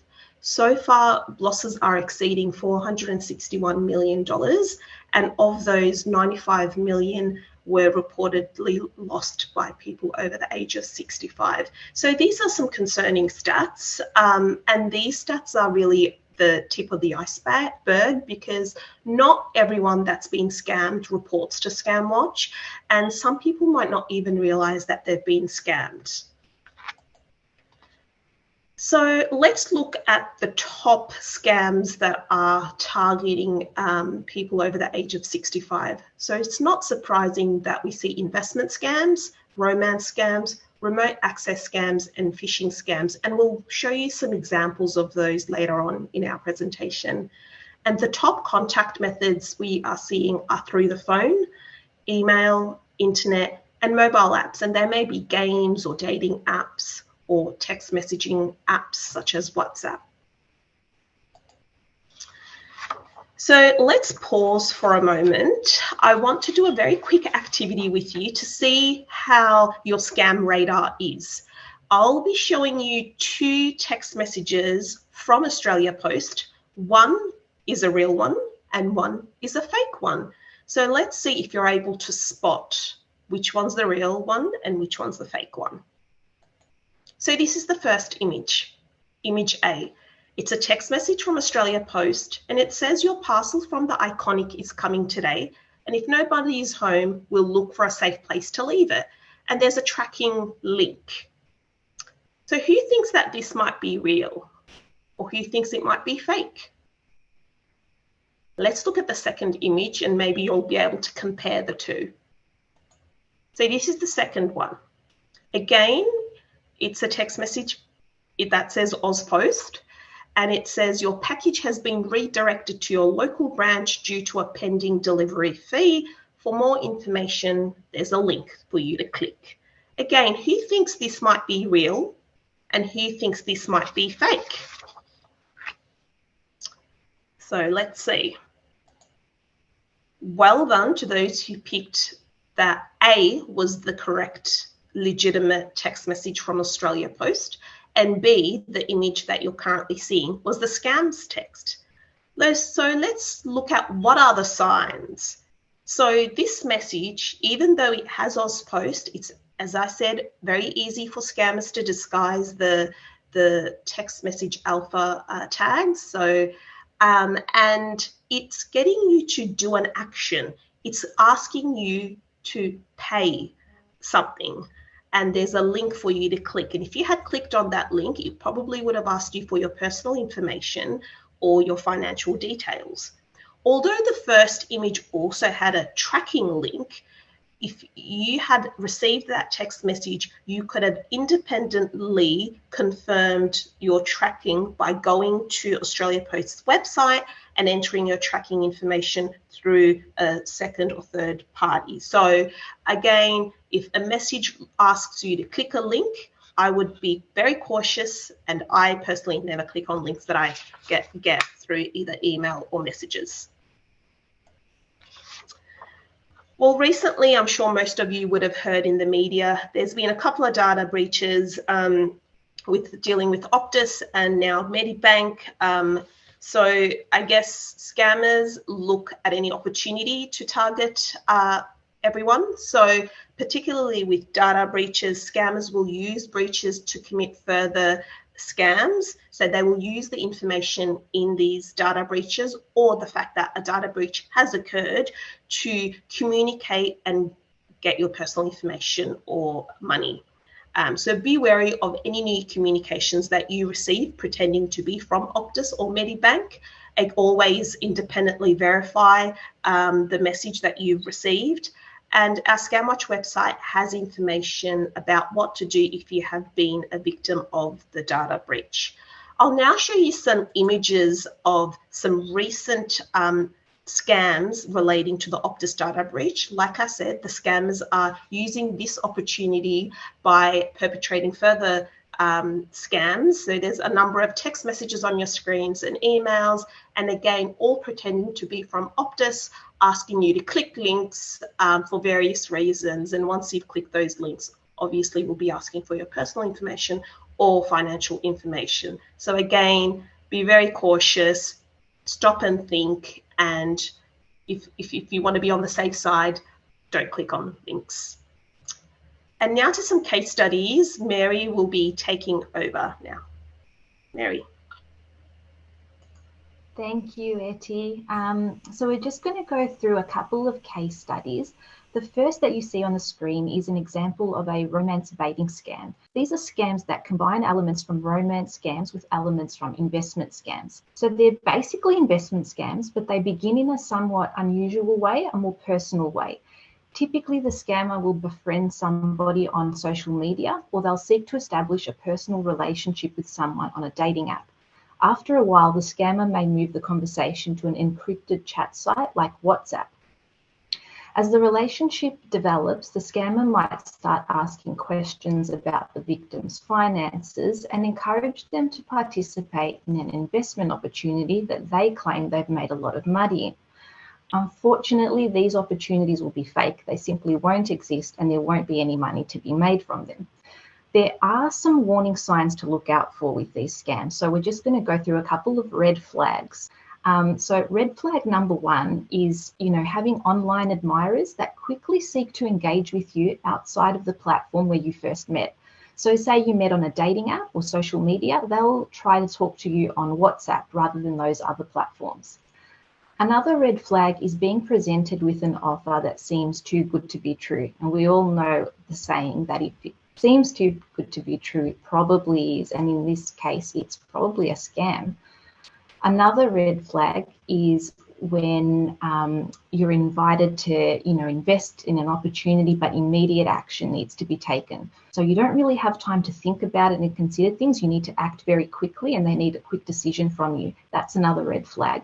And finally, being presented with opportunities to make quick, easy money with guaranteed returns and little to no risk sounds, again, fantastic, but something to be very wary of. So let's just move on to some tips now to protect yourself from these types of scams. I guess a general point to make is to be cautious of people that you meet online and that you've never really met in person. Do not take financial advice from somebody that you've only met online. And I guess the flip side there is always seek independent legal or financial advice before making any decisions about money. Even if you're really confident about a deal, even if an investment seems right up your alley and you're confident about it, seek that independent advice and always do your own research. Look into investment opportunities carefully, check that contact details are correct and verify the information you've been presented before you make any decisions. Never send any money or provide your banking or personal details to someone that you only know from the online space.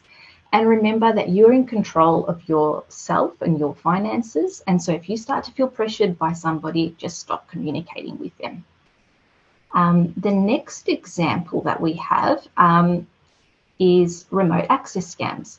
These scams typically scammers will typically make contact via telephone or SMS. So they pretend to be from well-known companies or telcos or banks, and they'll try to convince you that you have a computer problem or there's something wrong with the internet, a security concern with your account maybe, or that you've been hacked. And they basically need access to your computer to fix the problem. They'll ask you to download software, which will give them the access they need to your device and allow them to fix the issue. The important thing to remember with remote access is that when you give someone access to your device, they can access anything you've opened.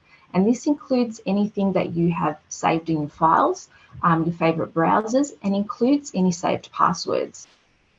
These types of scams impact all of Australians, but particularly seem to impact older Australians. So let's just go through some tips now so that you can protect yourself from these types of scams.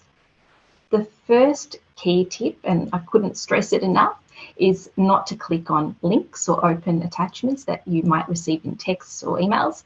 Never provide anyone with your personal or banking information or grant remote access to your device. And remember, the government, banks, they're never going to ask you for remote access to your device, nor will they ask you for your banking details. Be particularly wary of new communications and unexpected contacts. So if somebody calls you out of the blue saying they're from the Commonwealth Bank or from Optus, they need some details from you to verify your account or assist you with some kind of security issue they've identified, don't just accept what you're being told and take it at face value. hang up and call them back on a number that you have independently sourced yourself.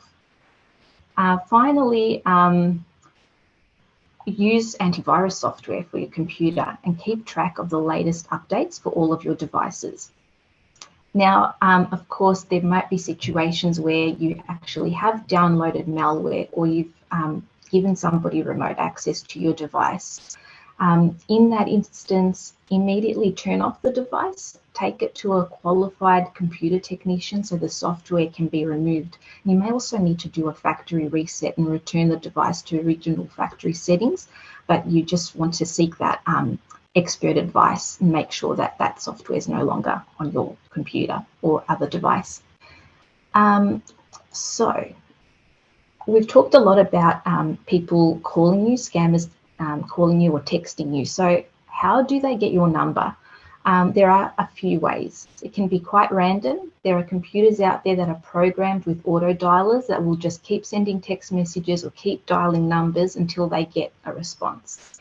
It could also be more targeted, so they can purchase databases of phone numbers, collect data publicly available and publicly available on social media. There's lots of information on social media that scammers can get their hands on. And through phishing techniques, as Etty mentioned earlier.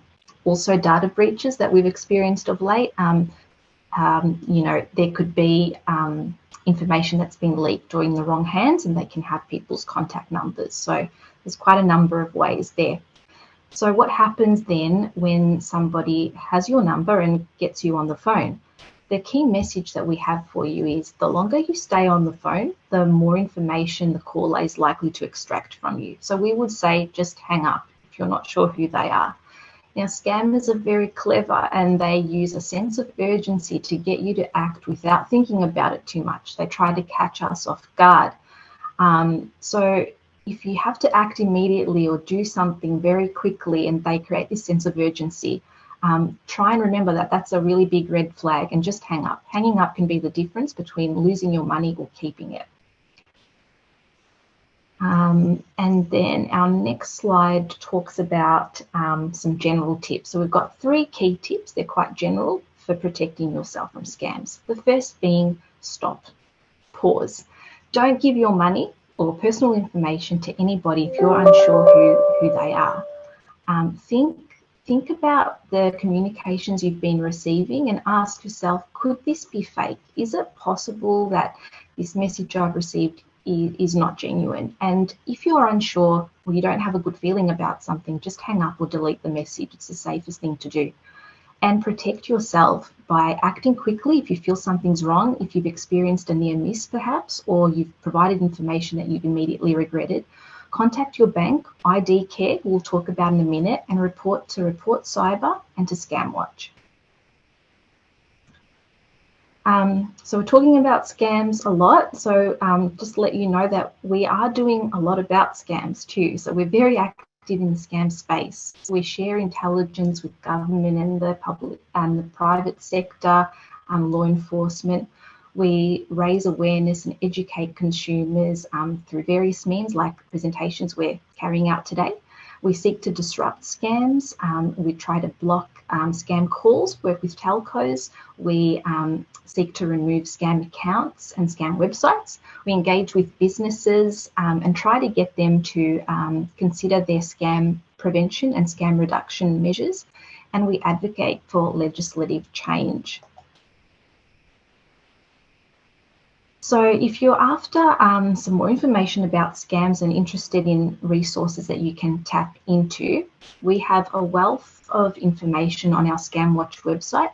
You can also sign up to receive emails from us with scam alerts. We've got a publication called The Little Black Book of Scams, which is on screen now, and that's a digital and physical publication. And you can also follow ScamWatch on Twitter if you have a Twitter account for regular updates. And now I'll just briefly talk about what you can do if you have been scammed. So none of us want to be scammed, but the stats tell us that many people are being scammed and, you know, will continue to be scammed. That's why we try to get as much awareness around scams as possible. So if you have been scammed, the first thing we suggest you do is contact your bank as soon as possible and see if anything can be done. It's your best possible chance of recovering your funds by hopefully stopping them from leaving Australia. Then you want to contact the police, of course, and you can do that through Report Cyber. We also ask that you report to ScamWatch because, as we've said, we rely on ScamWatch reports for all of the activities that we do in the scam space. Contact ID Care. So ID Care is Australia and New Zealand's national identity and cyber support service. They provide customised advice for every situation, particularly regarding identity theft. We know that we talk a lot about financial impact of scams, but we know the impact of scams is more than just financial. There's also an emotional toll associated with being scammed. So we encourage you to reach out to your friends and family or to support networks like Lifeline and Beyond Blue that can assist you and support you if you're going through this situation. Lastly, the greatest impact that we can make as a collective is by talking about scams, sharing information to help others. So spread the message and tell your friends and family about ScamWatch and what you have learned today. Thank you very much for your time. Now, thank you, Mary and Eddie, for your time as well. We really appreciate it. We're running a little bit behind. So if there are any questions, we will definitely be passing them on to you and asking for your response. Now, we have had one question actually, though, which was, why is there a black shimmer behind Etty? And that's because Etty is using the virtual green screen capability of Zoom. And sometimes when you have hair, like if you look at the top of my hair here, you can see part of it is sort of, the reality is leaking through. And it's the same with Eddie. I was joking that it's the spectre of scams in the background that are ready to get you at any time. You've got to watch out. They're right there. So look, ladies, thank you so much for supporting ASCCA and the 24th Annual Technology Conference for Seniors. And we'd love to talk to you again in the future. Thank you, Alex. Thank you very much. We'll see you next time. Okay, so our next speaker is Peter Cracknell from Quantum Reading. Now, this is a cracker piece of technology that is wonderful for vision. So without further ado, Peter, please come on and share Quantum Reading. There we are. Take it away, Peter. Hello. Hi. Thank you very much for inviting me to the conference. I'm Peter Cracknell from Quantum Reading Learning Vision, and I'm the manager for Vision and Blindness Technologies. I'm based in Brisbane, though our head office is in Sydney, and we have offices in Melbourne, and we have staff in South Australia as well. So what do Quantum do? Well, we started out about 30 plus years ago as a manufacturing and an R&D company, and we specialized in Braille technologies, particularly early Braille learning technologies. And now we're still involved with Braille. We do Braille computers and Braille writers and so on. But the largest part of our work is actually with people who have low vision. And there are lots of technical definitions of what low vision is, but we tend to say that low vision starts where spectacles leave off. So we often see people who come to us because they've been referred by their optometrist, and they're asking their optometrist to make them stronger spectacles because they're struggling to use their computer or to read the newspaper. Now, the optometrist knows that, in fact, the problem is not really to do with your regular correction through spectacles. It's actually an eye condition like macular degeneration or glaucoma or cataract. And of course, the optometrist can't do anything about that. So we like to say that we take over where spectacles leave off. So what do people do if they want to continue to do email and Facebook and all those things with computers and reading books and magazines if the optometrist has told them that they can't make any stronger spectacles? And that's where we come in. So we don't do spectacles. We do some optical magnifiers. We do electronic magnifiers, and we do software for computers as well. So I'll be talk about some of those things today. So one thing that people might say is, well, have you got any very strong spectacles? And we might say, well, look, perhaps we could start you off. And I'm just going to turn my background off so you can see this a bit more clearly. Actually, you can probably see this fairly clearly now. See here in front of me, we have some binocular spectacles. They are not a thing of beauty, but I guess in the privacy of your own home, you might be using this with a computer. So what these are they are actually sort of like field glasses almost. You can see my eyes like big bug eyes now, but I'm seeing my computer screen twice as big now because this is magnifying twice the amount. So that could be an option for people with a little bit of vision loss that need a small amount of magnification for continuing to use their computer. And of course, also perhaps for reading or maybe doing some hobby work and that sort of stuff. So what about people that have got more significant vision impairment? One of the most common vision impairments that we see every day is people with macular degeneration. And though it is probably the leading cause of blindness in Australia, and I have to be careful that you understand what I mean by blindness. Excuse me a moment. It's when we talk about blindness, we're not talking about black blindness necessarily. We're just talking about the definition that an optometrist or an ophthalmologist would use. So legal blindness is where you go to the optometrist, they ask you to look at the eye chart and you cannot read the top line. Everything else is okay. You can get about, you're not knocking into things, your side vision, your peripheral vision is all fine, but you simply cannot read the top line of the eye chart. And that's what we mean by legal blindness. There are some other definitions to do with field and so on. But there's a whole spectrum of vision impairment below that. So we have people who they're only, in a clinical sense, hardly affected. The ophthalmologist would not be too bothered by their level of vision, but the person themselves finds that they can't read anymore. And this, of course, is going to have a very big impact on their life and their use of computers, connection and everything. So when the ophthalmologist says, oh, you're not too bad, you're at the beginning of macular degeneration and it's really not too bad in the scale of things, to the person hearing that, actually, it's a very big impact because they can't read. What do they do? Who do they see? And again, that's when an ophthalmologist or an optometrist may refer to Quantum or to Vision Australia or to some other vision agency. And then there will be some solutions. Now, the ones I'm going to talk about today are to do with using computers. So when we look at using computers and imagining that we have low vision through, say, macular degeneration, the first thing is everything's too small. So the print's too small, the icons are too small. What can we do in that situation to help those people at the lower end of vision loss? Well, obviously, the first thing is to make things bigger. So I'm just going to start off by looking at another computer monitor, because if I share my screen here, some of the effects won't be transmitted across the Zoom meeting. So what I'm going to do is I'm going to swap my camera now to look at another computer. Bear with me a moment.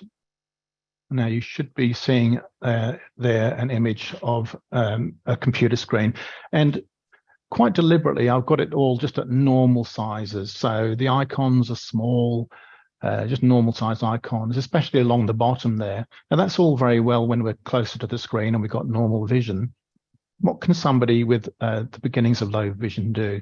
Well, the first thing they can do is they can make the icons bigger. I'm just going to swap my mouse. I've got lots of connections here in the background, so bear with me a moment. So this is just a technique that anybody can use. You can right-click on the desktop, and I'll just zoom in on that a little bit, just so that people can see.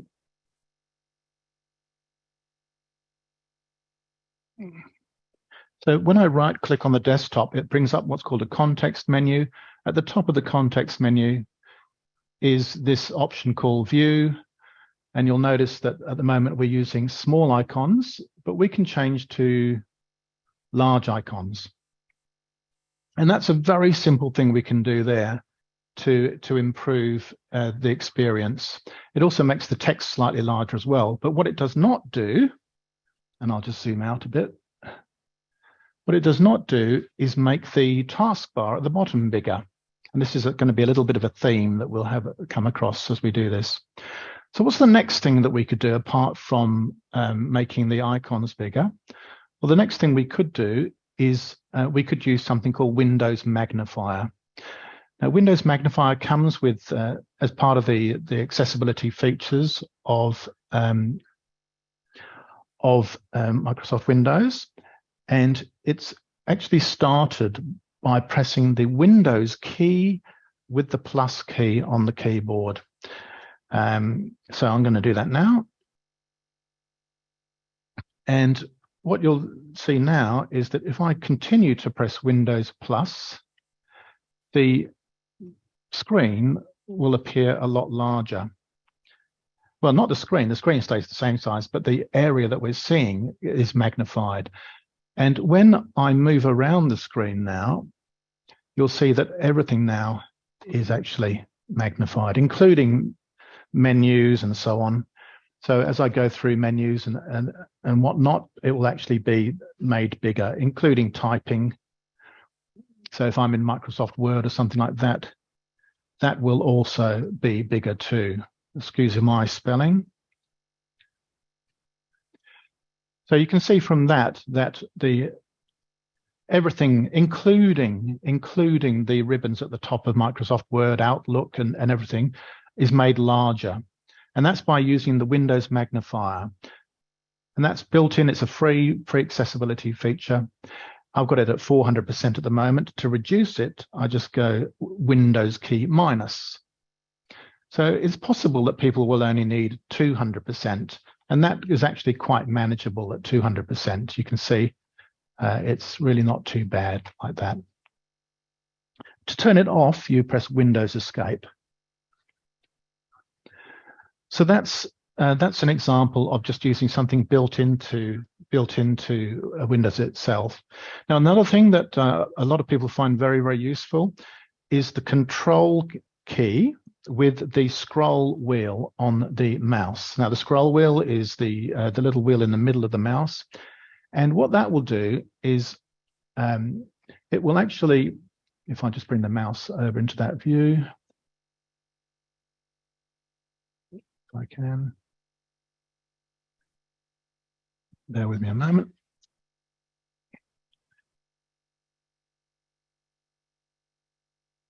Let me just bring that back to there. That will actually scroll the area of the text in the Word document or the email to make it bigger and smaller. I call it a control scroll, but it will not magnify the ribbon at the top or the taskbar at the bottom. So that feature, Control plus Scroll, is very useful for internet websites. It's very useful for emails and so on, because the text can be magnified using the Control Scroll, but it does not affect any of the menus or the ribbons at the top. So how can we magnify those things except for using the Windows Magnifier? We do have a program called Zoom Text. And Zoom Text allows us to magnify, much as Windows Magnifier does, everything on the screen to any size. I'm just going to start that now. And in addition, can put various enhancements to the mouse pointer and to the cursor itself when you're typing. It can change the contrast, the background colors. It can even read out loud what's on the screen. So whatever your mouse pointer is aiming at, whatever your emailed content is, that can be read out loud, and you can control that process. So I'll just see if I can demonstrate that. Now, this is a paid-for program, so this is something that we sell. It was typically around about $800, so it's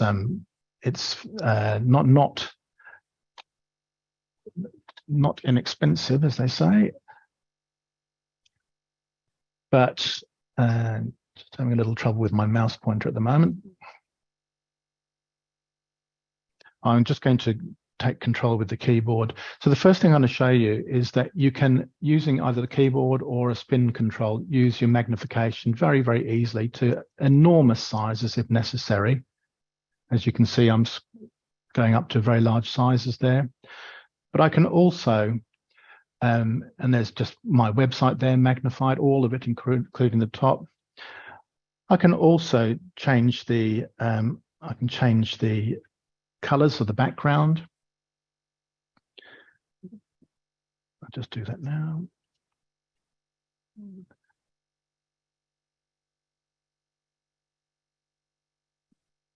Just tabbed that now, so I'll just switch that on. So what I've done here is I've decided to change the background colors. I can choose black, but I could also choose different colors and so on to suit my eye condition. I can actually have everything in a consistent color, like I could have a blue wash or something like that. If I wanted to, I could also change the appearance of the mouse pointer. So I could either have it as you can see here on the screen now, a red mouse pointer. I could have yellow or whatever color. And I could also have it larger, smaller, with a circle around it, with crosshairs, anything that could draw the attention to the mouse pointer. Similarly, when we're in Microsoft Word, I can also adjust the appearance of the background and the wedge that is pointing to the cursor. This is, so let's make that a little bit bigger just to make that a bit bigger. So this is a test, and even as I type, it's going to be tracking. It's going to be tracking the cursor as I type. Also, this can be read out loud as well. So we can use the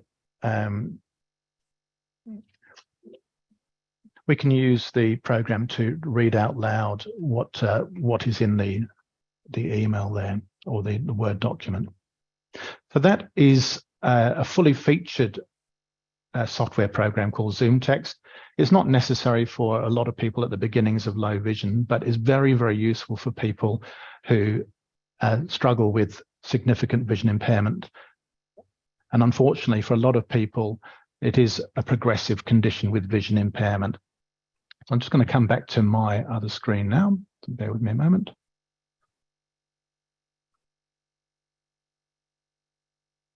And I'm just going to come back to that.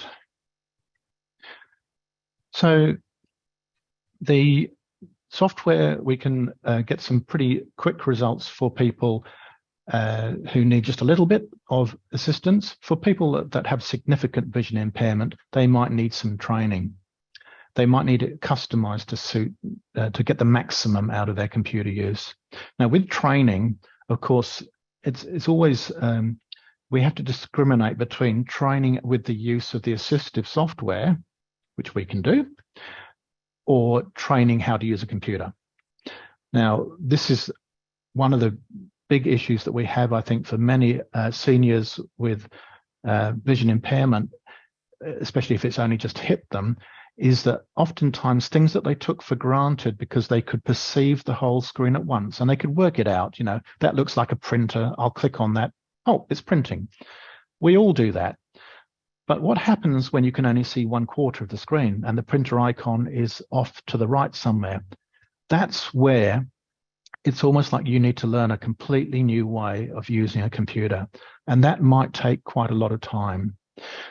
So that's where people from Vision Australia especially can be very, very useful, because they can set up a training program so that people over time could learn how to use the computer in a different way.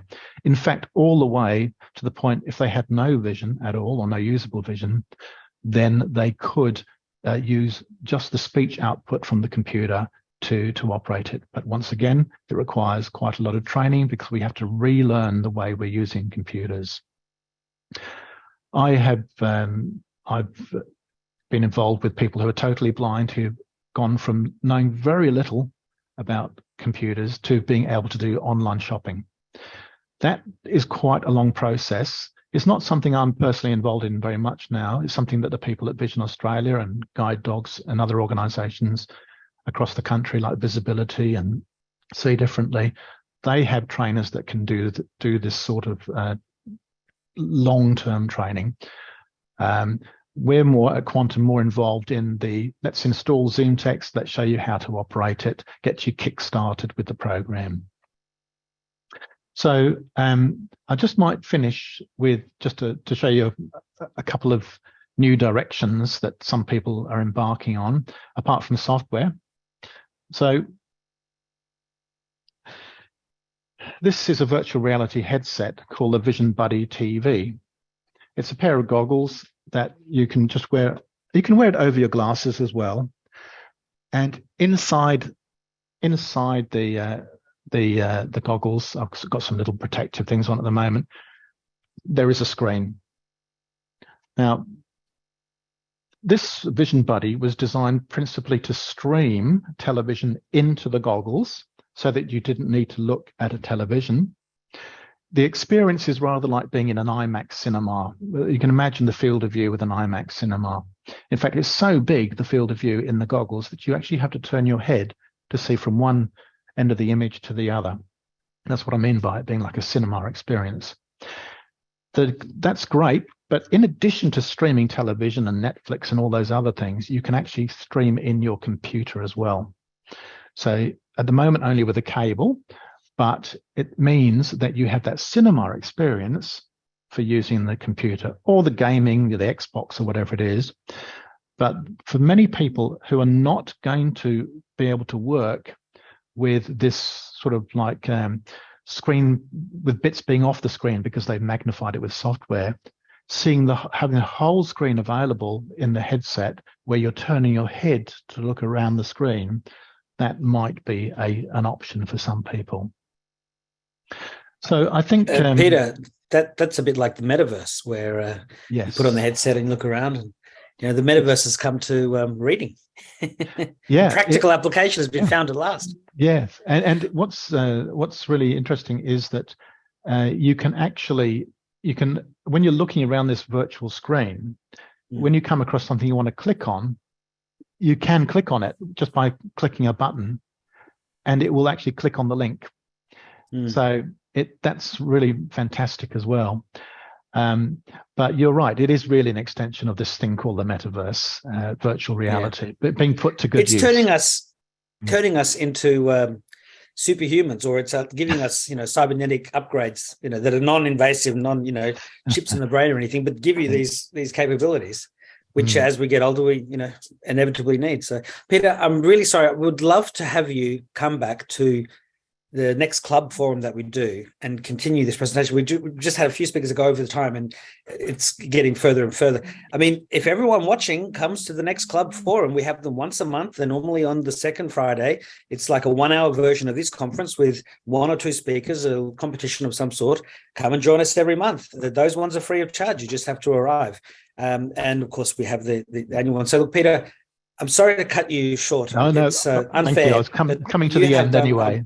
Wonderful job. Yes. Well, look, can we please do a part 2 next month? Yeah, sure. Why not? It'll be the second Friday of December. So at 1 p.m. Australian Eastern Standard Time. So please mark that in your diaries. We will email you about that. And everyone that's watching today, there's 48 of you live right now, please come.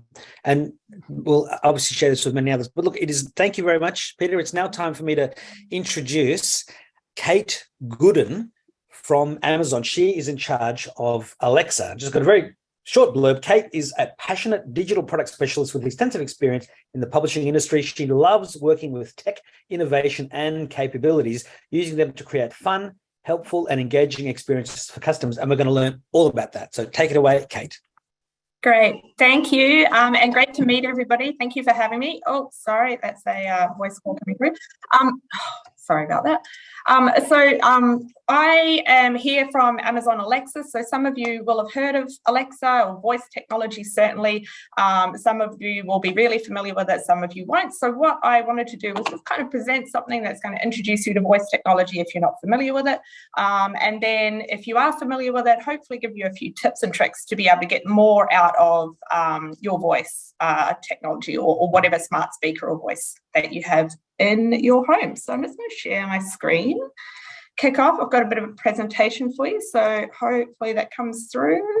Okay, cool. So this is me. I'm the head of product for Amazon Alexa in Australia and New Zealand. We have a team of people who are actually based in Sydney and Melbourne, working on the Australian Alexa experience.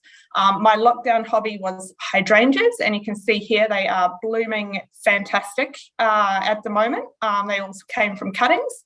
And I live on the side of the Lane Cove National Park, and this is a snake that came and hibernated by our pool for the winter. So very, very lucky to have a very Sydney experience. I'm originally from New Zealand, moved over here about 20 years ago. So I want to introduce you to my dad, Peter. My dad is definitely not tech literate. He is very much a beginner, and when it comes to anything tech related, I often have my kids troubleshooting his WhatsApp calls when he can't get his video working. So I was really surprised when I went home in May last year, and my dad was actually using Alexa for way more than what I expected him to be using it for, which was just going to be music. He was adding things to his shopping list. He was using it as an intercom to talk to my sister, who was in her room, out the back of the garage. Granted, a lot of this was probably down to my stepmother teaching him how to use it, but it was a really pleasant surprise. And I think that that's really the joy of voice technology, is that voice is really intuitive. It's the most intuitive type of human interaction that we have. And that's why I think that people really find it easy to interact with voice technology. It doesn't take much to sort of use your voice. It's very easy. My kids, right from when they were very young, have picked it up and sort of run with it. So I wanted to give you a bit of a history of voice technology. It's been around since the 1950s, which is probably a little bit earlier than people might expect. Bell Laboratories created the Audrey, which was a tool that understood the digits 0 to 9. So the basic premise of it was to be able to voice dial a phone number. 10 years later, IBM came up with Shoebox, and it added 16 words to that voice recognition kind of remit. And it really accelerated from there. The first voice assistant was Siri, which came with Apple and the Apple iPhone. And then Amazon Alexa launched 8 years ago, this week actually, and that was in the Echo device, which you can see this little cylindrical device here. And we've actually still got a lot of customers who use and love that one. Fast forward to 2019, and over 100 million Alexas had been sold, and many, many more today, which is very exciting. So meet Alexa. So Alexa is an AI that powers the voice experience in the Amazon Echo devices, which you see on the left there. There's a range of screen-based ones and just speaker-based ones. We're in an app. You can find it at the Alexa app, which is available for download for free from the App Store. We've got the Echo Auto there, which is goes in your car, plugs into your Bluetooth, and gives you hands-free music or questions or anything that you need, directions. And then we've also got Fire TV, which is our streaming service, which collects all your streaming services together in one handy stick, so you can browse and sort of find what you want to watch. And that comes with Alexa built in as well. There's also hundreds of other products that have Alexa built in, everything from TVs to watches, laptops and cars. And one of my favorites, is the Billy Bass. So a few years ago, somebody created an Alexa-powered Billy Bass using Raspberry Pi, for anybody that's familiar with Raspberry Pi. And then Amazon actually brought it to production. So they actually rebuilt it and brought one into so that people could buy it, which is very, very cool.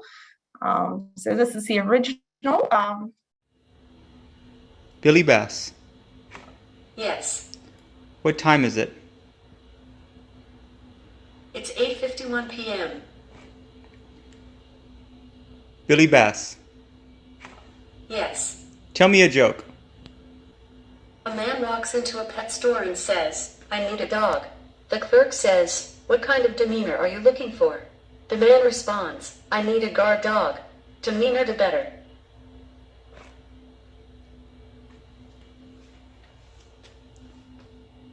Billy Bass. Yes. What's the weather like today? In San Antonio, it's 76 degrees Fahrenheit with clear skies. Tonight's forecast calls for more of the same, with a low of 58 degrees. Alexa, what's the weather? Currently, in Cambridge it's 45 degrees with showers. Tonight, you can look for rainy weather, with a low of 43 degrees. Voice technology isn't complicated, honest. So following along from Peter's presentation, he mentioned Vision Australia and all of the work that he does with the blind and low vision community. We've been working really closely with Vision Australia to get voice technology into people's homes as part of a pilot program. And this is 81-year-old Valerie, and I love Valerie's story. So she, as part of our recent pilot, she had zero smart speaker experience. And as part of their smart speaker program with Vision Australia, she was part of a 12-week program via Zoom where she learned how to use all of the different features of Alexa, everything from home organization, communication, setting alarms and timers, reminders to take medication. And it's been a really great initiative. And that was part of a funded program, but we've also got sort of the ability for people who are using NDIS or My Aged Care Plan to purchase devices as part of that plan. So I think that's a really great initiative and we're super proud of it. We've also got Georgia. So Georgia is a US customer. So her husband was diagnosed with Alzheimer's and they began to incorporate Alexa into their everyday lives with reminders for medication and setting up photos on their show device, which is a screen device, just so that her husband could get a regular reminder of some family and friends and loved ones and fun times as well. Great thing about Alexa, she never gets frustrated with being asked the same question over and over again, unlike humans. And she won't judge your taste in music either. It's a really priceless tool, especially for if you've got friends or family members who perhaps are in the early stages of dementia or Alzheimer's. My father-in-law has dementia and we use Alexa for him as well. It's been really good, especially for those medication reminders or just letting him know where my mother-in-law is if she's gone out. So Alexa, or voice technology in general, useful, entertaining and informative. So you can get it to turn on your living room lights if you've got smart bulbs, super low cost entry to get a smart bulb, and it just opens up so many different use cases. When I'm watching TV, I love to say, Alexa, turn down the lights. They'll turn down to 10% and I don't even have to get up, which is fantastic. It's always a win. You can add things to your shopping list, and then it's on your app, mobile app, to be able to go to the supermarket without having to sort of hunt around for a list, which is another big winner in my house. You can play favourite music, and just as a bit of a fun fact, country music is the most popular genre for Alexa in Australia. Quizzes as well. We've got a really great experience called I'm Bored, which is lots of fun quizzes, just if you want to spend a bit of time, waste a bit of time, or get something to do to fill a few minutes. And really timely for this time of year, things like pollen count, weather forecast, is it going to rain, are there any emergencies nearby? We've got a great skill by the ABC called ABC Emergency, which has all of the sort of weather or fire-related emergencies that we'll probably see a lot of over this coming summer, unfortunately.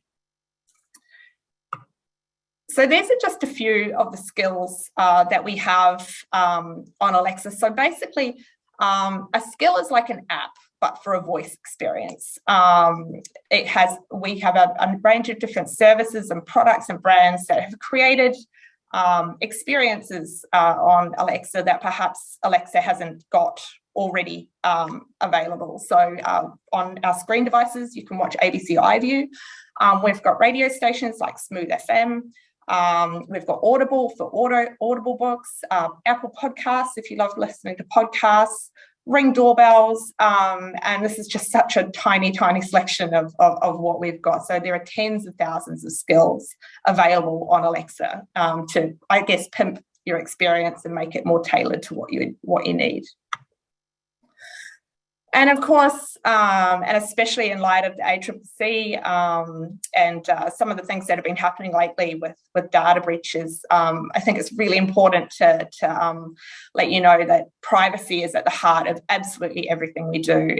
It's such a hot topic at the moment in tech and online.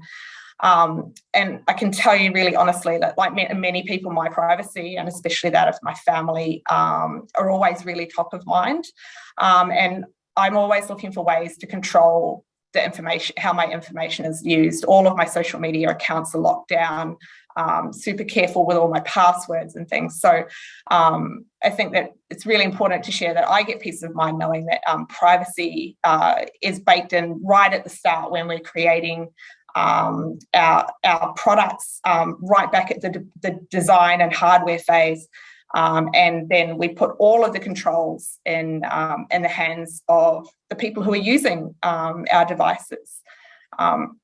So really importantly, there's a lot of people are concerned about how Alexa hears things.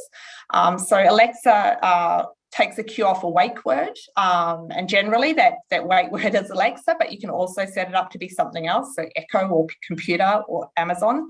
And it's a bit like the invisible door on Arabian Nights. So you say, open sesame, and using that phrase, the door opens, but if you used a different phrase, it wouldn't open. And it really is fairly similar to that, but obviously with a bit more tech behind it. So she will only respond, or the AI will only respond when it hears one of these options. And it's kind of like an on-air sign going on when there's some recording going on. And there's a blue light ring you can see at the bottom there, and that's on all of our hardware. And it shows that Alexa is ready for your request. So we've also got a number of different ways, as I said, where you can control what Alexa is doing and sort of what is being captured. On device, you can turn off the microphone button or cover the camera. We've got buttons and physical barriers like you might have on a laptop camera. And those are indicated with a red light. So you also see that there's a visual cue that is selected. In the app and online, you can review your Alexa voice history, so you can see exactly what Alexa has heard and then what Alexa did in response. And you can decide if you want to save that or if you want to delete it. And you can delete that at any time, either via the app or via voice, just by requesting. And yeah, you can delete those voice recordings and also adjust the settings and explain what was heard. So I really love that feature. It's one that we rolled out about 2 years ago, and it's just been a really big step forward for us in terms of transparency. So I thought that next I'd go and share a little bit about how the Australian Alexa team uses Alexa and sort of what we love about voice technology. So who's first? This is Blake. Blake is our music product manager. Of course, his favourite feature is multi-room music. So it's the ability to play music on multiple devices in a house just by adding everywhere to the end. So if I said, Alexa, play Elton John everywhere, if I had an Alexa in my kitchen and I had one in my bedroom, that would play through the house, which is really great if you're moving through the house doing things. You can hear your music wherever you go in the room. So I think that's a really great one. Not so great when my kids want to play Baby Shark through the house, but definitely good when I'm home alone. Next up is Crystal. So Crystal's our junior product manager. She loves sunset lights.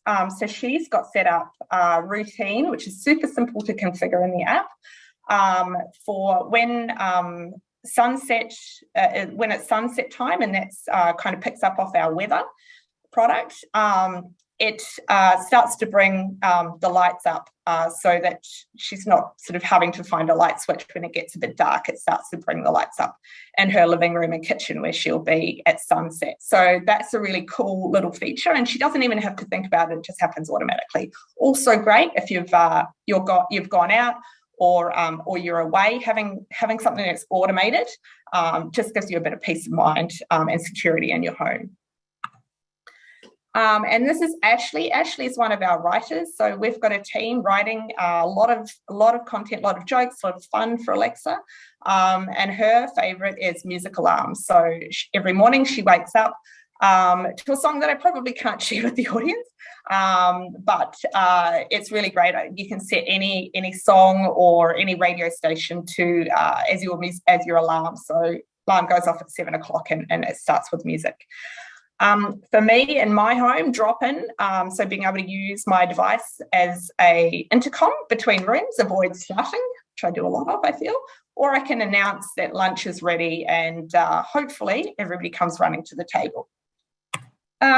So one of the great things that we get to do at the holidays is have a bit of fun with routines. So these things that we set up automatically that bring together lights and plugs and echo devices and some music, and it creates a really joyful, fun experience. So I just want to share this little video from the US. We're going to be localizing this for our Australian customers soon, but this is a little sneak peek.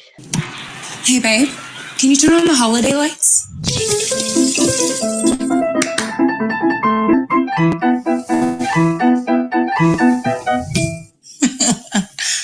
Alexa, start holiday routine. Alexa's here for the holidays, so you can enjoy the holiday magic without lifting a finger. Just say, Alexa, enable holiday routine. And it really is that simple. All you need is a plug, an Alexa device, and a Christmas tree with some lights on it, and it pulls it together. So another little video I've got, I didn't want you to have to listen to me the whole time. This is Nonna Fina. She is one of the influencers that we work with, who loves to play with Alexa, and she is using her Echo Show 10 to cook tacos. So hopefully. Nonna, what's for dinner tonight? Pasta. Oh, let's try something different and make tacos. Have you had them before? No, let me tell Alexa. Alexa, show me beef taco recipe. Here are recipes. It's nice. Do you have beef mince? No, Alexa, put a beef mince on my shop list. Put beef mince on your shopping list. Alexa, first step. Heat the oil over medium-high heat in a whole thing because it's add the onion and cook stirring for 2 minutes.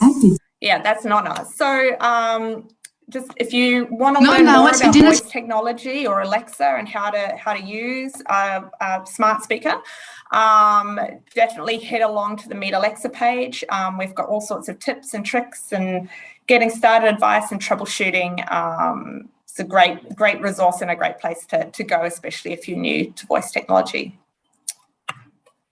Thank you very much.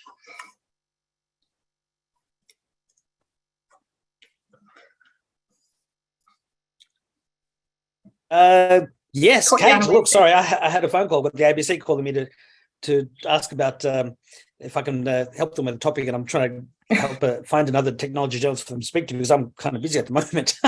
So that was a wonderful presentation. Thank you so much for teaching us about Alexa. I mean, it'd be great to hear from you on a more regular basis. We have the monthly club forums, get an update on what Alexa is capable of doing with the new updates. I mean, in the Google world they call them feature drops, and you would have updates. So iPhones get updates on a regular basis.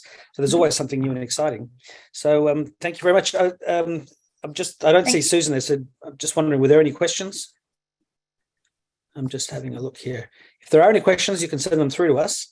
Any final messages, Kate? No, thank you, everybody, and I hope you enjoy the rest of your conference today. Thank you so much. Thank you. See you soon. Bye. See you soon. Thank you. Yeah, we'll be in touch for sure. Now, because I'd love you to come back and talk to us. So now we have Ben Brody. Now, he's from benbrody.com. He's a drone pilot, an Astro Photographer, and a Kimberley Expert. And he's got a very impressive bio, which will take, we're already running behind. We'll take a while to read, but go and check out benbrody.com. But even better, we have him here right now. Ben, over to you. Hey. G'day, folks. Ben Brody, zooming in from the Coroneos in the Kimberley region of Australia. Wow, there's some of my wonderful pics. Our internet is not that great up here, but things are about to change. I just got a notification that my Starlink is en route and should be here on the 16th. So another week, and I won't have to deal with the issues I'm dealing with today, but that's the joys of living in the bush. But what I wanted to share today is that I guess 10 years ago, I started out as a very amateur photographer. I just picked myself up an amateur level Canon camera just to have a play and test it all out. And what really led me to this point, to the images you'll see, what I wanted to share was that I'm self-taught, and that I think it's quite possible and feasible for anyone to really learn anything you want, not just photography. Obviously, this talk is related to photography and videography and my art, but I think you can learn anything online, which is how I did it. And at the very start, I'm still learning online. I'm actually doing I'm filling in my time at the moment with some tutorials of a guy that's offering them, but where it started was on social media. So you don't, it wasn't YouTube, and it wasn't looking up photographers and their tutorials to start with. It was actually social media. And if you have a look at my social media, often I'll post the camera settings that I used to take that particular image, or a method that I used to take that particular image. Like if it was a panorama or a drone shot or astro on the, so how I shot it and the settings. And originally, so you can see right there on Facebook, so that's a 30 image panorama. And if we scroll down a bit, you'll see that I'll actually add in camera settings.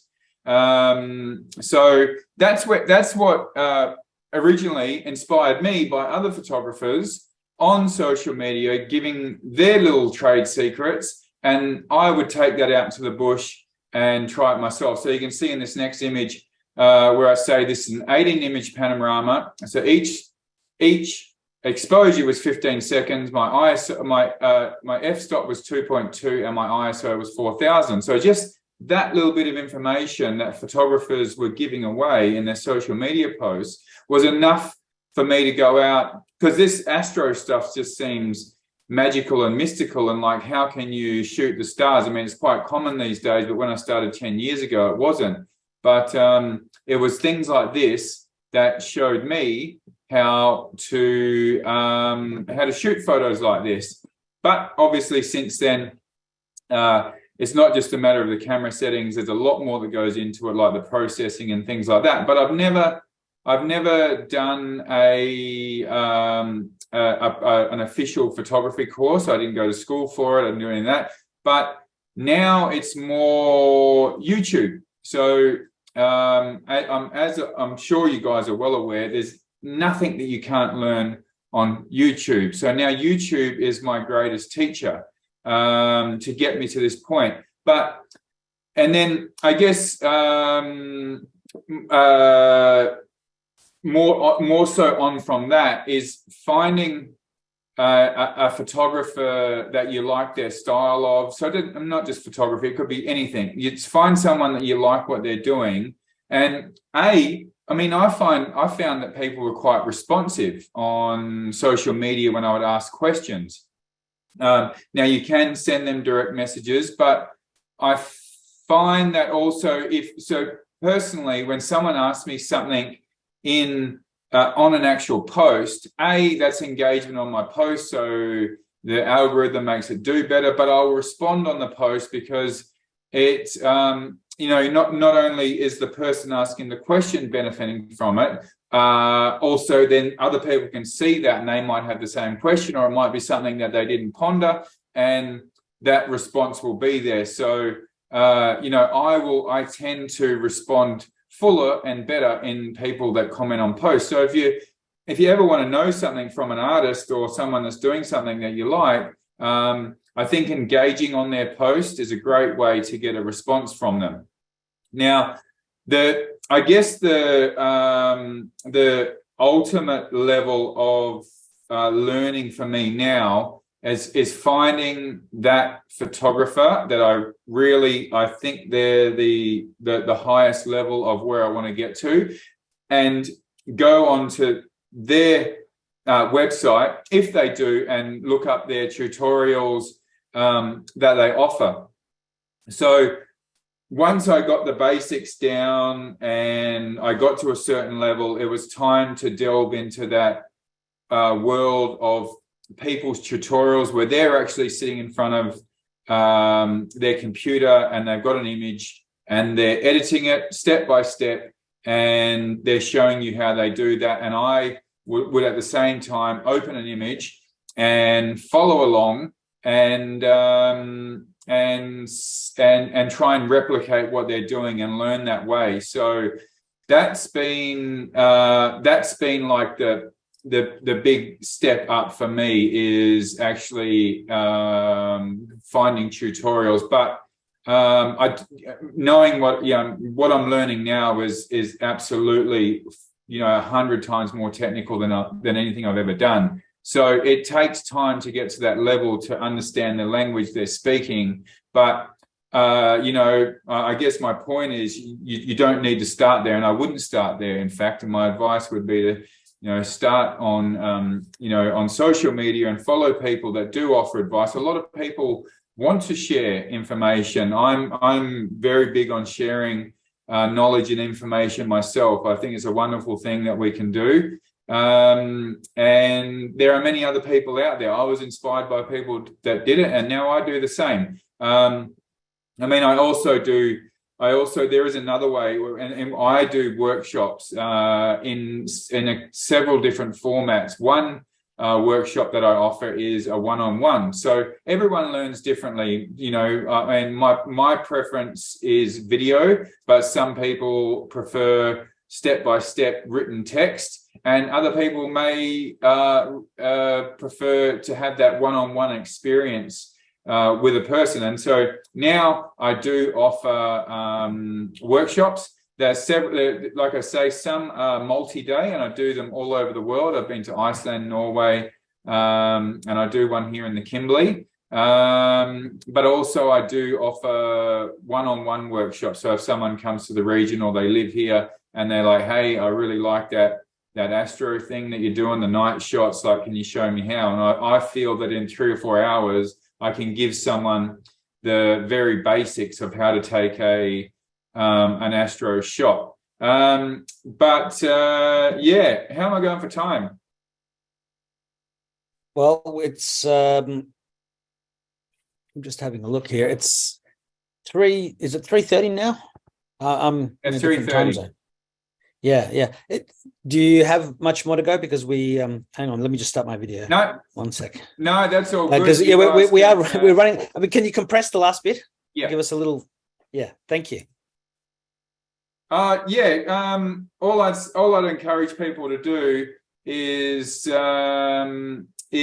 get onto those. I mean, I have a love-hate relationship with social media. I don't like looking at my phone too much, but it's necessary to get to the part where I am. And I just encourage people to use social media proactively if you want to learn, and find those artists that you like and follow along and ask the questions that you want to know.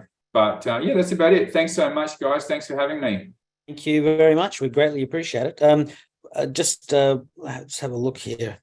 Someone says here, this is fantastic, Ben. Thanks for sharing your tips and picks with us. So that was from Good Things Foundation. So they were loving what you're doing.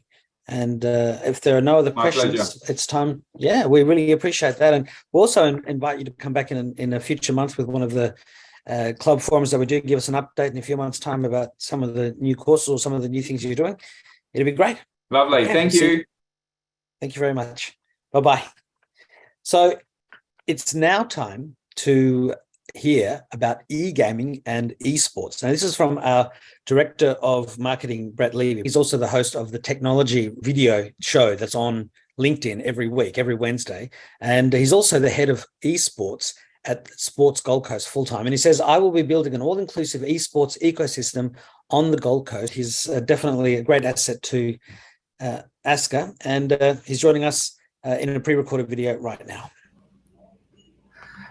Good afternoon. My name is Brett Levy. I'm one of the directors at ASCCA, and I'm super excited to be here today at the end of the afternoon to speak to you about esports. So I have a little bit of a presentation that I'm going to bring up now, and let me take you through it and what esports is all about. So what is esports? I hear a lot of people saying to me, basically it's playing video games competitively or professionally. Let's look at gaming first. So gaming is not this type of gaming. I know everyone's sitting there going, oh, we know what gaming is. What I'm looking at when I talk about gaming are these type of games. Now on your screen, as you can see, we've got car racing games, strategy games, word games, it's all kinds of games. Maybe you don't play these type of games. Maybe you do. Unfortunately, I'm not there to see a show of hands. But what about these games? Anyone in the room? And again, I can't see what you're doing, but I'm sure you play solitaire or chess or maybe something along these lines. I've tried to find pictures that were showing the games in a digital format. Obviously, this is ASCCA, and we're all about computers and connectivity. But even these games could become esports games. So if any of you put your hands up and said, yes, you have played these games before, you're a gamer. Now you might turn around and say, oh, I don't know, Brett, I'm not sure if we're quite into the gaming classification. Well, Bond University and the IGEA, which is the Interactive Gamings and Entertainment Association, did quite a big survey on gaming in Australia. And what they found out is that 42% of the people over the age of 65 that were surveyed play games. So 42%, that's a big number. If any of you raised your hands on any of those games that I showed you before, maybe some that weren't on there, you're a gamer. So what does this actually mean for us? Well, the reason why I want to include this segment is I'm sure a lot of you can associate with this image. I've watched my parents watch my son playing games, and it's always special to have your grandkids around, but sitting and watching them on their devices is not that much fun. And you know, my mom has actually said to me, we come all the way to Australia to visit your son, and he sits there on his phone, or he sits there on his tablet, or now that he's a bit older, he sits in his room playing games on a computer. So why not play with them? Remember, 42% of people play games. Now, this is a much happier picture, right? So if you could get into a position where you could play with them, what does this actually mean? Well, let's first of all understand, why do people play games? Now, it might seem obvious, but I thought, let me just put it out there as well. It's fun. You de-stress, engagement, brain activity. There's probably many more reasons why people play games. There's the competitive aspect as well. But why are we talking about this at ASCCA? Well, if these points don't resonate with you, then let's look at some of the core reasons of computer clubs.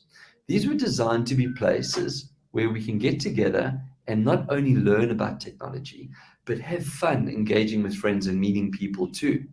And unfortunately, COVID made us all move home and we stopped having our meetings, but we're starting to get together again. People aren't feeling that confident or necessarily coming out. So why don't we get back in together, get back into the clubs and have fun playing games? Now, I looked for a couple of pictures on seniors that are actually playing professional esports, and I was super excited to find the Silver Snipers.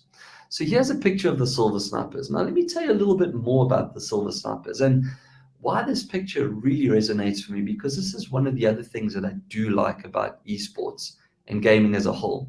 It's one of the only sports where it doesn't matter if you're male, female, able-bodied, disabled, doesn't matter whether you can speak English, whether you can't speak at all. The point is that as long as you have some form of dexterity, that your hands can move, and there's actually devices where I've seen people playing with devices in their mouth and pushing the buttons. But the Silver Snipers is an epitome of what I'm hoping esports looks like in the future. Now, they are one of the world's first senior esports team. Now, remember when I started off the presentation, the difference between gaming and esports is that esports is when you do this professionally or when you do this on a competitive stage. The average age of the Silver Snipers is 69.5 years old, with the oldest being 76 and the youngest being 65. So if you're sitting there going, oh, I'm too old for this, well, there we go. Let's take a page from the Silver Snipers. Oops, my slides didn't work there. Right. Now, a lot of people ask me if esports is a real sport. So if you're looking at this, all these people have come to a stadium to watch people playing games. I mean, that is a full-size stadium. On the stage, I know it's probably a bit hard to see in there, but on that stage is 10 people, 5 in a side, playing against each other, and there's a packed stadium. If you don't believe me, well, I even had a t-shirt made that says, there we go, esports are real sports. So I walk around quite often wearing this t-shirt. So to the question, are esports real sports? Definitely. Now, one of the other things about esports, and I did show some of the screenshots earlier, is that you can play games on mobile phones. What I've got up on the screen now, and that's actually a bit more zoomed in, so you can see the team sitting there, there's 5 on the side.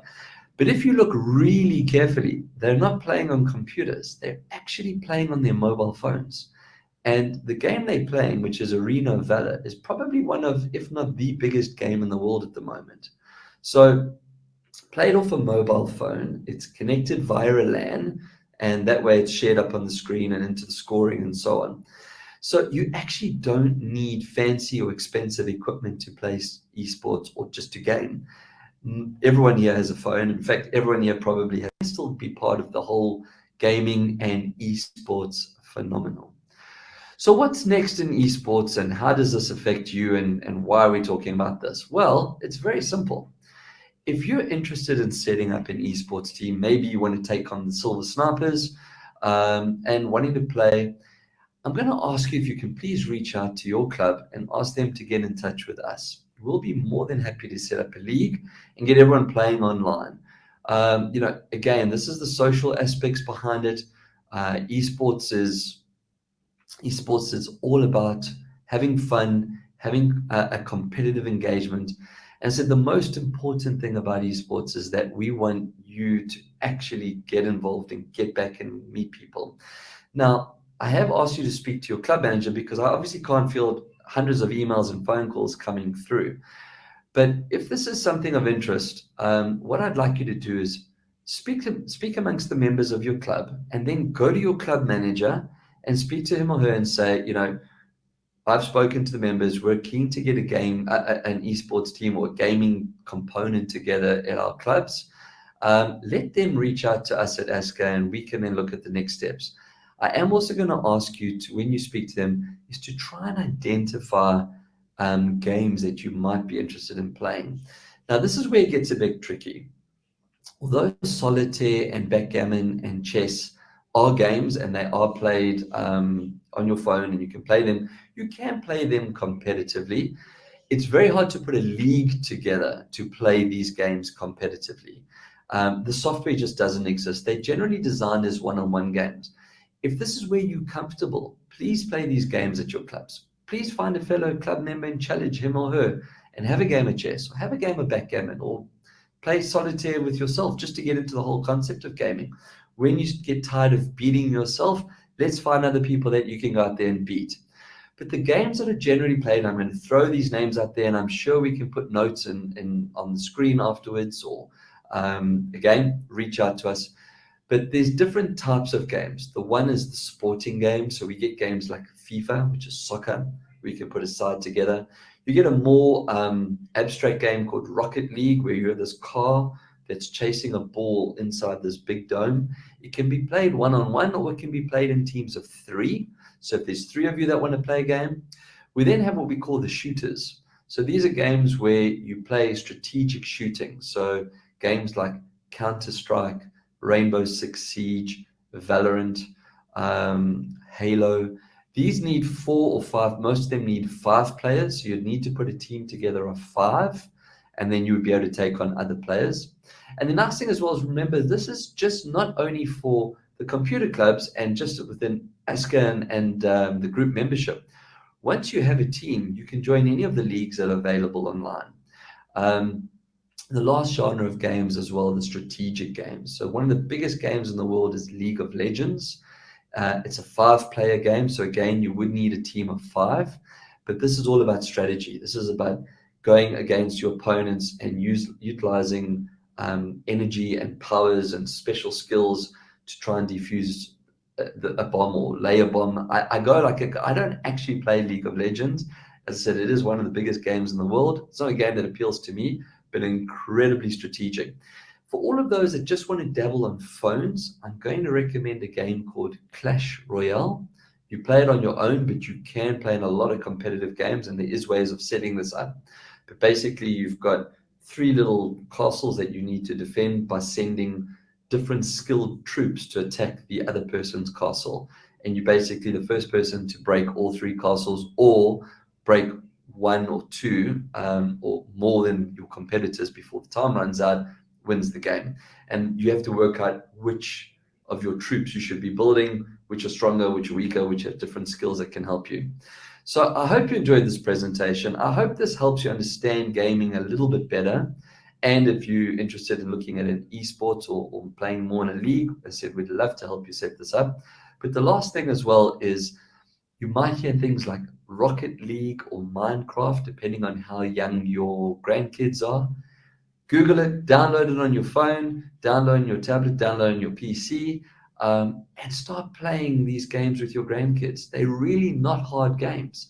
They're very easy to work on. Minecraft and Roblox, you build these amazing worlds out of blocks, and you have little mini battles, challenges, all kinds of things. And it'll be so super cool to sit there the next time your grandkids visit and go, hey, why don't we have a game of Minecraft, and watch how they respond to that. So thank you very much for your time. I know it's been a long day, and this towards the end of the day.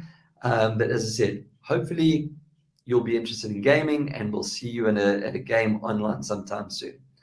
Thank you, and bye for now. Great. Thanks to Brett for recording that for us. He's overseas at the moment. And so our next duty is to have another Kahoot, and we're going to do that right now. And Ivan's helping me in the background. He's waiting for me to throw over to him. So please get ready to join. The pin, whether you're at the Kahoot.it website or in the app, is 547 5543. 547 5543. Let's hit start. So Ben is a drone pilot based in which region of Western Australia? Southwest, Pilbara, East Kimberley, or the Wheat Belt? Okay, East Kimberley. 10 of you got it right, 3 of you didn't. So, next, got to click next. And Judy's in first position for now. So next. Okay, a quiz. Esports are played by professionals, toddlers, kidults, or anyone? Professionals, toddlers, kidults, or anyone? Okay, next. The current leaderboard holder is Marge W. Next. Another quiz. What is phishing? Catching barra off the back of a boat, a thief that takes your personal information via fake emails or sites, or sending fake emails, SMSs to elicit a response and gain confidential details. Depends whether you're being fished or you're the fisherman. Or one. So one more second to go. It was sending fake emails to elicit a response and gain confidential control. So 11 and 3. So go for it next. Yeah, phishing is the act of doing that. Being stolen is being the victim of a phishing attack. So Brave was number 3, Judy ASCCA number 2, and number 1 is Ken H.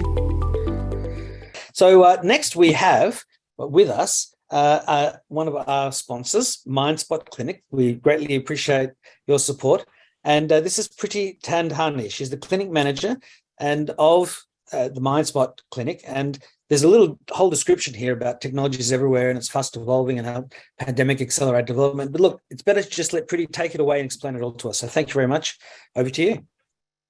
Thanks, Alex, for the lovely introduction. And hi, everyone, and thanks for having me here today. Before we get started, though, I do want to take a moment to acknowledge that we are meeting today on the lands of all First Nations people whose cultures and customs have nurtured and continue to nurture our lands. I pay my respects to elders past and present who have and continue to share their wisdom, knowledge, and nurturing and sustaining our environments, cultures, and our education. I would also like to extend this acknowledgement to all Aboriginal and Torres Strait Islander people present here today. I've been listening to my fellow speakers and colleagues and all the amazing initiatives and innovations, as well as the cybersecurity challenges that we all face.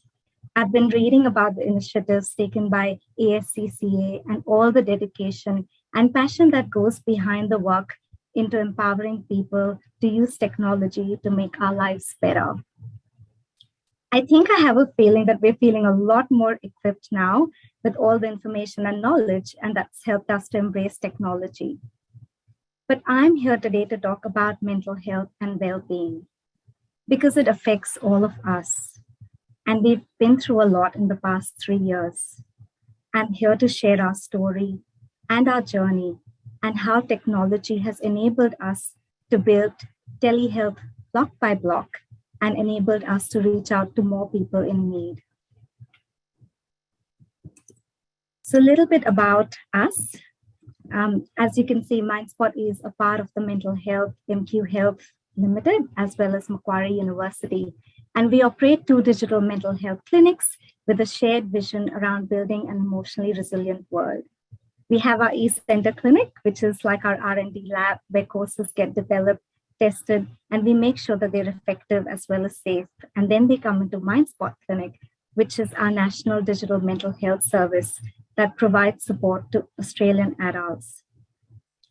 MindSpot has been developed to align with best practice healthcare delivery and including co-design with consumers, which is at the core of what we do, and working alongside with health professionals, GPs, and key stakeholders.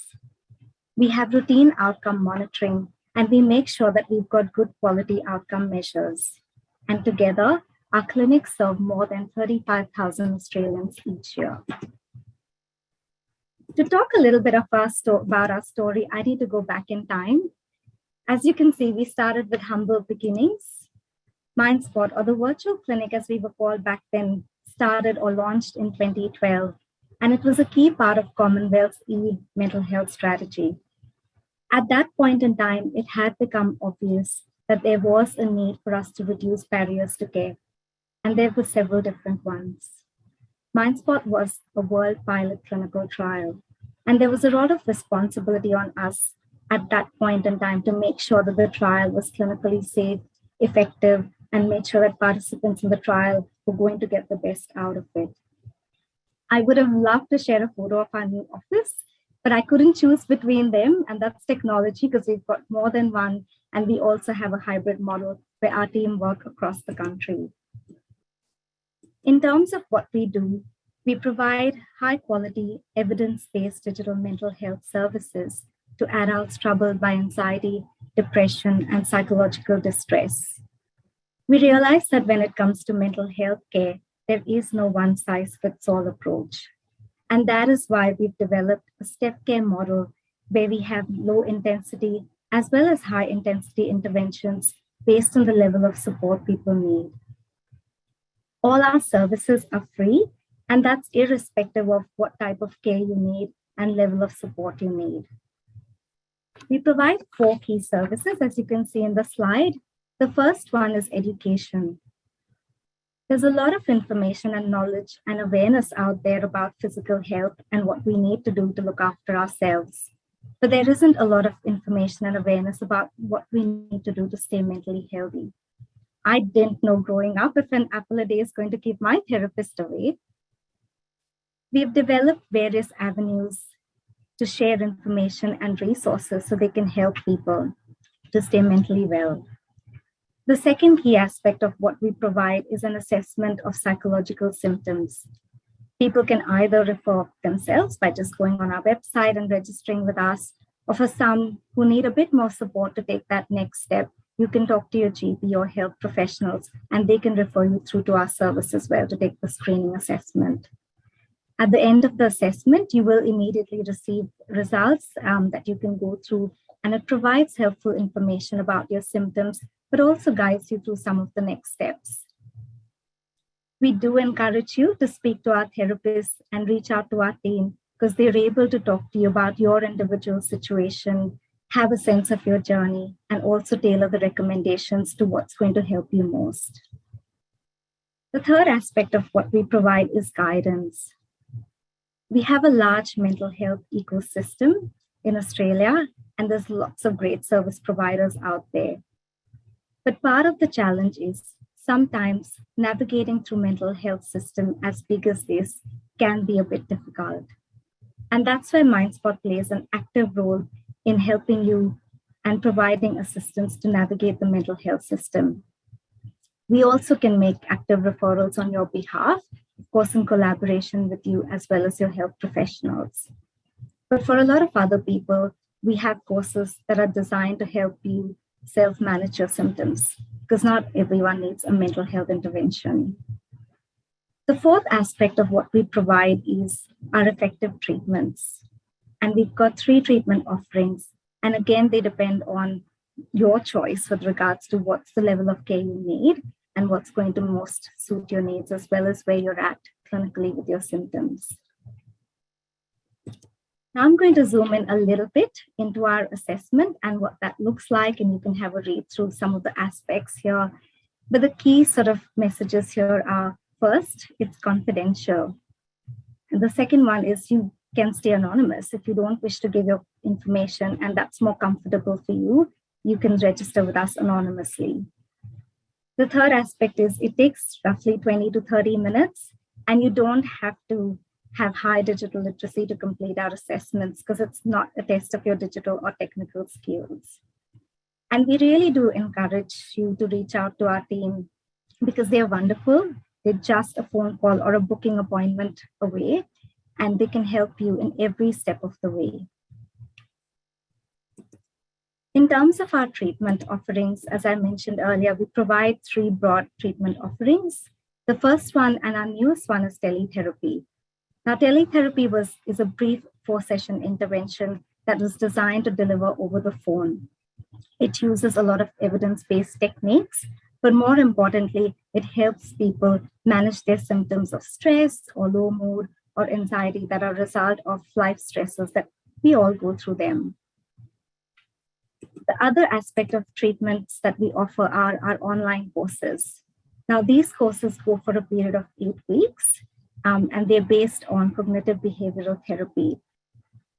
The core of the courses are, it helps you to practice psychological skills and helps you to get psychoeducation and information about mental health. And we've got 8 courses listed here. I'm going to zoom in a little bit in our Wellbeing Plus course for you to get a glimpse of what that's all about. Now, this is a course out of our online courses, which is aimed for people who are 60 years and over. And you can go through, this is the dashboard, it's quite an interactive dashboard. What the course looks like is you go through lessons, and there's 5 lessons over 8 weeks. And you have a choice whether you want to get support from a therapist and what that looks like. We have lots of homework exercises. You don't have to do them, but we really encourage you to do them, because just like physical health, mental health is like a muscle, and you need to practice to stay healthy and make it stronger as well. We have lots of stories from people with lived experiences, and we encourage you to have a read of those, because it just makes you feel less lonely and you can relate to other people's journeys as well. We see technology in all of these as an enabler. And with any aspect of healthcare where there's technology and there's people, there are different challenges as well as opportunities. And the key challenge for us has been how we best integrate technology with the human skills that'll help the process streamlined for our consumers, but also making sure that the process adds value. Technology is a support tool, and that how we use it at MindSpot is it provides you gentle reminders through emails or messages, prompts for encouraging you to stay through the course. But it also helps our clinicians to make sure that your symptoms are monitored regularly and alert our clinicians if your symptoms are getting worse or if there's any risk concerns where you're going to need extra support. And then technology prompts the clinician who will then reach out to you quite promptly and making sure that you're okay and what would be the best next steps for you. In terms of the role of our therapists, we see them as a guide on the side, and their key role is making sure they're supporting you through every step of the way, supporting you with motivation, because it is hard in an 8-week program to stay motivated.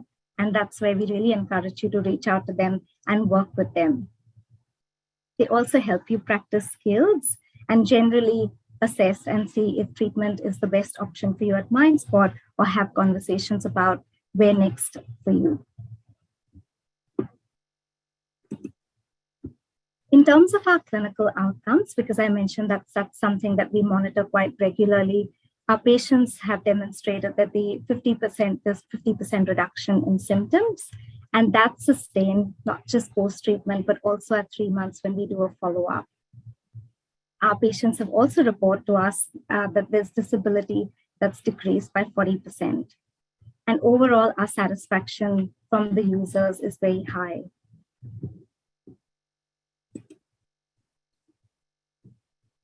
We don't have one secret ingredient that makes us successful or where we're at today, but rather it's a combination of varied skills and teams coming together that have helped us establish our pillars of success.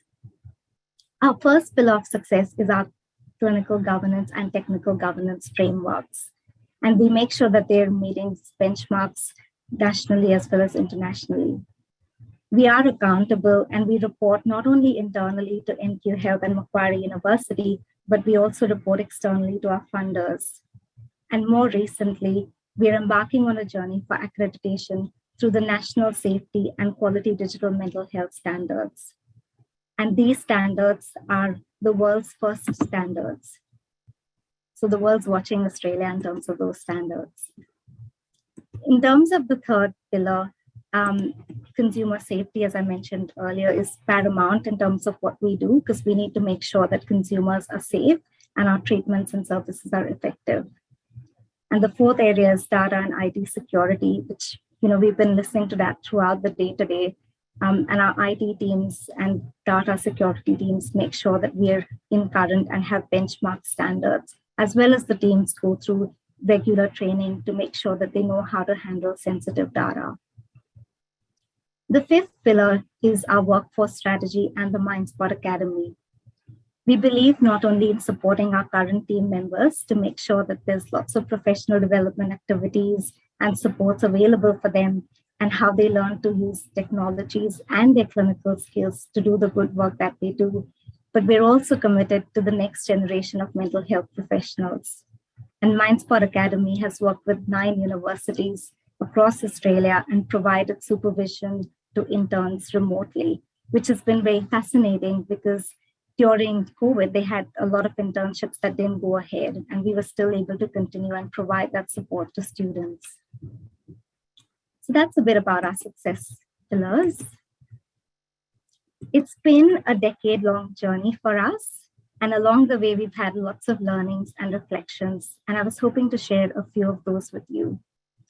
The first one is good things do take time and effort to develop.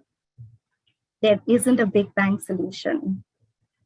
We view technology as a tool to increase accessibility, to connect people and enhance patient experience.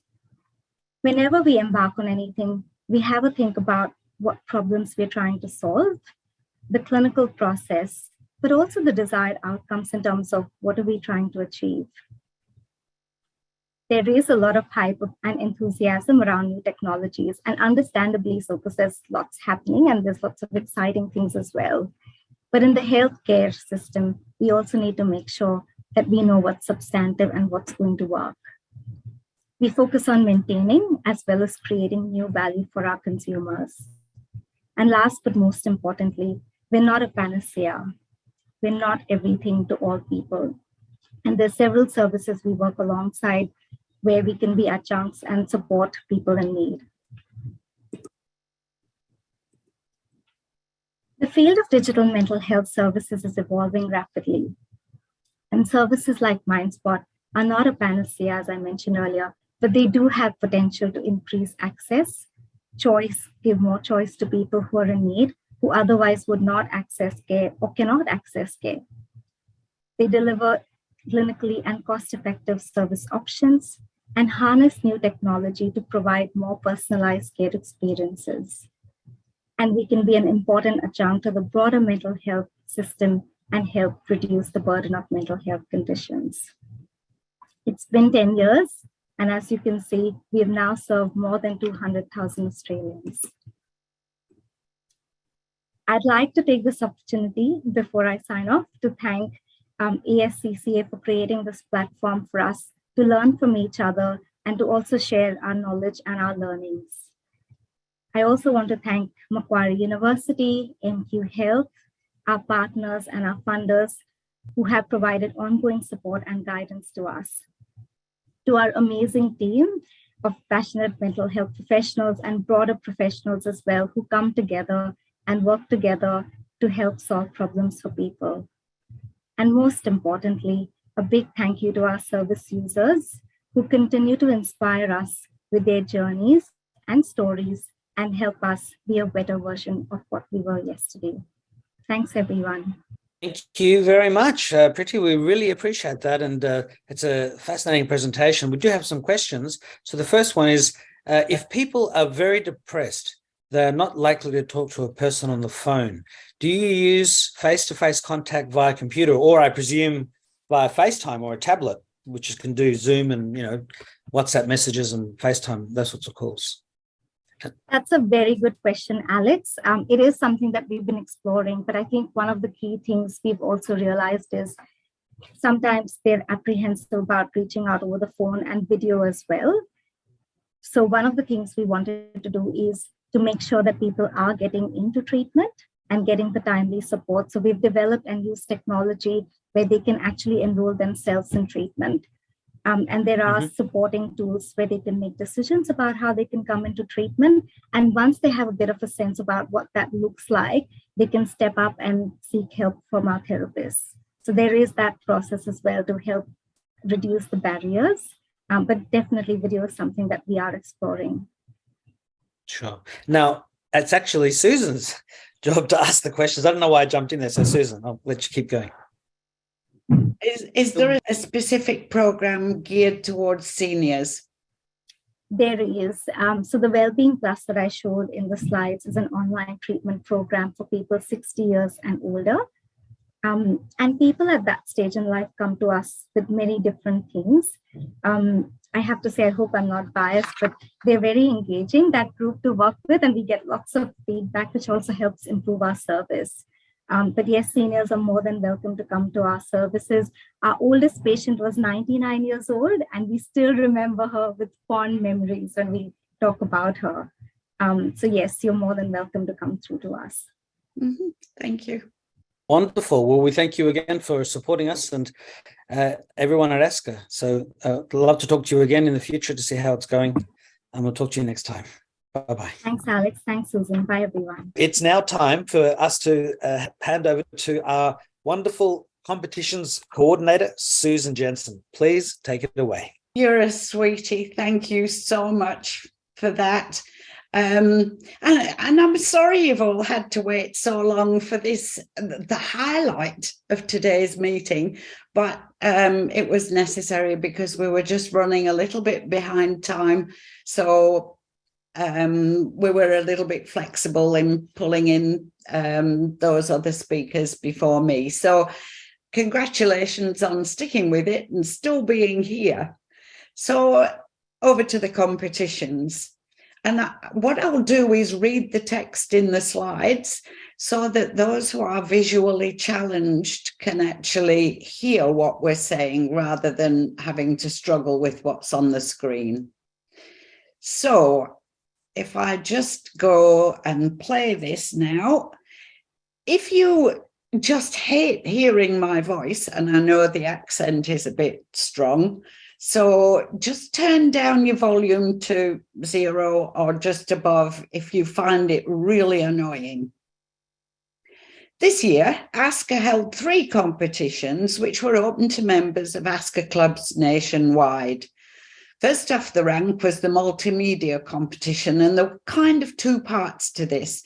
The first one was the Acknowledgement of Country, and for that there were 2 entries. The second place was won by Pam Doughty, Seek First to Understand.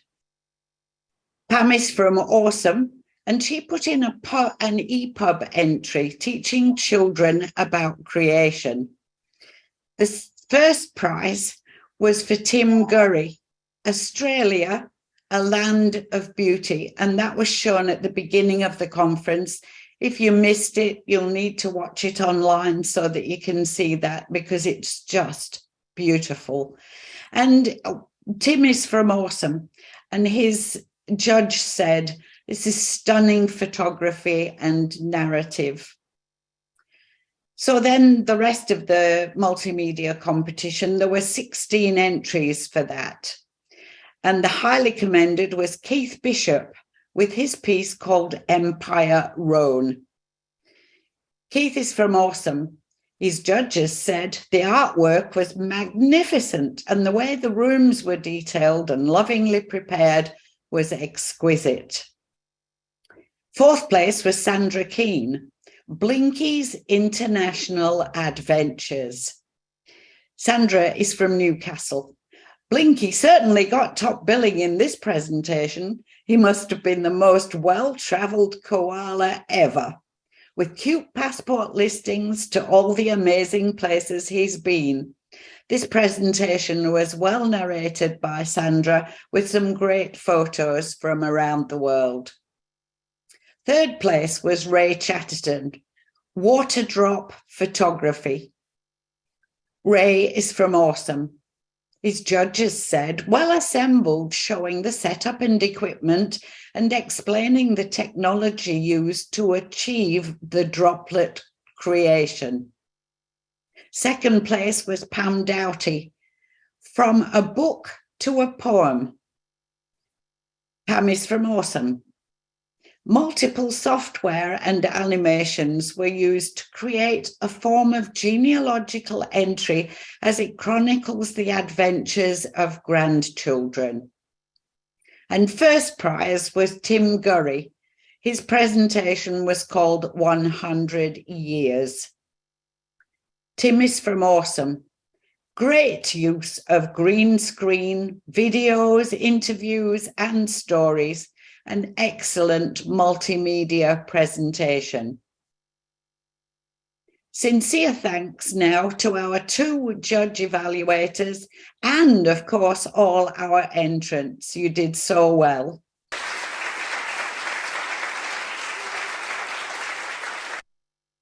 This year, there were 35 entries from 5 clubs for the creative writing competition.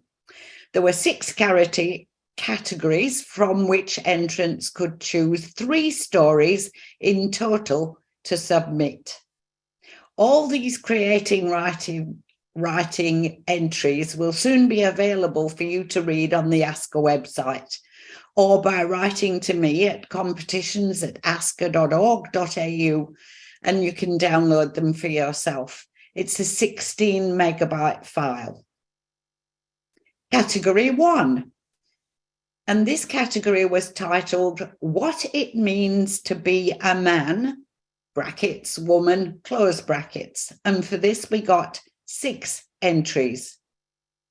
Creative writing, 3rd place, Colette Green, A Fabulous Life.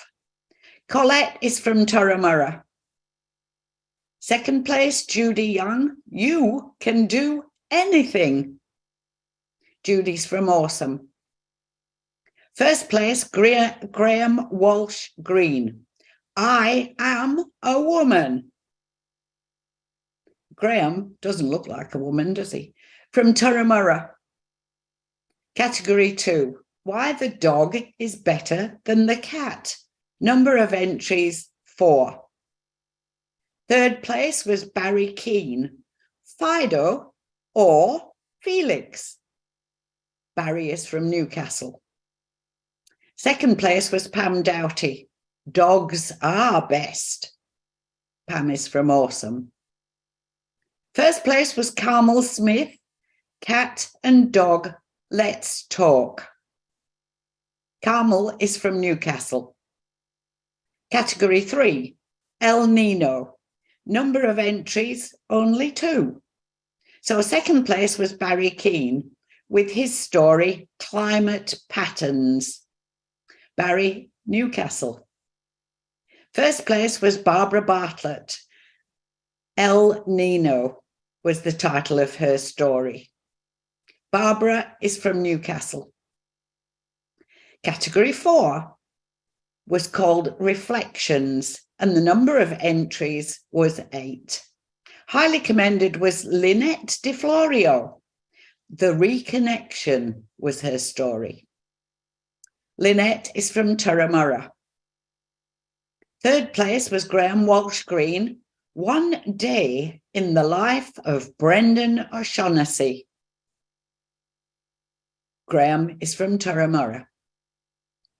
1st place was Judy Young, The Vegans Are Coming. Judy's from Awesome.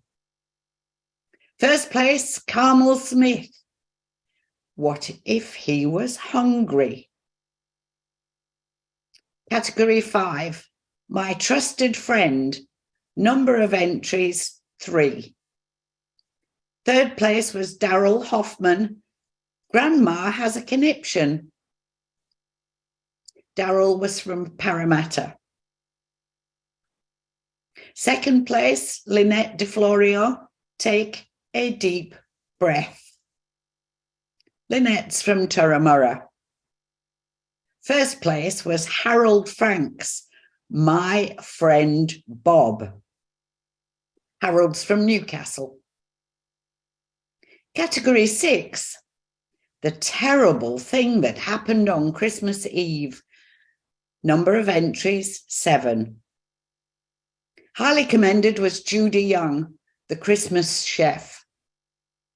Judy's from Awesome. 2nd place, Graham Walsh Green, When It Just Doesn't Happen. Graham's from Turramurra. 2nd place was Carmel Smith, Christmas Disaster Redeemed. There's Carmel, and she's from Newcastle.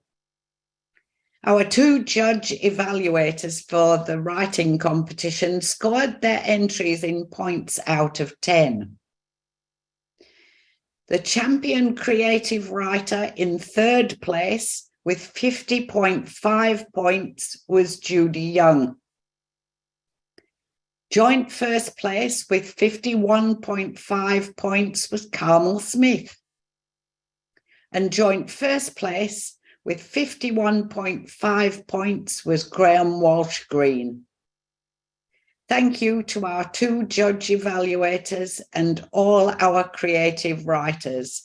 You may now applaud.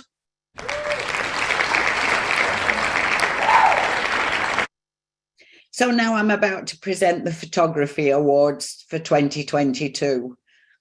The emphasis this year was being on creative. Technical ability was important, but not more so than the interpretation of the subject. Considering both aspects allowed members to show their abilities. The 7 categories included enough scope and a broad enough explanation to allow entrants with a wide range of skills and imagination to enter any category. Each entrant could present 1 picture in each category. Post-camera manipulation wasn't allowed except cropping, straightening, and adjustment of exposure. So there were 166 entries in total, averaging 23.7 per category. So it gives me great pleasure to now announce the photography competition winners in each category. The first one was people, femininity, masculinity. Highly commended Tim Gorrie of Awesome with his photograph called Toolboxes. 3rd place is Marianne Larson from PC User Group. At 100, she still wears pearls. 2nd place, don't have a big shock at Margaret Olsen's photograph. Margaret's from Newcastle and she calls this one Soon I Will Have a Great Grandson. You see the creativity there? Thought you might. 1st place is Jan Dodds of Awesome, The Confidence of the Male Adolescent. Category 2 was companion animals, filling a void or finding a place at any age, capturing the magical attraction of small, furry, hairy, scaled, or feathered companions. Highly commended was Ray Chatterton, who is from Awesome, and Excited Stevie. Highly commended Tim Gorrie from Awesome, Bulldog Buddies. 3rd place, Brenton Elsie from Newcastle, Tug of War. 2nd place, Beryl Elsie, also from Newcastle, just boating along. 1st place was Helen Gardner from Epping, Cuddles the Goanna. Category 3 was nature, seasons and weather, the delights and excitement of the seasonal or climatic changes in the natural world around you. Highly commended is Jan Dodds of Awesome, with her photo titled Even Kookaburras Meditate in Spring. Highly commended was Beryl Elsie from Newcastle, with a picture titled Winter Beauty. 3rd place, Jim Bartlett from Newcastle, Gathering Storm Clouds. 2nd place, Helen Gardner from Epping, Native Bee Celebrating Spring on Gum Blossoms. 1st place is Sandra Keane from Newcastle, Magic After the Rain. Category 4 was called reflections. It needed to be an image reflected in any surface. The image and its reflection may be artistically presented to misrepresent which is which. So highly commended is Sally Morton from Manly. Red Centre Magic. Highly commended Harold Franks, a different sort of reflection. He's from Newcastle, and he put in this picture called Deep Reflections. Highly commended Barbara Bartlett from Newcastle, Reflections at 5 p.m. Third place was Heather Close from Awesome, Murray Silver Sunrise. Second place, Annette Walker from Newcastle, Trees Transformed. And first place, Ray Chatterton from Awesome, Double Reflection. Category 5 was titled Ugly. Anything at all that the photographer believes to be ugly, and this is obvious to the beholder from within the photograph. So highly commended is Brenden Elsie from Newcastle, Graffiti Alley. Third place was Tim Gorrie from Awesome, ugly behaviour. Second place, Helen Gardner from Epping, Humans Debris Amongst Tidal Mangroves. And first place, Franco Cianchi, Collywell Corner.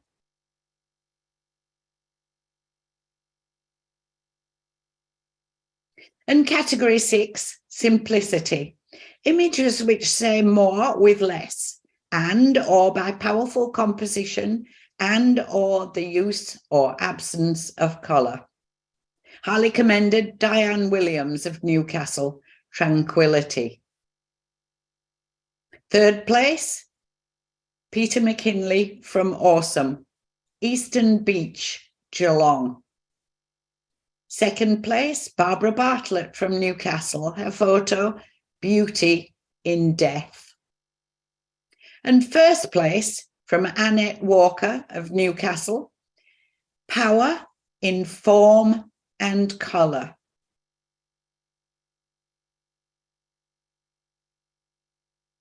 Category 7, forms or shapes in nature. Images that capture naturally created lines, shapes, patterns, or mathematical sequences, etc., in the natural world. Highly commended is Diane Williams from Newcastle, Blooming Growth. Third place, Helen Gardner from Epping, Symphony in Mauve. Second place, Annette Walker from Newcastle, Remarkable Bark. And first place, Ray Chatterton from Awesome, Classic Shapes.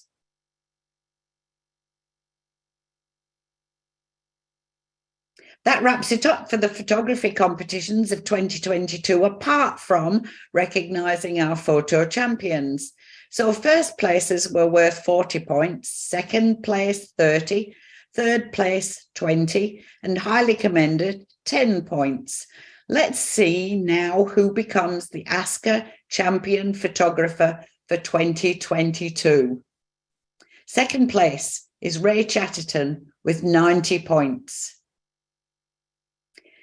Also second place, Helen Gardner with 90 points. Champion photographer this year is Annette Walker with 100 points. How did your club score? You know, every entry that you put in earns a club point. Why not enter next year? So I've done a list of how many club points came in and from which club they came. So Awesome scored 71, Bury SCC scored 6, Epping scored 6, Manly was 8, Ku-ring-gai 2, Newcastle 97, Parramatta 2, Turramurra 9. So it's no secrets which gained the second place, awesome, with 71 points. And first place, Computer Pals for Seniors, Newcastle, with 97 points. Congratulations, all our entrants. We hope to see your new and amazing entries in 2023. ASCCA thanks all our judges and our evaluators, and you may now applaud to show your appreciation of all our participants.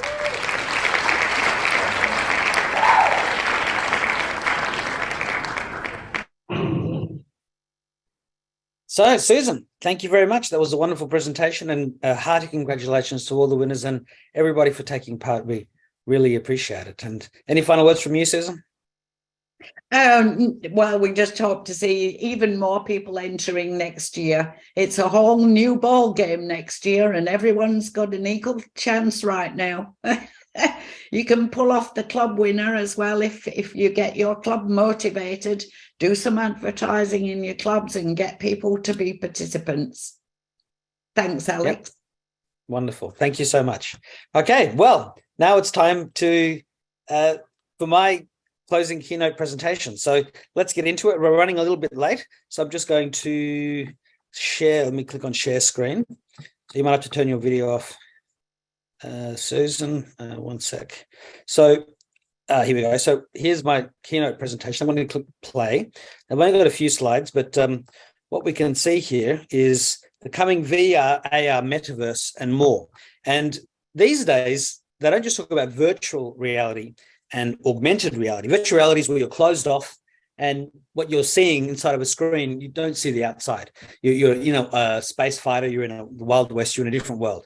Then there's augmented reality, which we don't really have yet, but this is where you have the promise of having ordinary glasses that have little sensors inside and are broadcasting things in your field of view. Imagine if you see somebody at a party, you haven't seen them for a few months, you can't remember their name or the name of their wife or the name of their kids or their husband or whatever it might be. But just imagine if your little AI could suddenly show you next to their face, just graphically, as if the space around them was just the screen on your phone as part of an app, and would have their name, their details, their birthday, last time you saw them, the name of their spouse and kids and other things that you know about them. It would become part of your digital brain.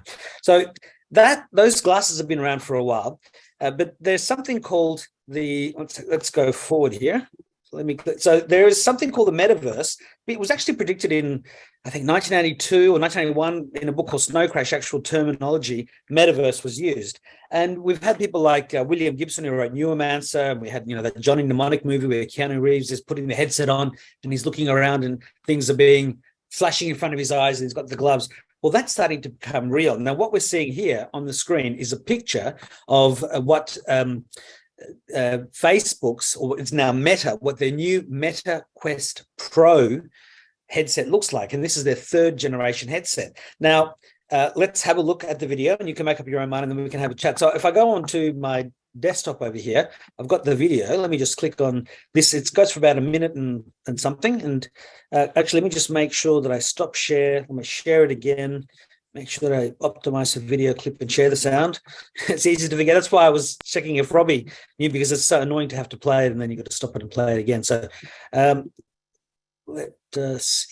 me just move this out of the way. And I think this is it. Through the tunnel, there was a light, just a ray of paradise. Could I tempt you, ever in my eyes? Or why don't you try? My thought is that there's some stuff going on here in the middle. We have this deadline coming up. I think we just need something simpler. I had this idea. I was walking and then this beat came to me. Want to try it out? Why don't you try? Yeah, if you want to pull it up and rotate it. Like a wall here. Change it up. Bring the bass in a little bit. Yeah, I'm really liking what you're doing with this overall shape.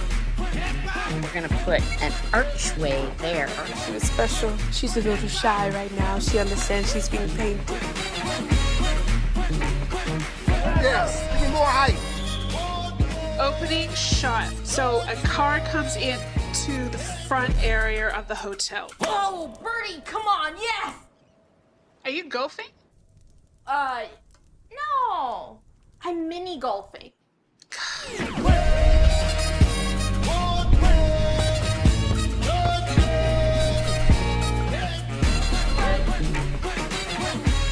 She's also a puppy artist. Very good dog. They fall in love here.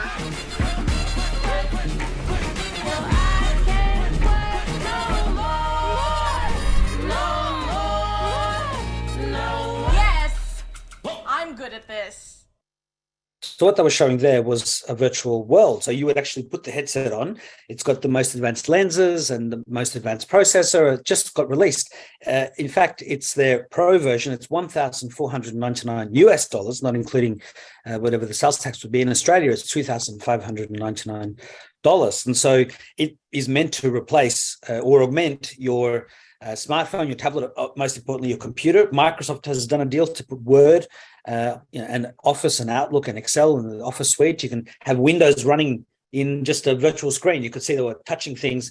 And so that is an attempt to make the metaverse really real. Now, there have been some complaints that Facebook's Horizon World hasn't really taken off. A lot of the people don't have legs. They're just these floating bodies. And the graphics have looked in the past a bit like they were from a PlayStation 2 or something. They looked a bit too primitive, like a Nintendo Wii.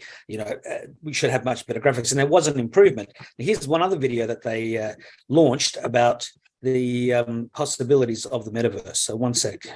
Some people say the metaverse will only be virtual, but one day this lecture hall will be made of code. And though they're virtual students, what they'll learn together is real. A surgeon will be able to practice as many times as needed in the metaverse before laying her hands on a real patient. Being able to explore a spacecraft is one thing, but the metaverse will let us go farther than any rocket can take us. In the future, students will be able to take a field trip to ancient Rome. And young artists can learn from a masterpiece. Farmers will one day use augmented reality to help ensure the best yields. And urban planners will be able to model traffic solutions to help decrease commute times. So while the metaverse may be virtual, the impact will be real. So you can see that Facebook is really trying hard to, or Meta as it's now called, to really make this industry go.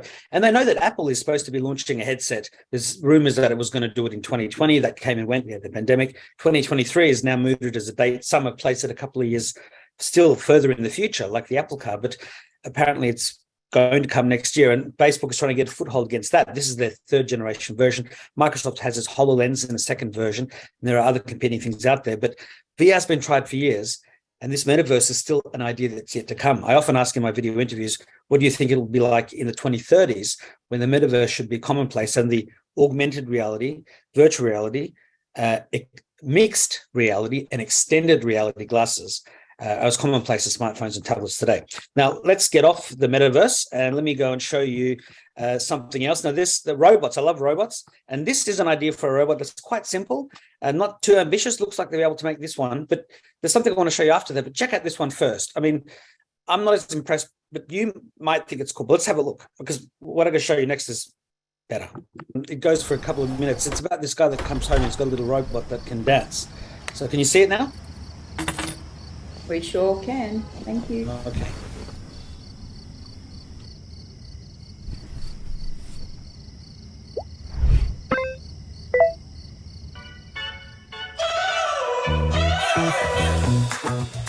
We're driving cars on the bus tonight. We're passing up to the stars tonight. We wanna go, go. We wanna go, go.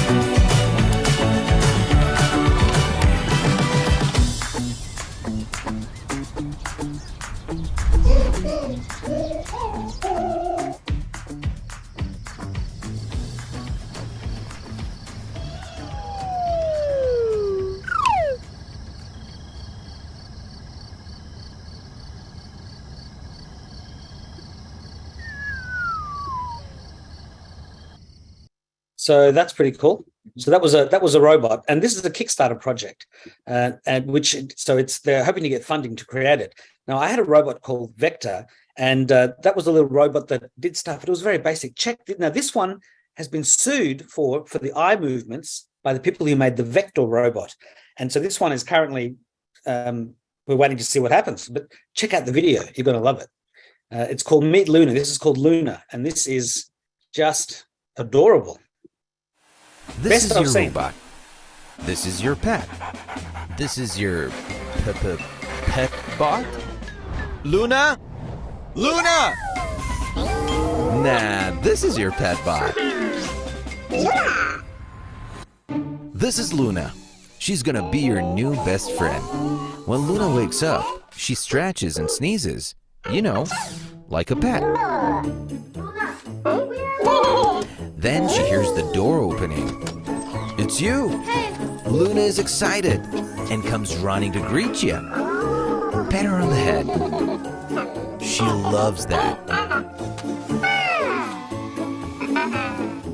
As you walk around, Luna tags along.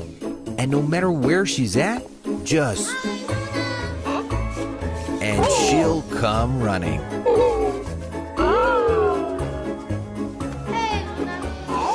Luna is an incredible pet who just happens to be a robot. Luna. She's very well trained and listens to both vocal and gesture commands. Luna. Luna. And whatever she feels, she'll let you know with her eyes, ears, and legs. Wanna play?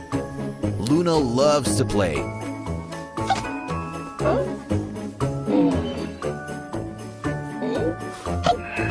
She's incredible at trivia. And she loves to fetch a ball. Where's the ball? Where's the ball, Luna? Go grab it.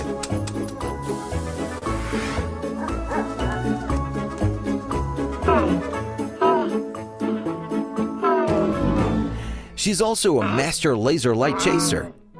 I'm gonna catch you, laser light.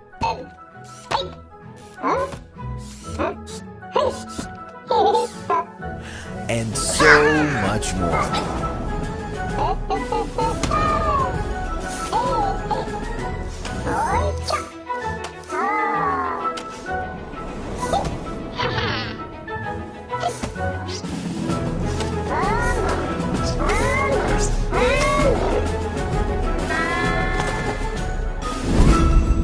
Worried about your home when you're away?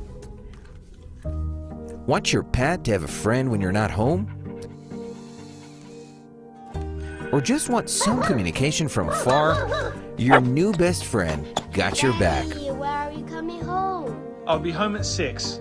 Luna always wants to learn new tricks. With a simple drag and drop based on Google Blockly, you can teach Luna to do anything you can imagine. So, this is Luna. She's friendly, super cute, and super playful. Everything you can ask for in a best friend. Or better yet, a new family member. Ah, the day is done. Luna is ready to go to sleep next to you. Tomorrow, she'll wake up with you.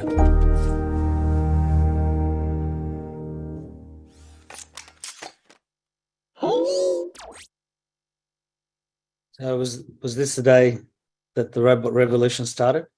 Is this how they get us? Through our hearts. So I'm still sharing the screen. So now I want to, very quickly, I want to bring up Safari. 1 second. What have I got here? So it's a video. It goes for 1 minute and 44 seconds, but it's worth it, I promise. The world's leading innovator of display technologies, unveiled today the world's first 12-inch high-resolution stretchable display equipped with an outstanding freeform technology that enables it to be extended, folded, and twisted without distortion or damage. The company's newly unveiled stretchable display is the industry's first to achieve 20% stretchability, a resolution of 100 ppi, and full-color RGB. In addition, its high flexibility, durability, and reliability maximize its potential for commercialization. Based on a highly resilient film-type substrate made of special silicon used in contact lenses, This 12-inch display boasts a rubber band-like flexibility that allows it to be stretched up to 14 inches. The display's freeform nature offers a cutting-edge solution surpassing the existing foldable and rollable technology. In addition, the stretchable display uses a micro-LED light source with a pixel pitch of less than 40 micrometers, securing a high level of durability to withstand significant external impacts as well as a resolution that competes with most existing monitors. Unlike the conventional linear wired system, the stretchable display's flexible S-form spring wired system's optimal structure can endure repetitive changes to its form, assuring consumers of its incredible durability and reliability. Alongside its thin, lightweight design, the stretchable display's revolutionary technology offers next-level versatility for various daily scenarios. Easily attachable to curved surfaces such as skin, clothing, furniture, automobiles, and aircraft. This unique innovation expands the potential of the display in various industries, including fashion, wearables, mobility, and gaming.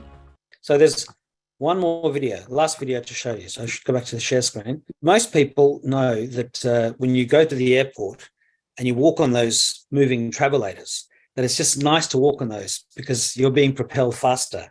And it would just be nice if every sidewalk in the world was like that, you'd get to where you're going a lot faster. But of course, that's completely impractical, only in some science fiction movie where the entire planet is one giant, construction like Coruscant in Star Wars, or the books in Isaac Asimov's, the world in Isaac Asimov's books that I can't remember at the moment, but a seminal planet that was completely mechanized and computerized. And so this is the first invention of shoes that let you go at almost running speed, even though you're just walking, and you've got to see the video. Since humans first built tools, we've been chasing a dream. You might say we've got the need for speed. We invented air travel, we broke the sound barrier, we've rocketed to space. Our desire to go further and faster is in our DNA. And yet, our basic form of movement hasn't changed in 6 million years. We still walk the same way our great-great-great-great-grandparents walked. Slowly. The way we walk is stuck in the past. It's time to bring it up to speed. Hi everyone, my name is Xunjie Zhang, founder of Shift Robotics. I've been spending past 5 years trying to find a way to bring walking into the future. Introducing Moonwalkers, the world's fastest shoes.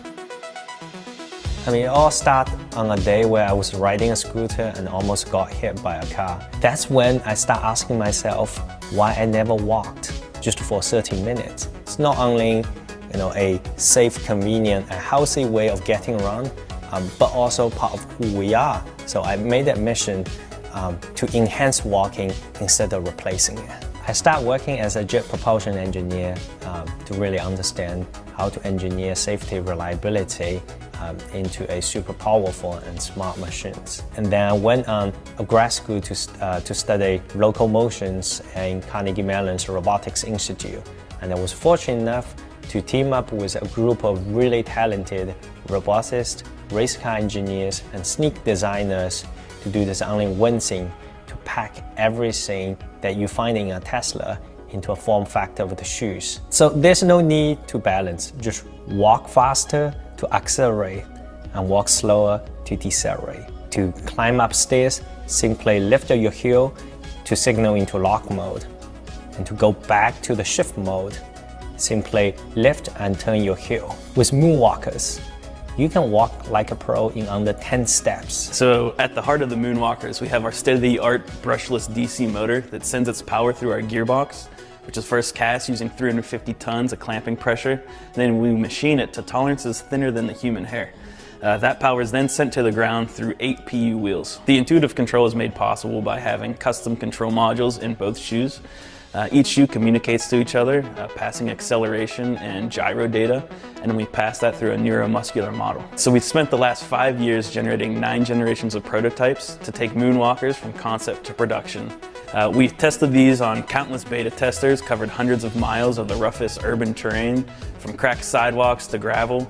You name it, we've crossed it in our Shift shoes. Despite the global supply chain challenge, We are already in production of some of our early production units using the same suppliers that Tesla even sources from.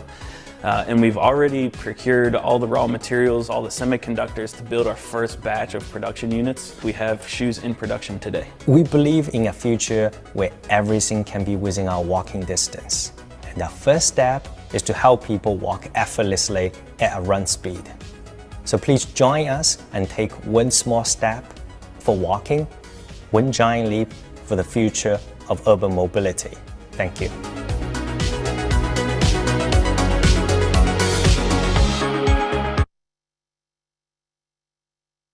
It's called Shift Moonwalkers. They are $1,200 each. I think $11.99. Let's have a look here.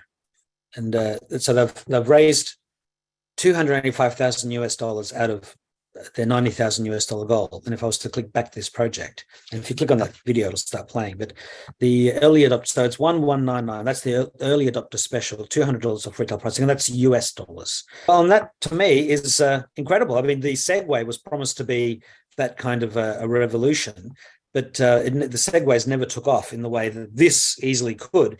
And of course, you have to remember the very first mobile phone, the very first computers, they were, thousands of dollars. This is probably 1,500 or 1,600 Australian. And whilst I'm not going to run out and get one tomorrow, I mean, if it's successful, then he'll have a version 2 and a version 3. So technology is everywhere. Technology is our friend, but we need to make sure it doesn't, run away from us. We need to make sure that I'm still a future senior, but as seniors, we are still helping to guide our younger, children and grandchildren and great-grandchildren to not let technology take over our lives, not to get addicted to it and play Minecraft with the kids. I want my cousin to play Minecraft with his son rather than he and his mum going, well, sort of tolerating it. They should, and they already do play the Mario Kart, and they on the Nintendo they have great fun. So it's not as if they're they're not playing with the kids at all. Obviously they are, but still the idea of parents or grandparents getting involved in Minecraft is smart, because then you can actually see it from their point of view, and well, that's what you want to be seeing it from, to be able to understand it from their level. So look, I've already taken too much time. After this, we now have our final Kahoot, and then we've got the lucky ticket draws for the Nokia phones and the other prizes, which Natika will put up on screen. So let's go into the Kahoot, and it's coming up now. So get ready to join once again with the number when it comes up, either the website, try a different browser if you're having problems, 299-2058. That's 299-2058. Anyway, good on you. Good on you. You're excited. Okay, what marketplace is used by cyber criminals to buy and sell illegal items, including stolen personal information? Is it Facebook Marketplace, the dark web, Gumtree, or eBay? Yep, dark web. Janine was the fastest off the mark. Next. Actually, yes, okay. True or false? YourLink has trained over 4,500 seniors, carers, and care workers. True or false? There we go. You were right. All right. Part true. Next. Janine is still quickest off the mark. Next. Quiz. MindSpot Clinic is run out of which university? Swinburne, Macquarie, Curtin, or Monash? Swinburne, Macquarie, Curtin, or Monash? You can't phone a friend, and I can't sell you a vowel. It was Macquarie. So 4 of you got it right and 2 wrong. It looks like some other people joined. Okay, next. Poll, multi-select. I don't think there's any points. Have you had fun? Have you had fun? Yes, I'm exhausted, meh, or I learned a lot.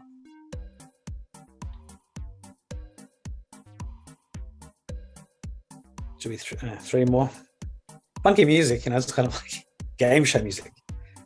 Well, we need, either it's going to time out or 1 and 4 of you had fun. 2 are exhausted, and 5 learnt a lot, which is of the players, of the respondents. So thank you. Next. And in 3rd place, Ken H. In 2nd place, Alice. And in 1st place, Janine. Well done. Okay, so now we're going to find out who all the different prize winners were. Now, if you recognize yourself as a prize winner from the name you entered in, please email us at communications@ascca.org.au. we're not making this video public for a few days. So, what we want to get all your details for those who recognize that they won, and just communications@ascca.org.au. You'll see in a moment who the winners are and what prizes you won. So let's go for it. The winners from Kahoot 1 of the Norton 360 licenses were Renee and Alice. And for a ticket for next year's ASCCA conference was Tim. So if those people are in there. So Kahoot number 2, the winners were 360 license was Carrie, and a ticket for next year's conference goes to Ken Hodson and Sandra. Thank you very much. So Kahoot number 3, we had a wall charger and another license for Norton 360 with the insurance. So the license for Norton goes to Sandra and the wall charger goes to Ken. So that wall charger is worth $64. Kahoot number 4, Ken won a license for Norton again. Judy won the wall charger, and whoever was in as brave won another ticket for the ASCCA conference next year. I have to apologise, I'm in the middle of a thunderstorm here in Kununurra. So the winners of Kahoot number 5, the winners of the Nokia XR20 mobile phone is Janine, and another licence goes out to Alice, and another ticket for next year's conference goes to Ken. Now, Alex, would you like to announce our big winner for our lucky door prizes? We've got 2 more licenses for Norton and the Nokia XR30, who are... It's actually the Nokia X30 mobile phone, the one that we saw about today. And that's Tim Gorrie. That's the Nokia's new flagship phone. So congratulations. Then we have a Norton 360 license for Annette Walker. And a ticket for the 2023 ASCCA conference goes to Katrina Mundy. So congratulations. Please get in contact with us and we'll make sure to get the prizes out, whether digitally like with the Norton or physically as with the Nokia, and also digitally with the ticket. So big thanks to our sponsors, NBN, Nokia, which is HMD Global, Norton, ACAN, MindSpot, and YourLink. And of course, a huge thanks to you for sticking with us for all day or most of the day. I said there was quite a few people earlier on. Most of us are still here, which is wonderful. Thank you very much for attending this year's conference. And over to you, Jenny. Thanks so much, Alex. I would just like to thank everyone for coming along today and bearing with the little tweaks that we had. This is a whole new program, and I'd like to say a huge congratulations to Natika and her very capable insider, Ivan, who took it through its paces. We've all been up here in WA since 4 o'clock this morning. And Alex, I can't thank you enough for beaming in from San Rafael in San Francisco. So absolutely fabulous. And all the sponsors, all the guest speakers, it was really well done. And it was a pleasure to be part of it. And I feel very proud. Thank you so much to everyone.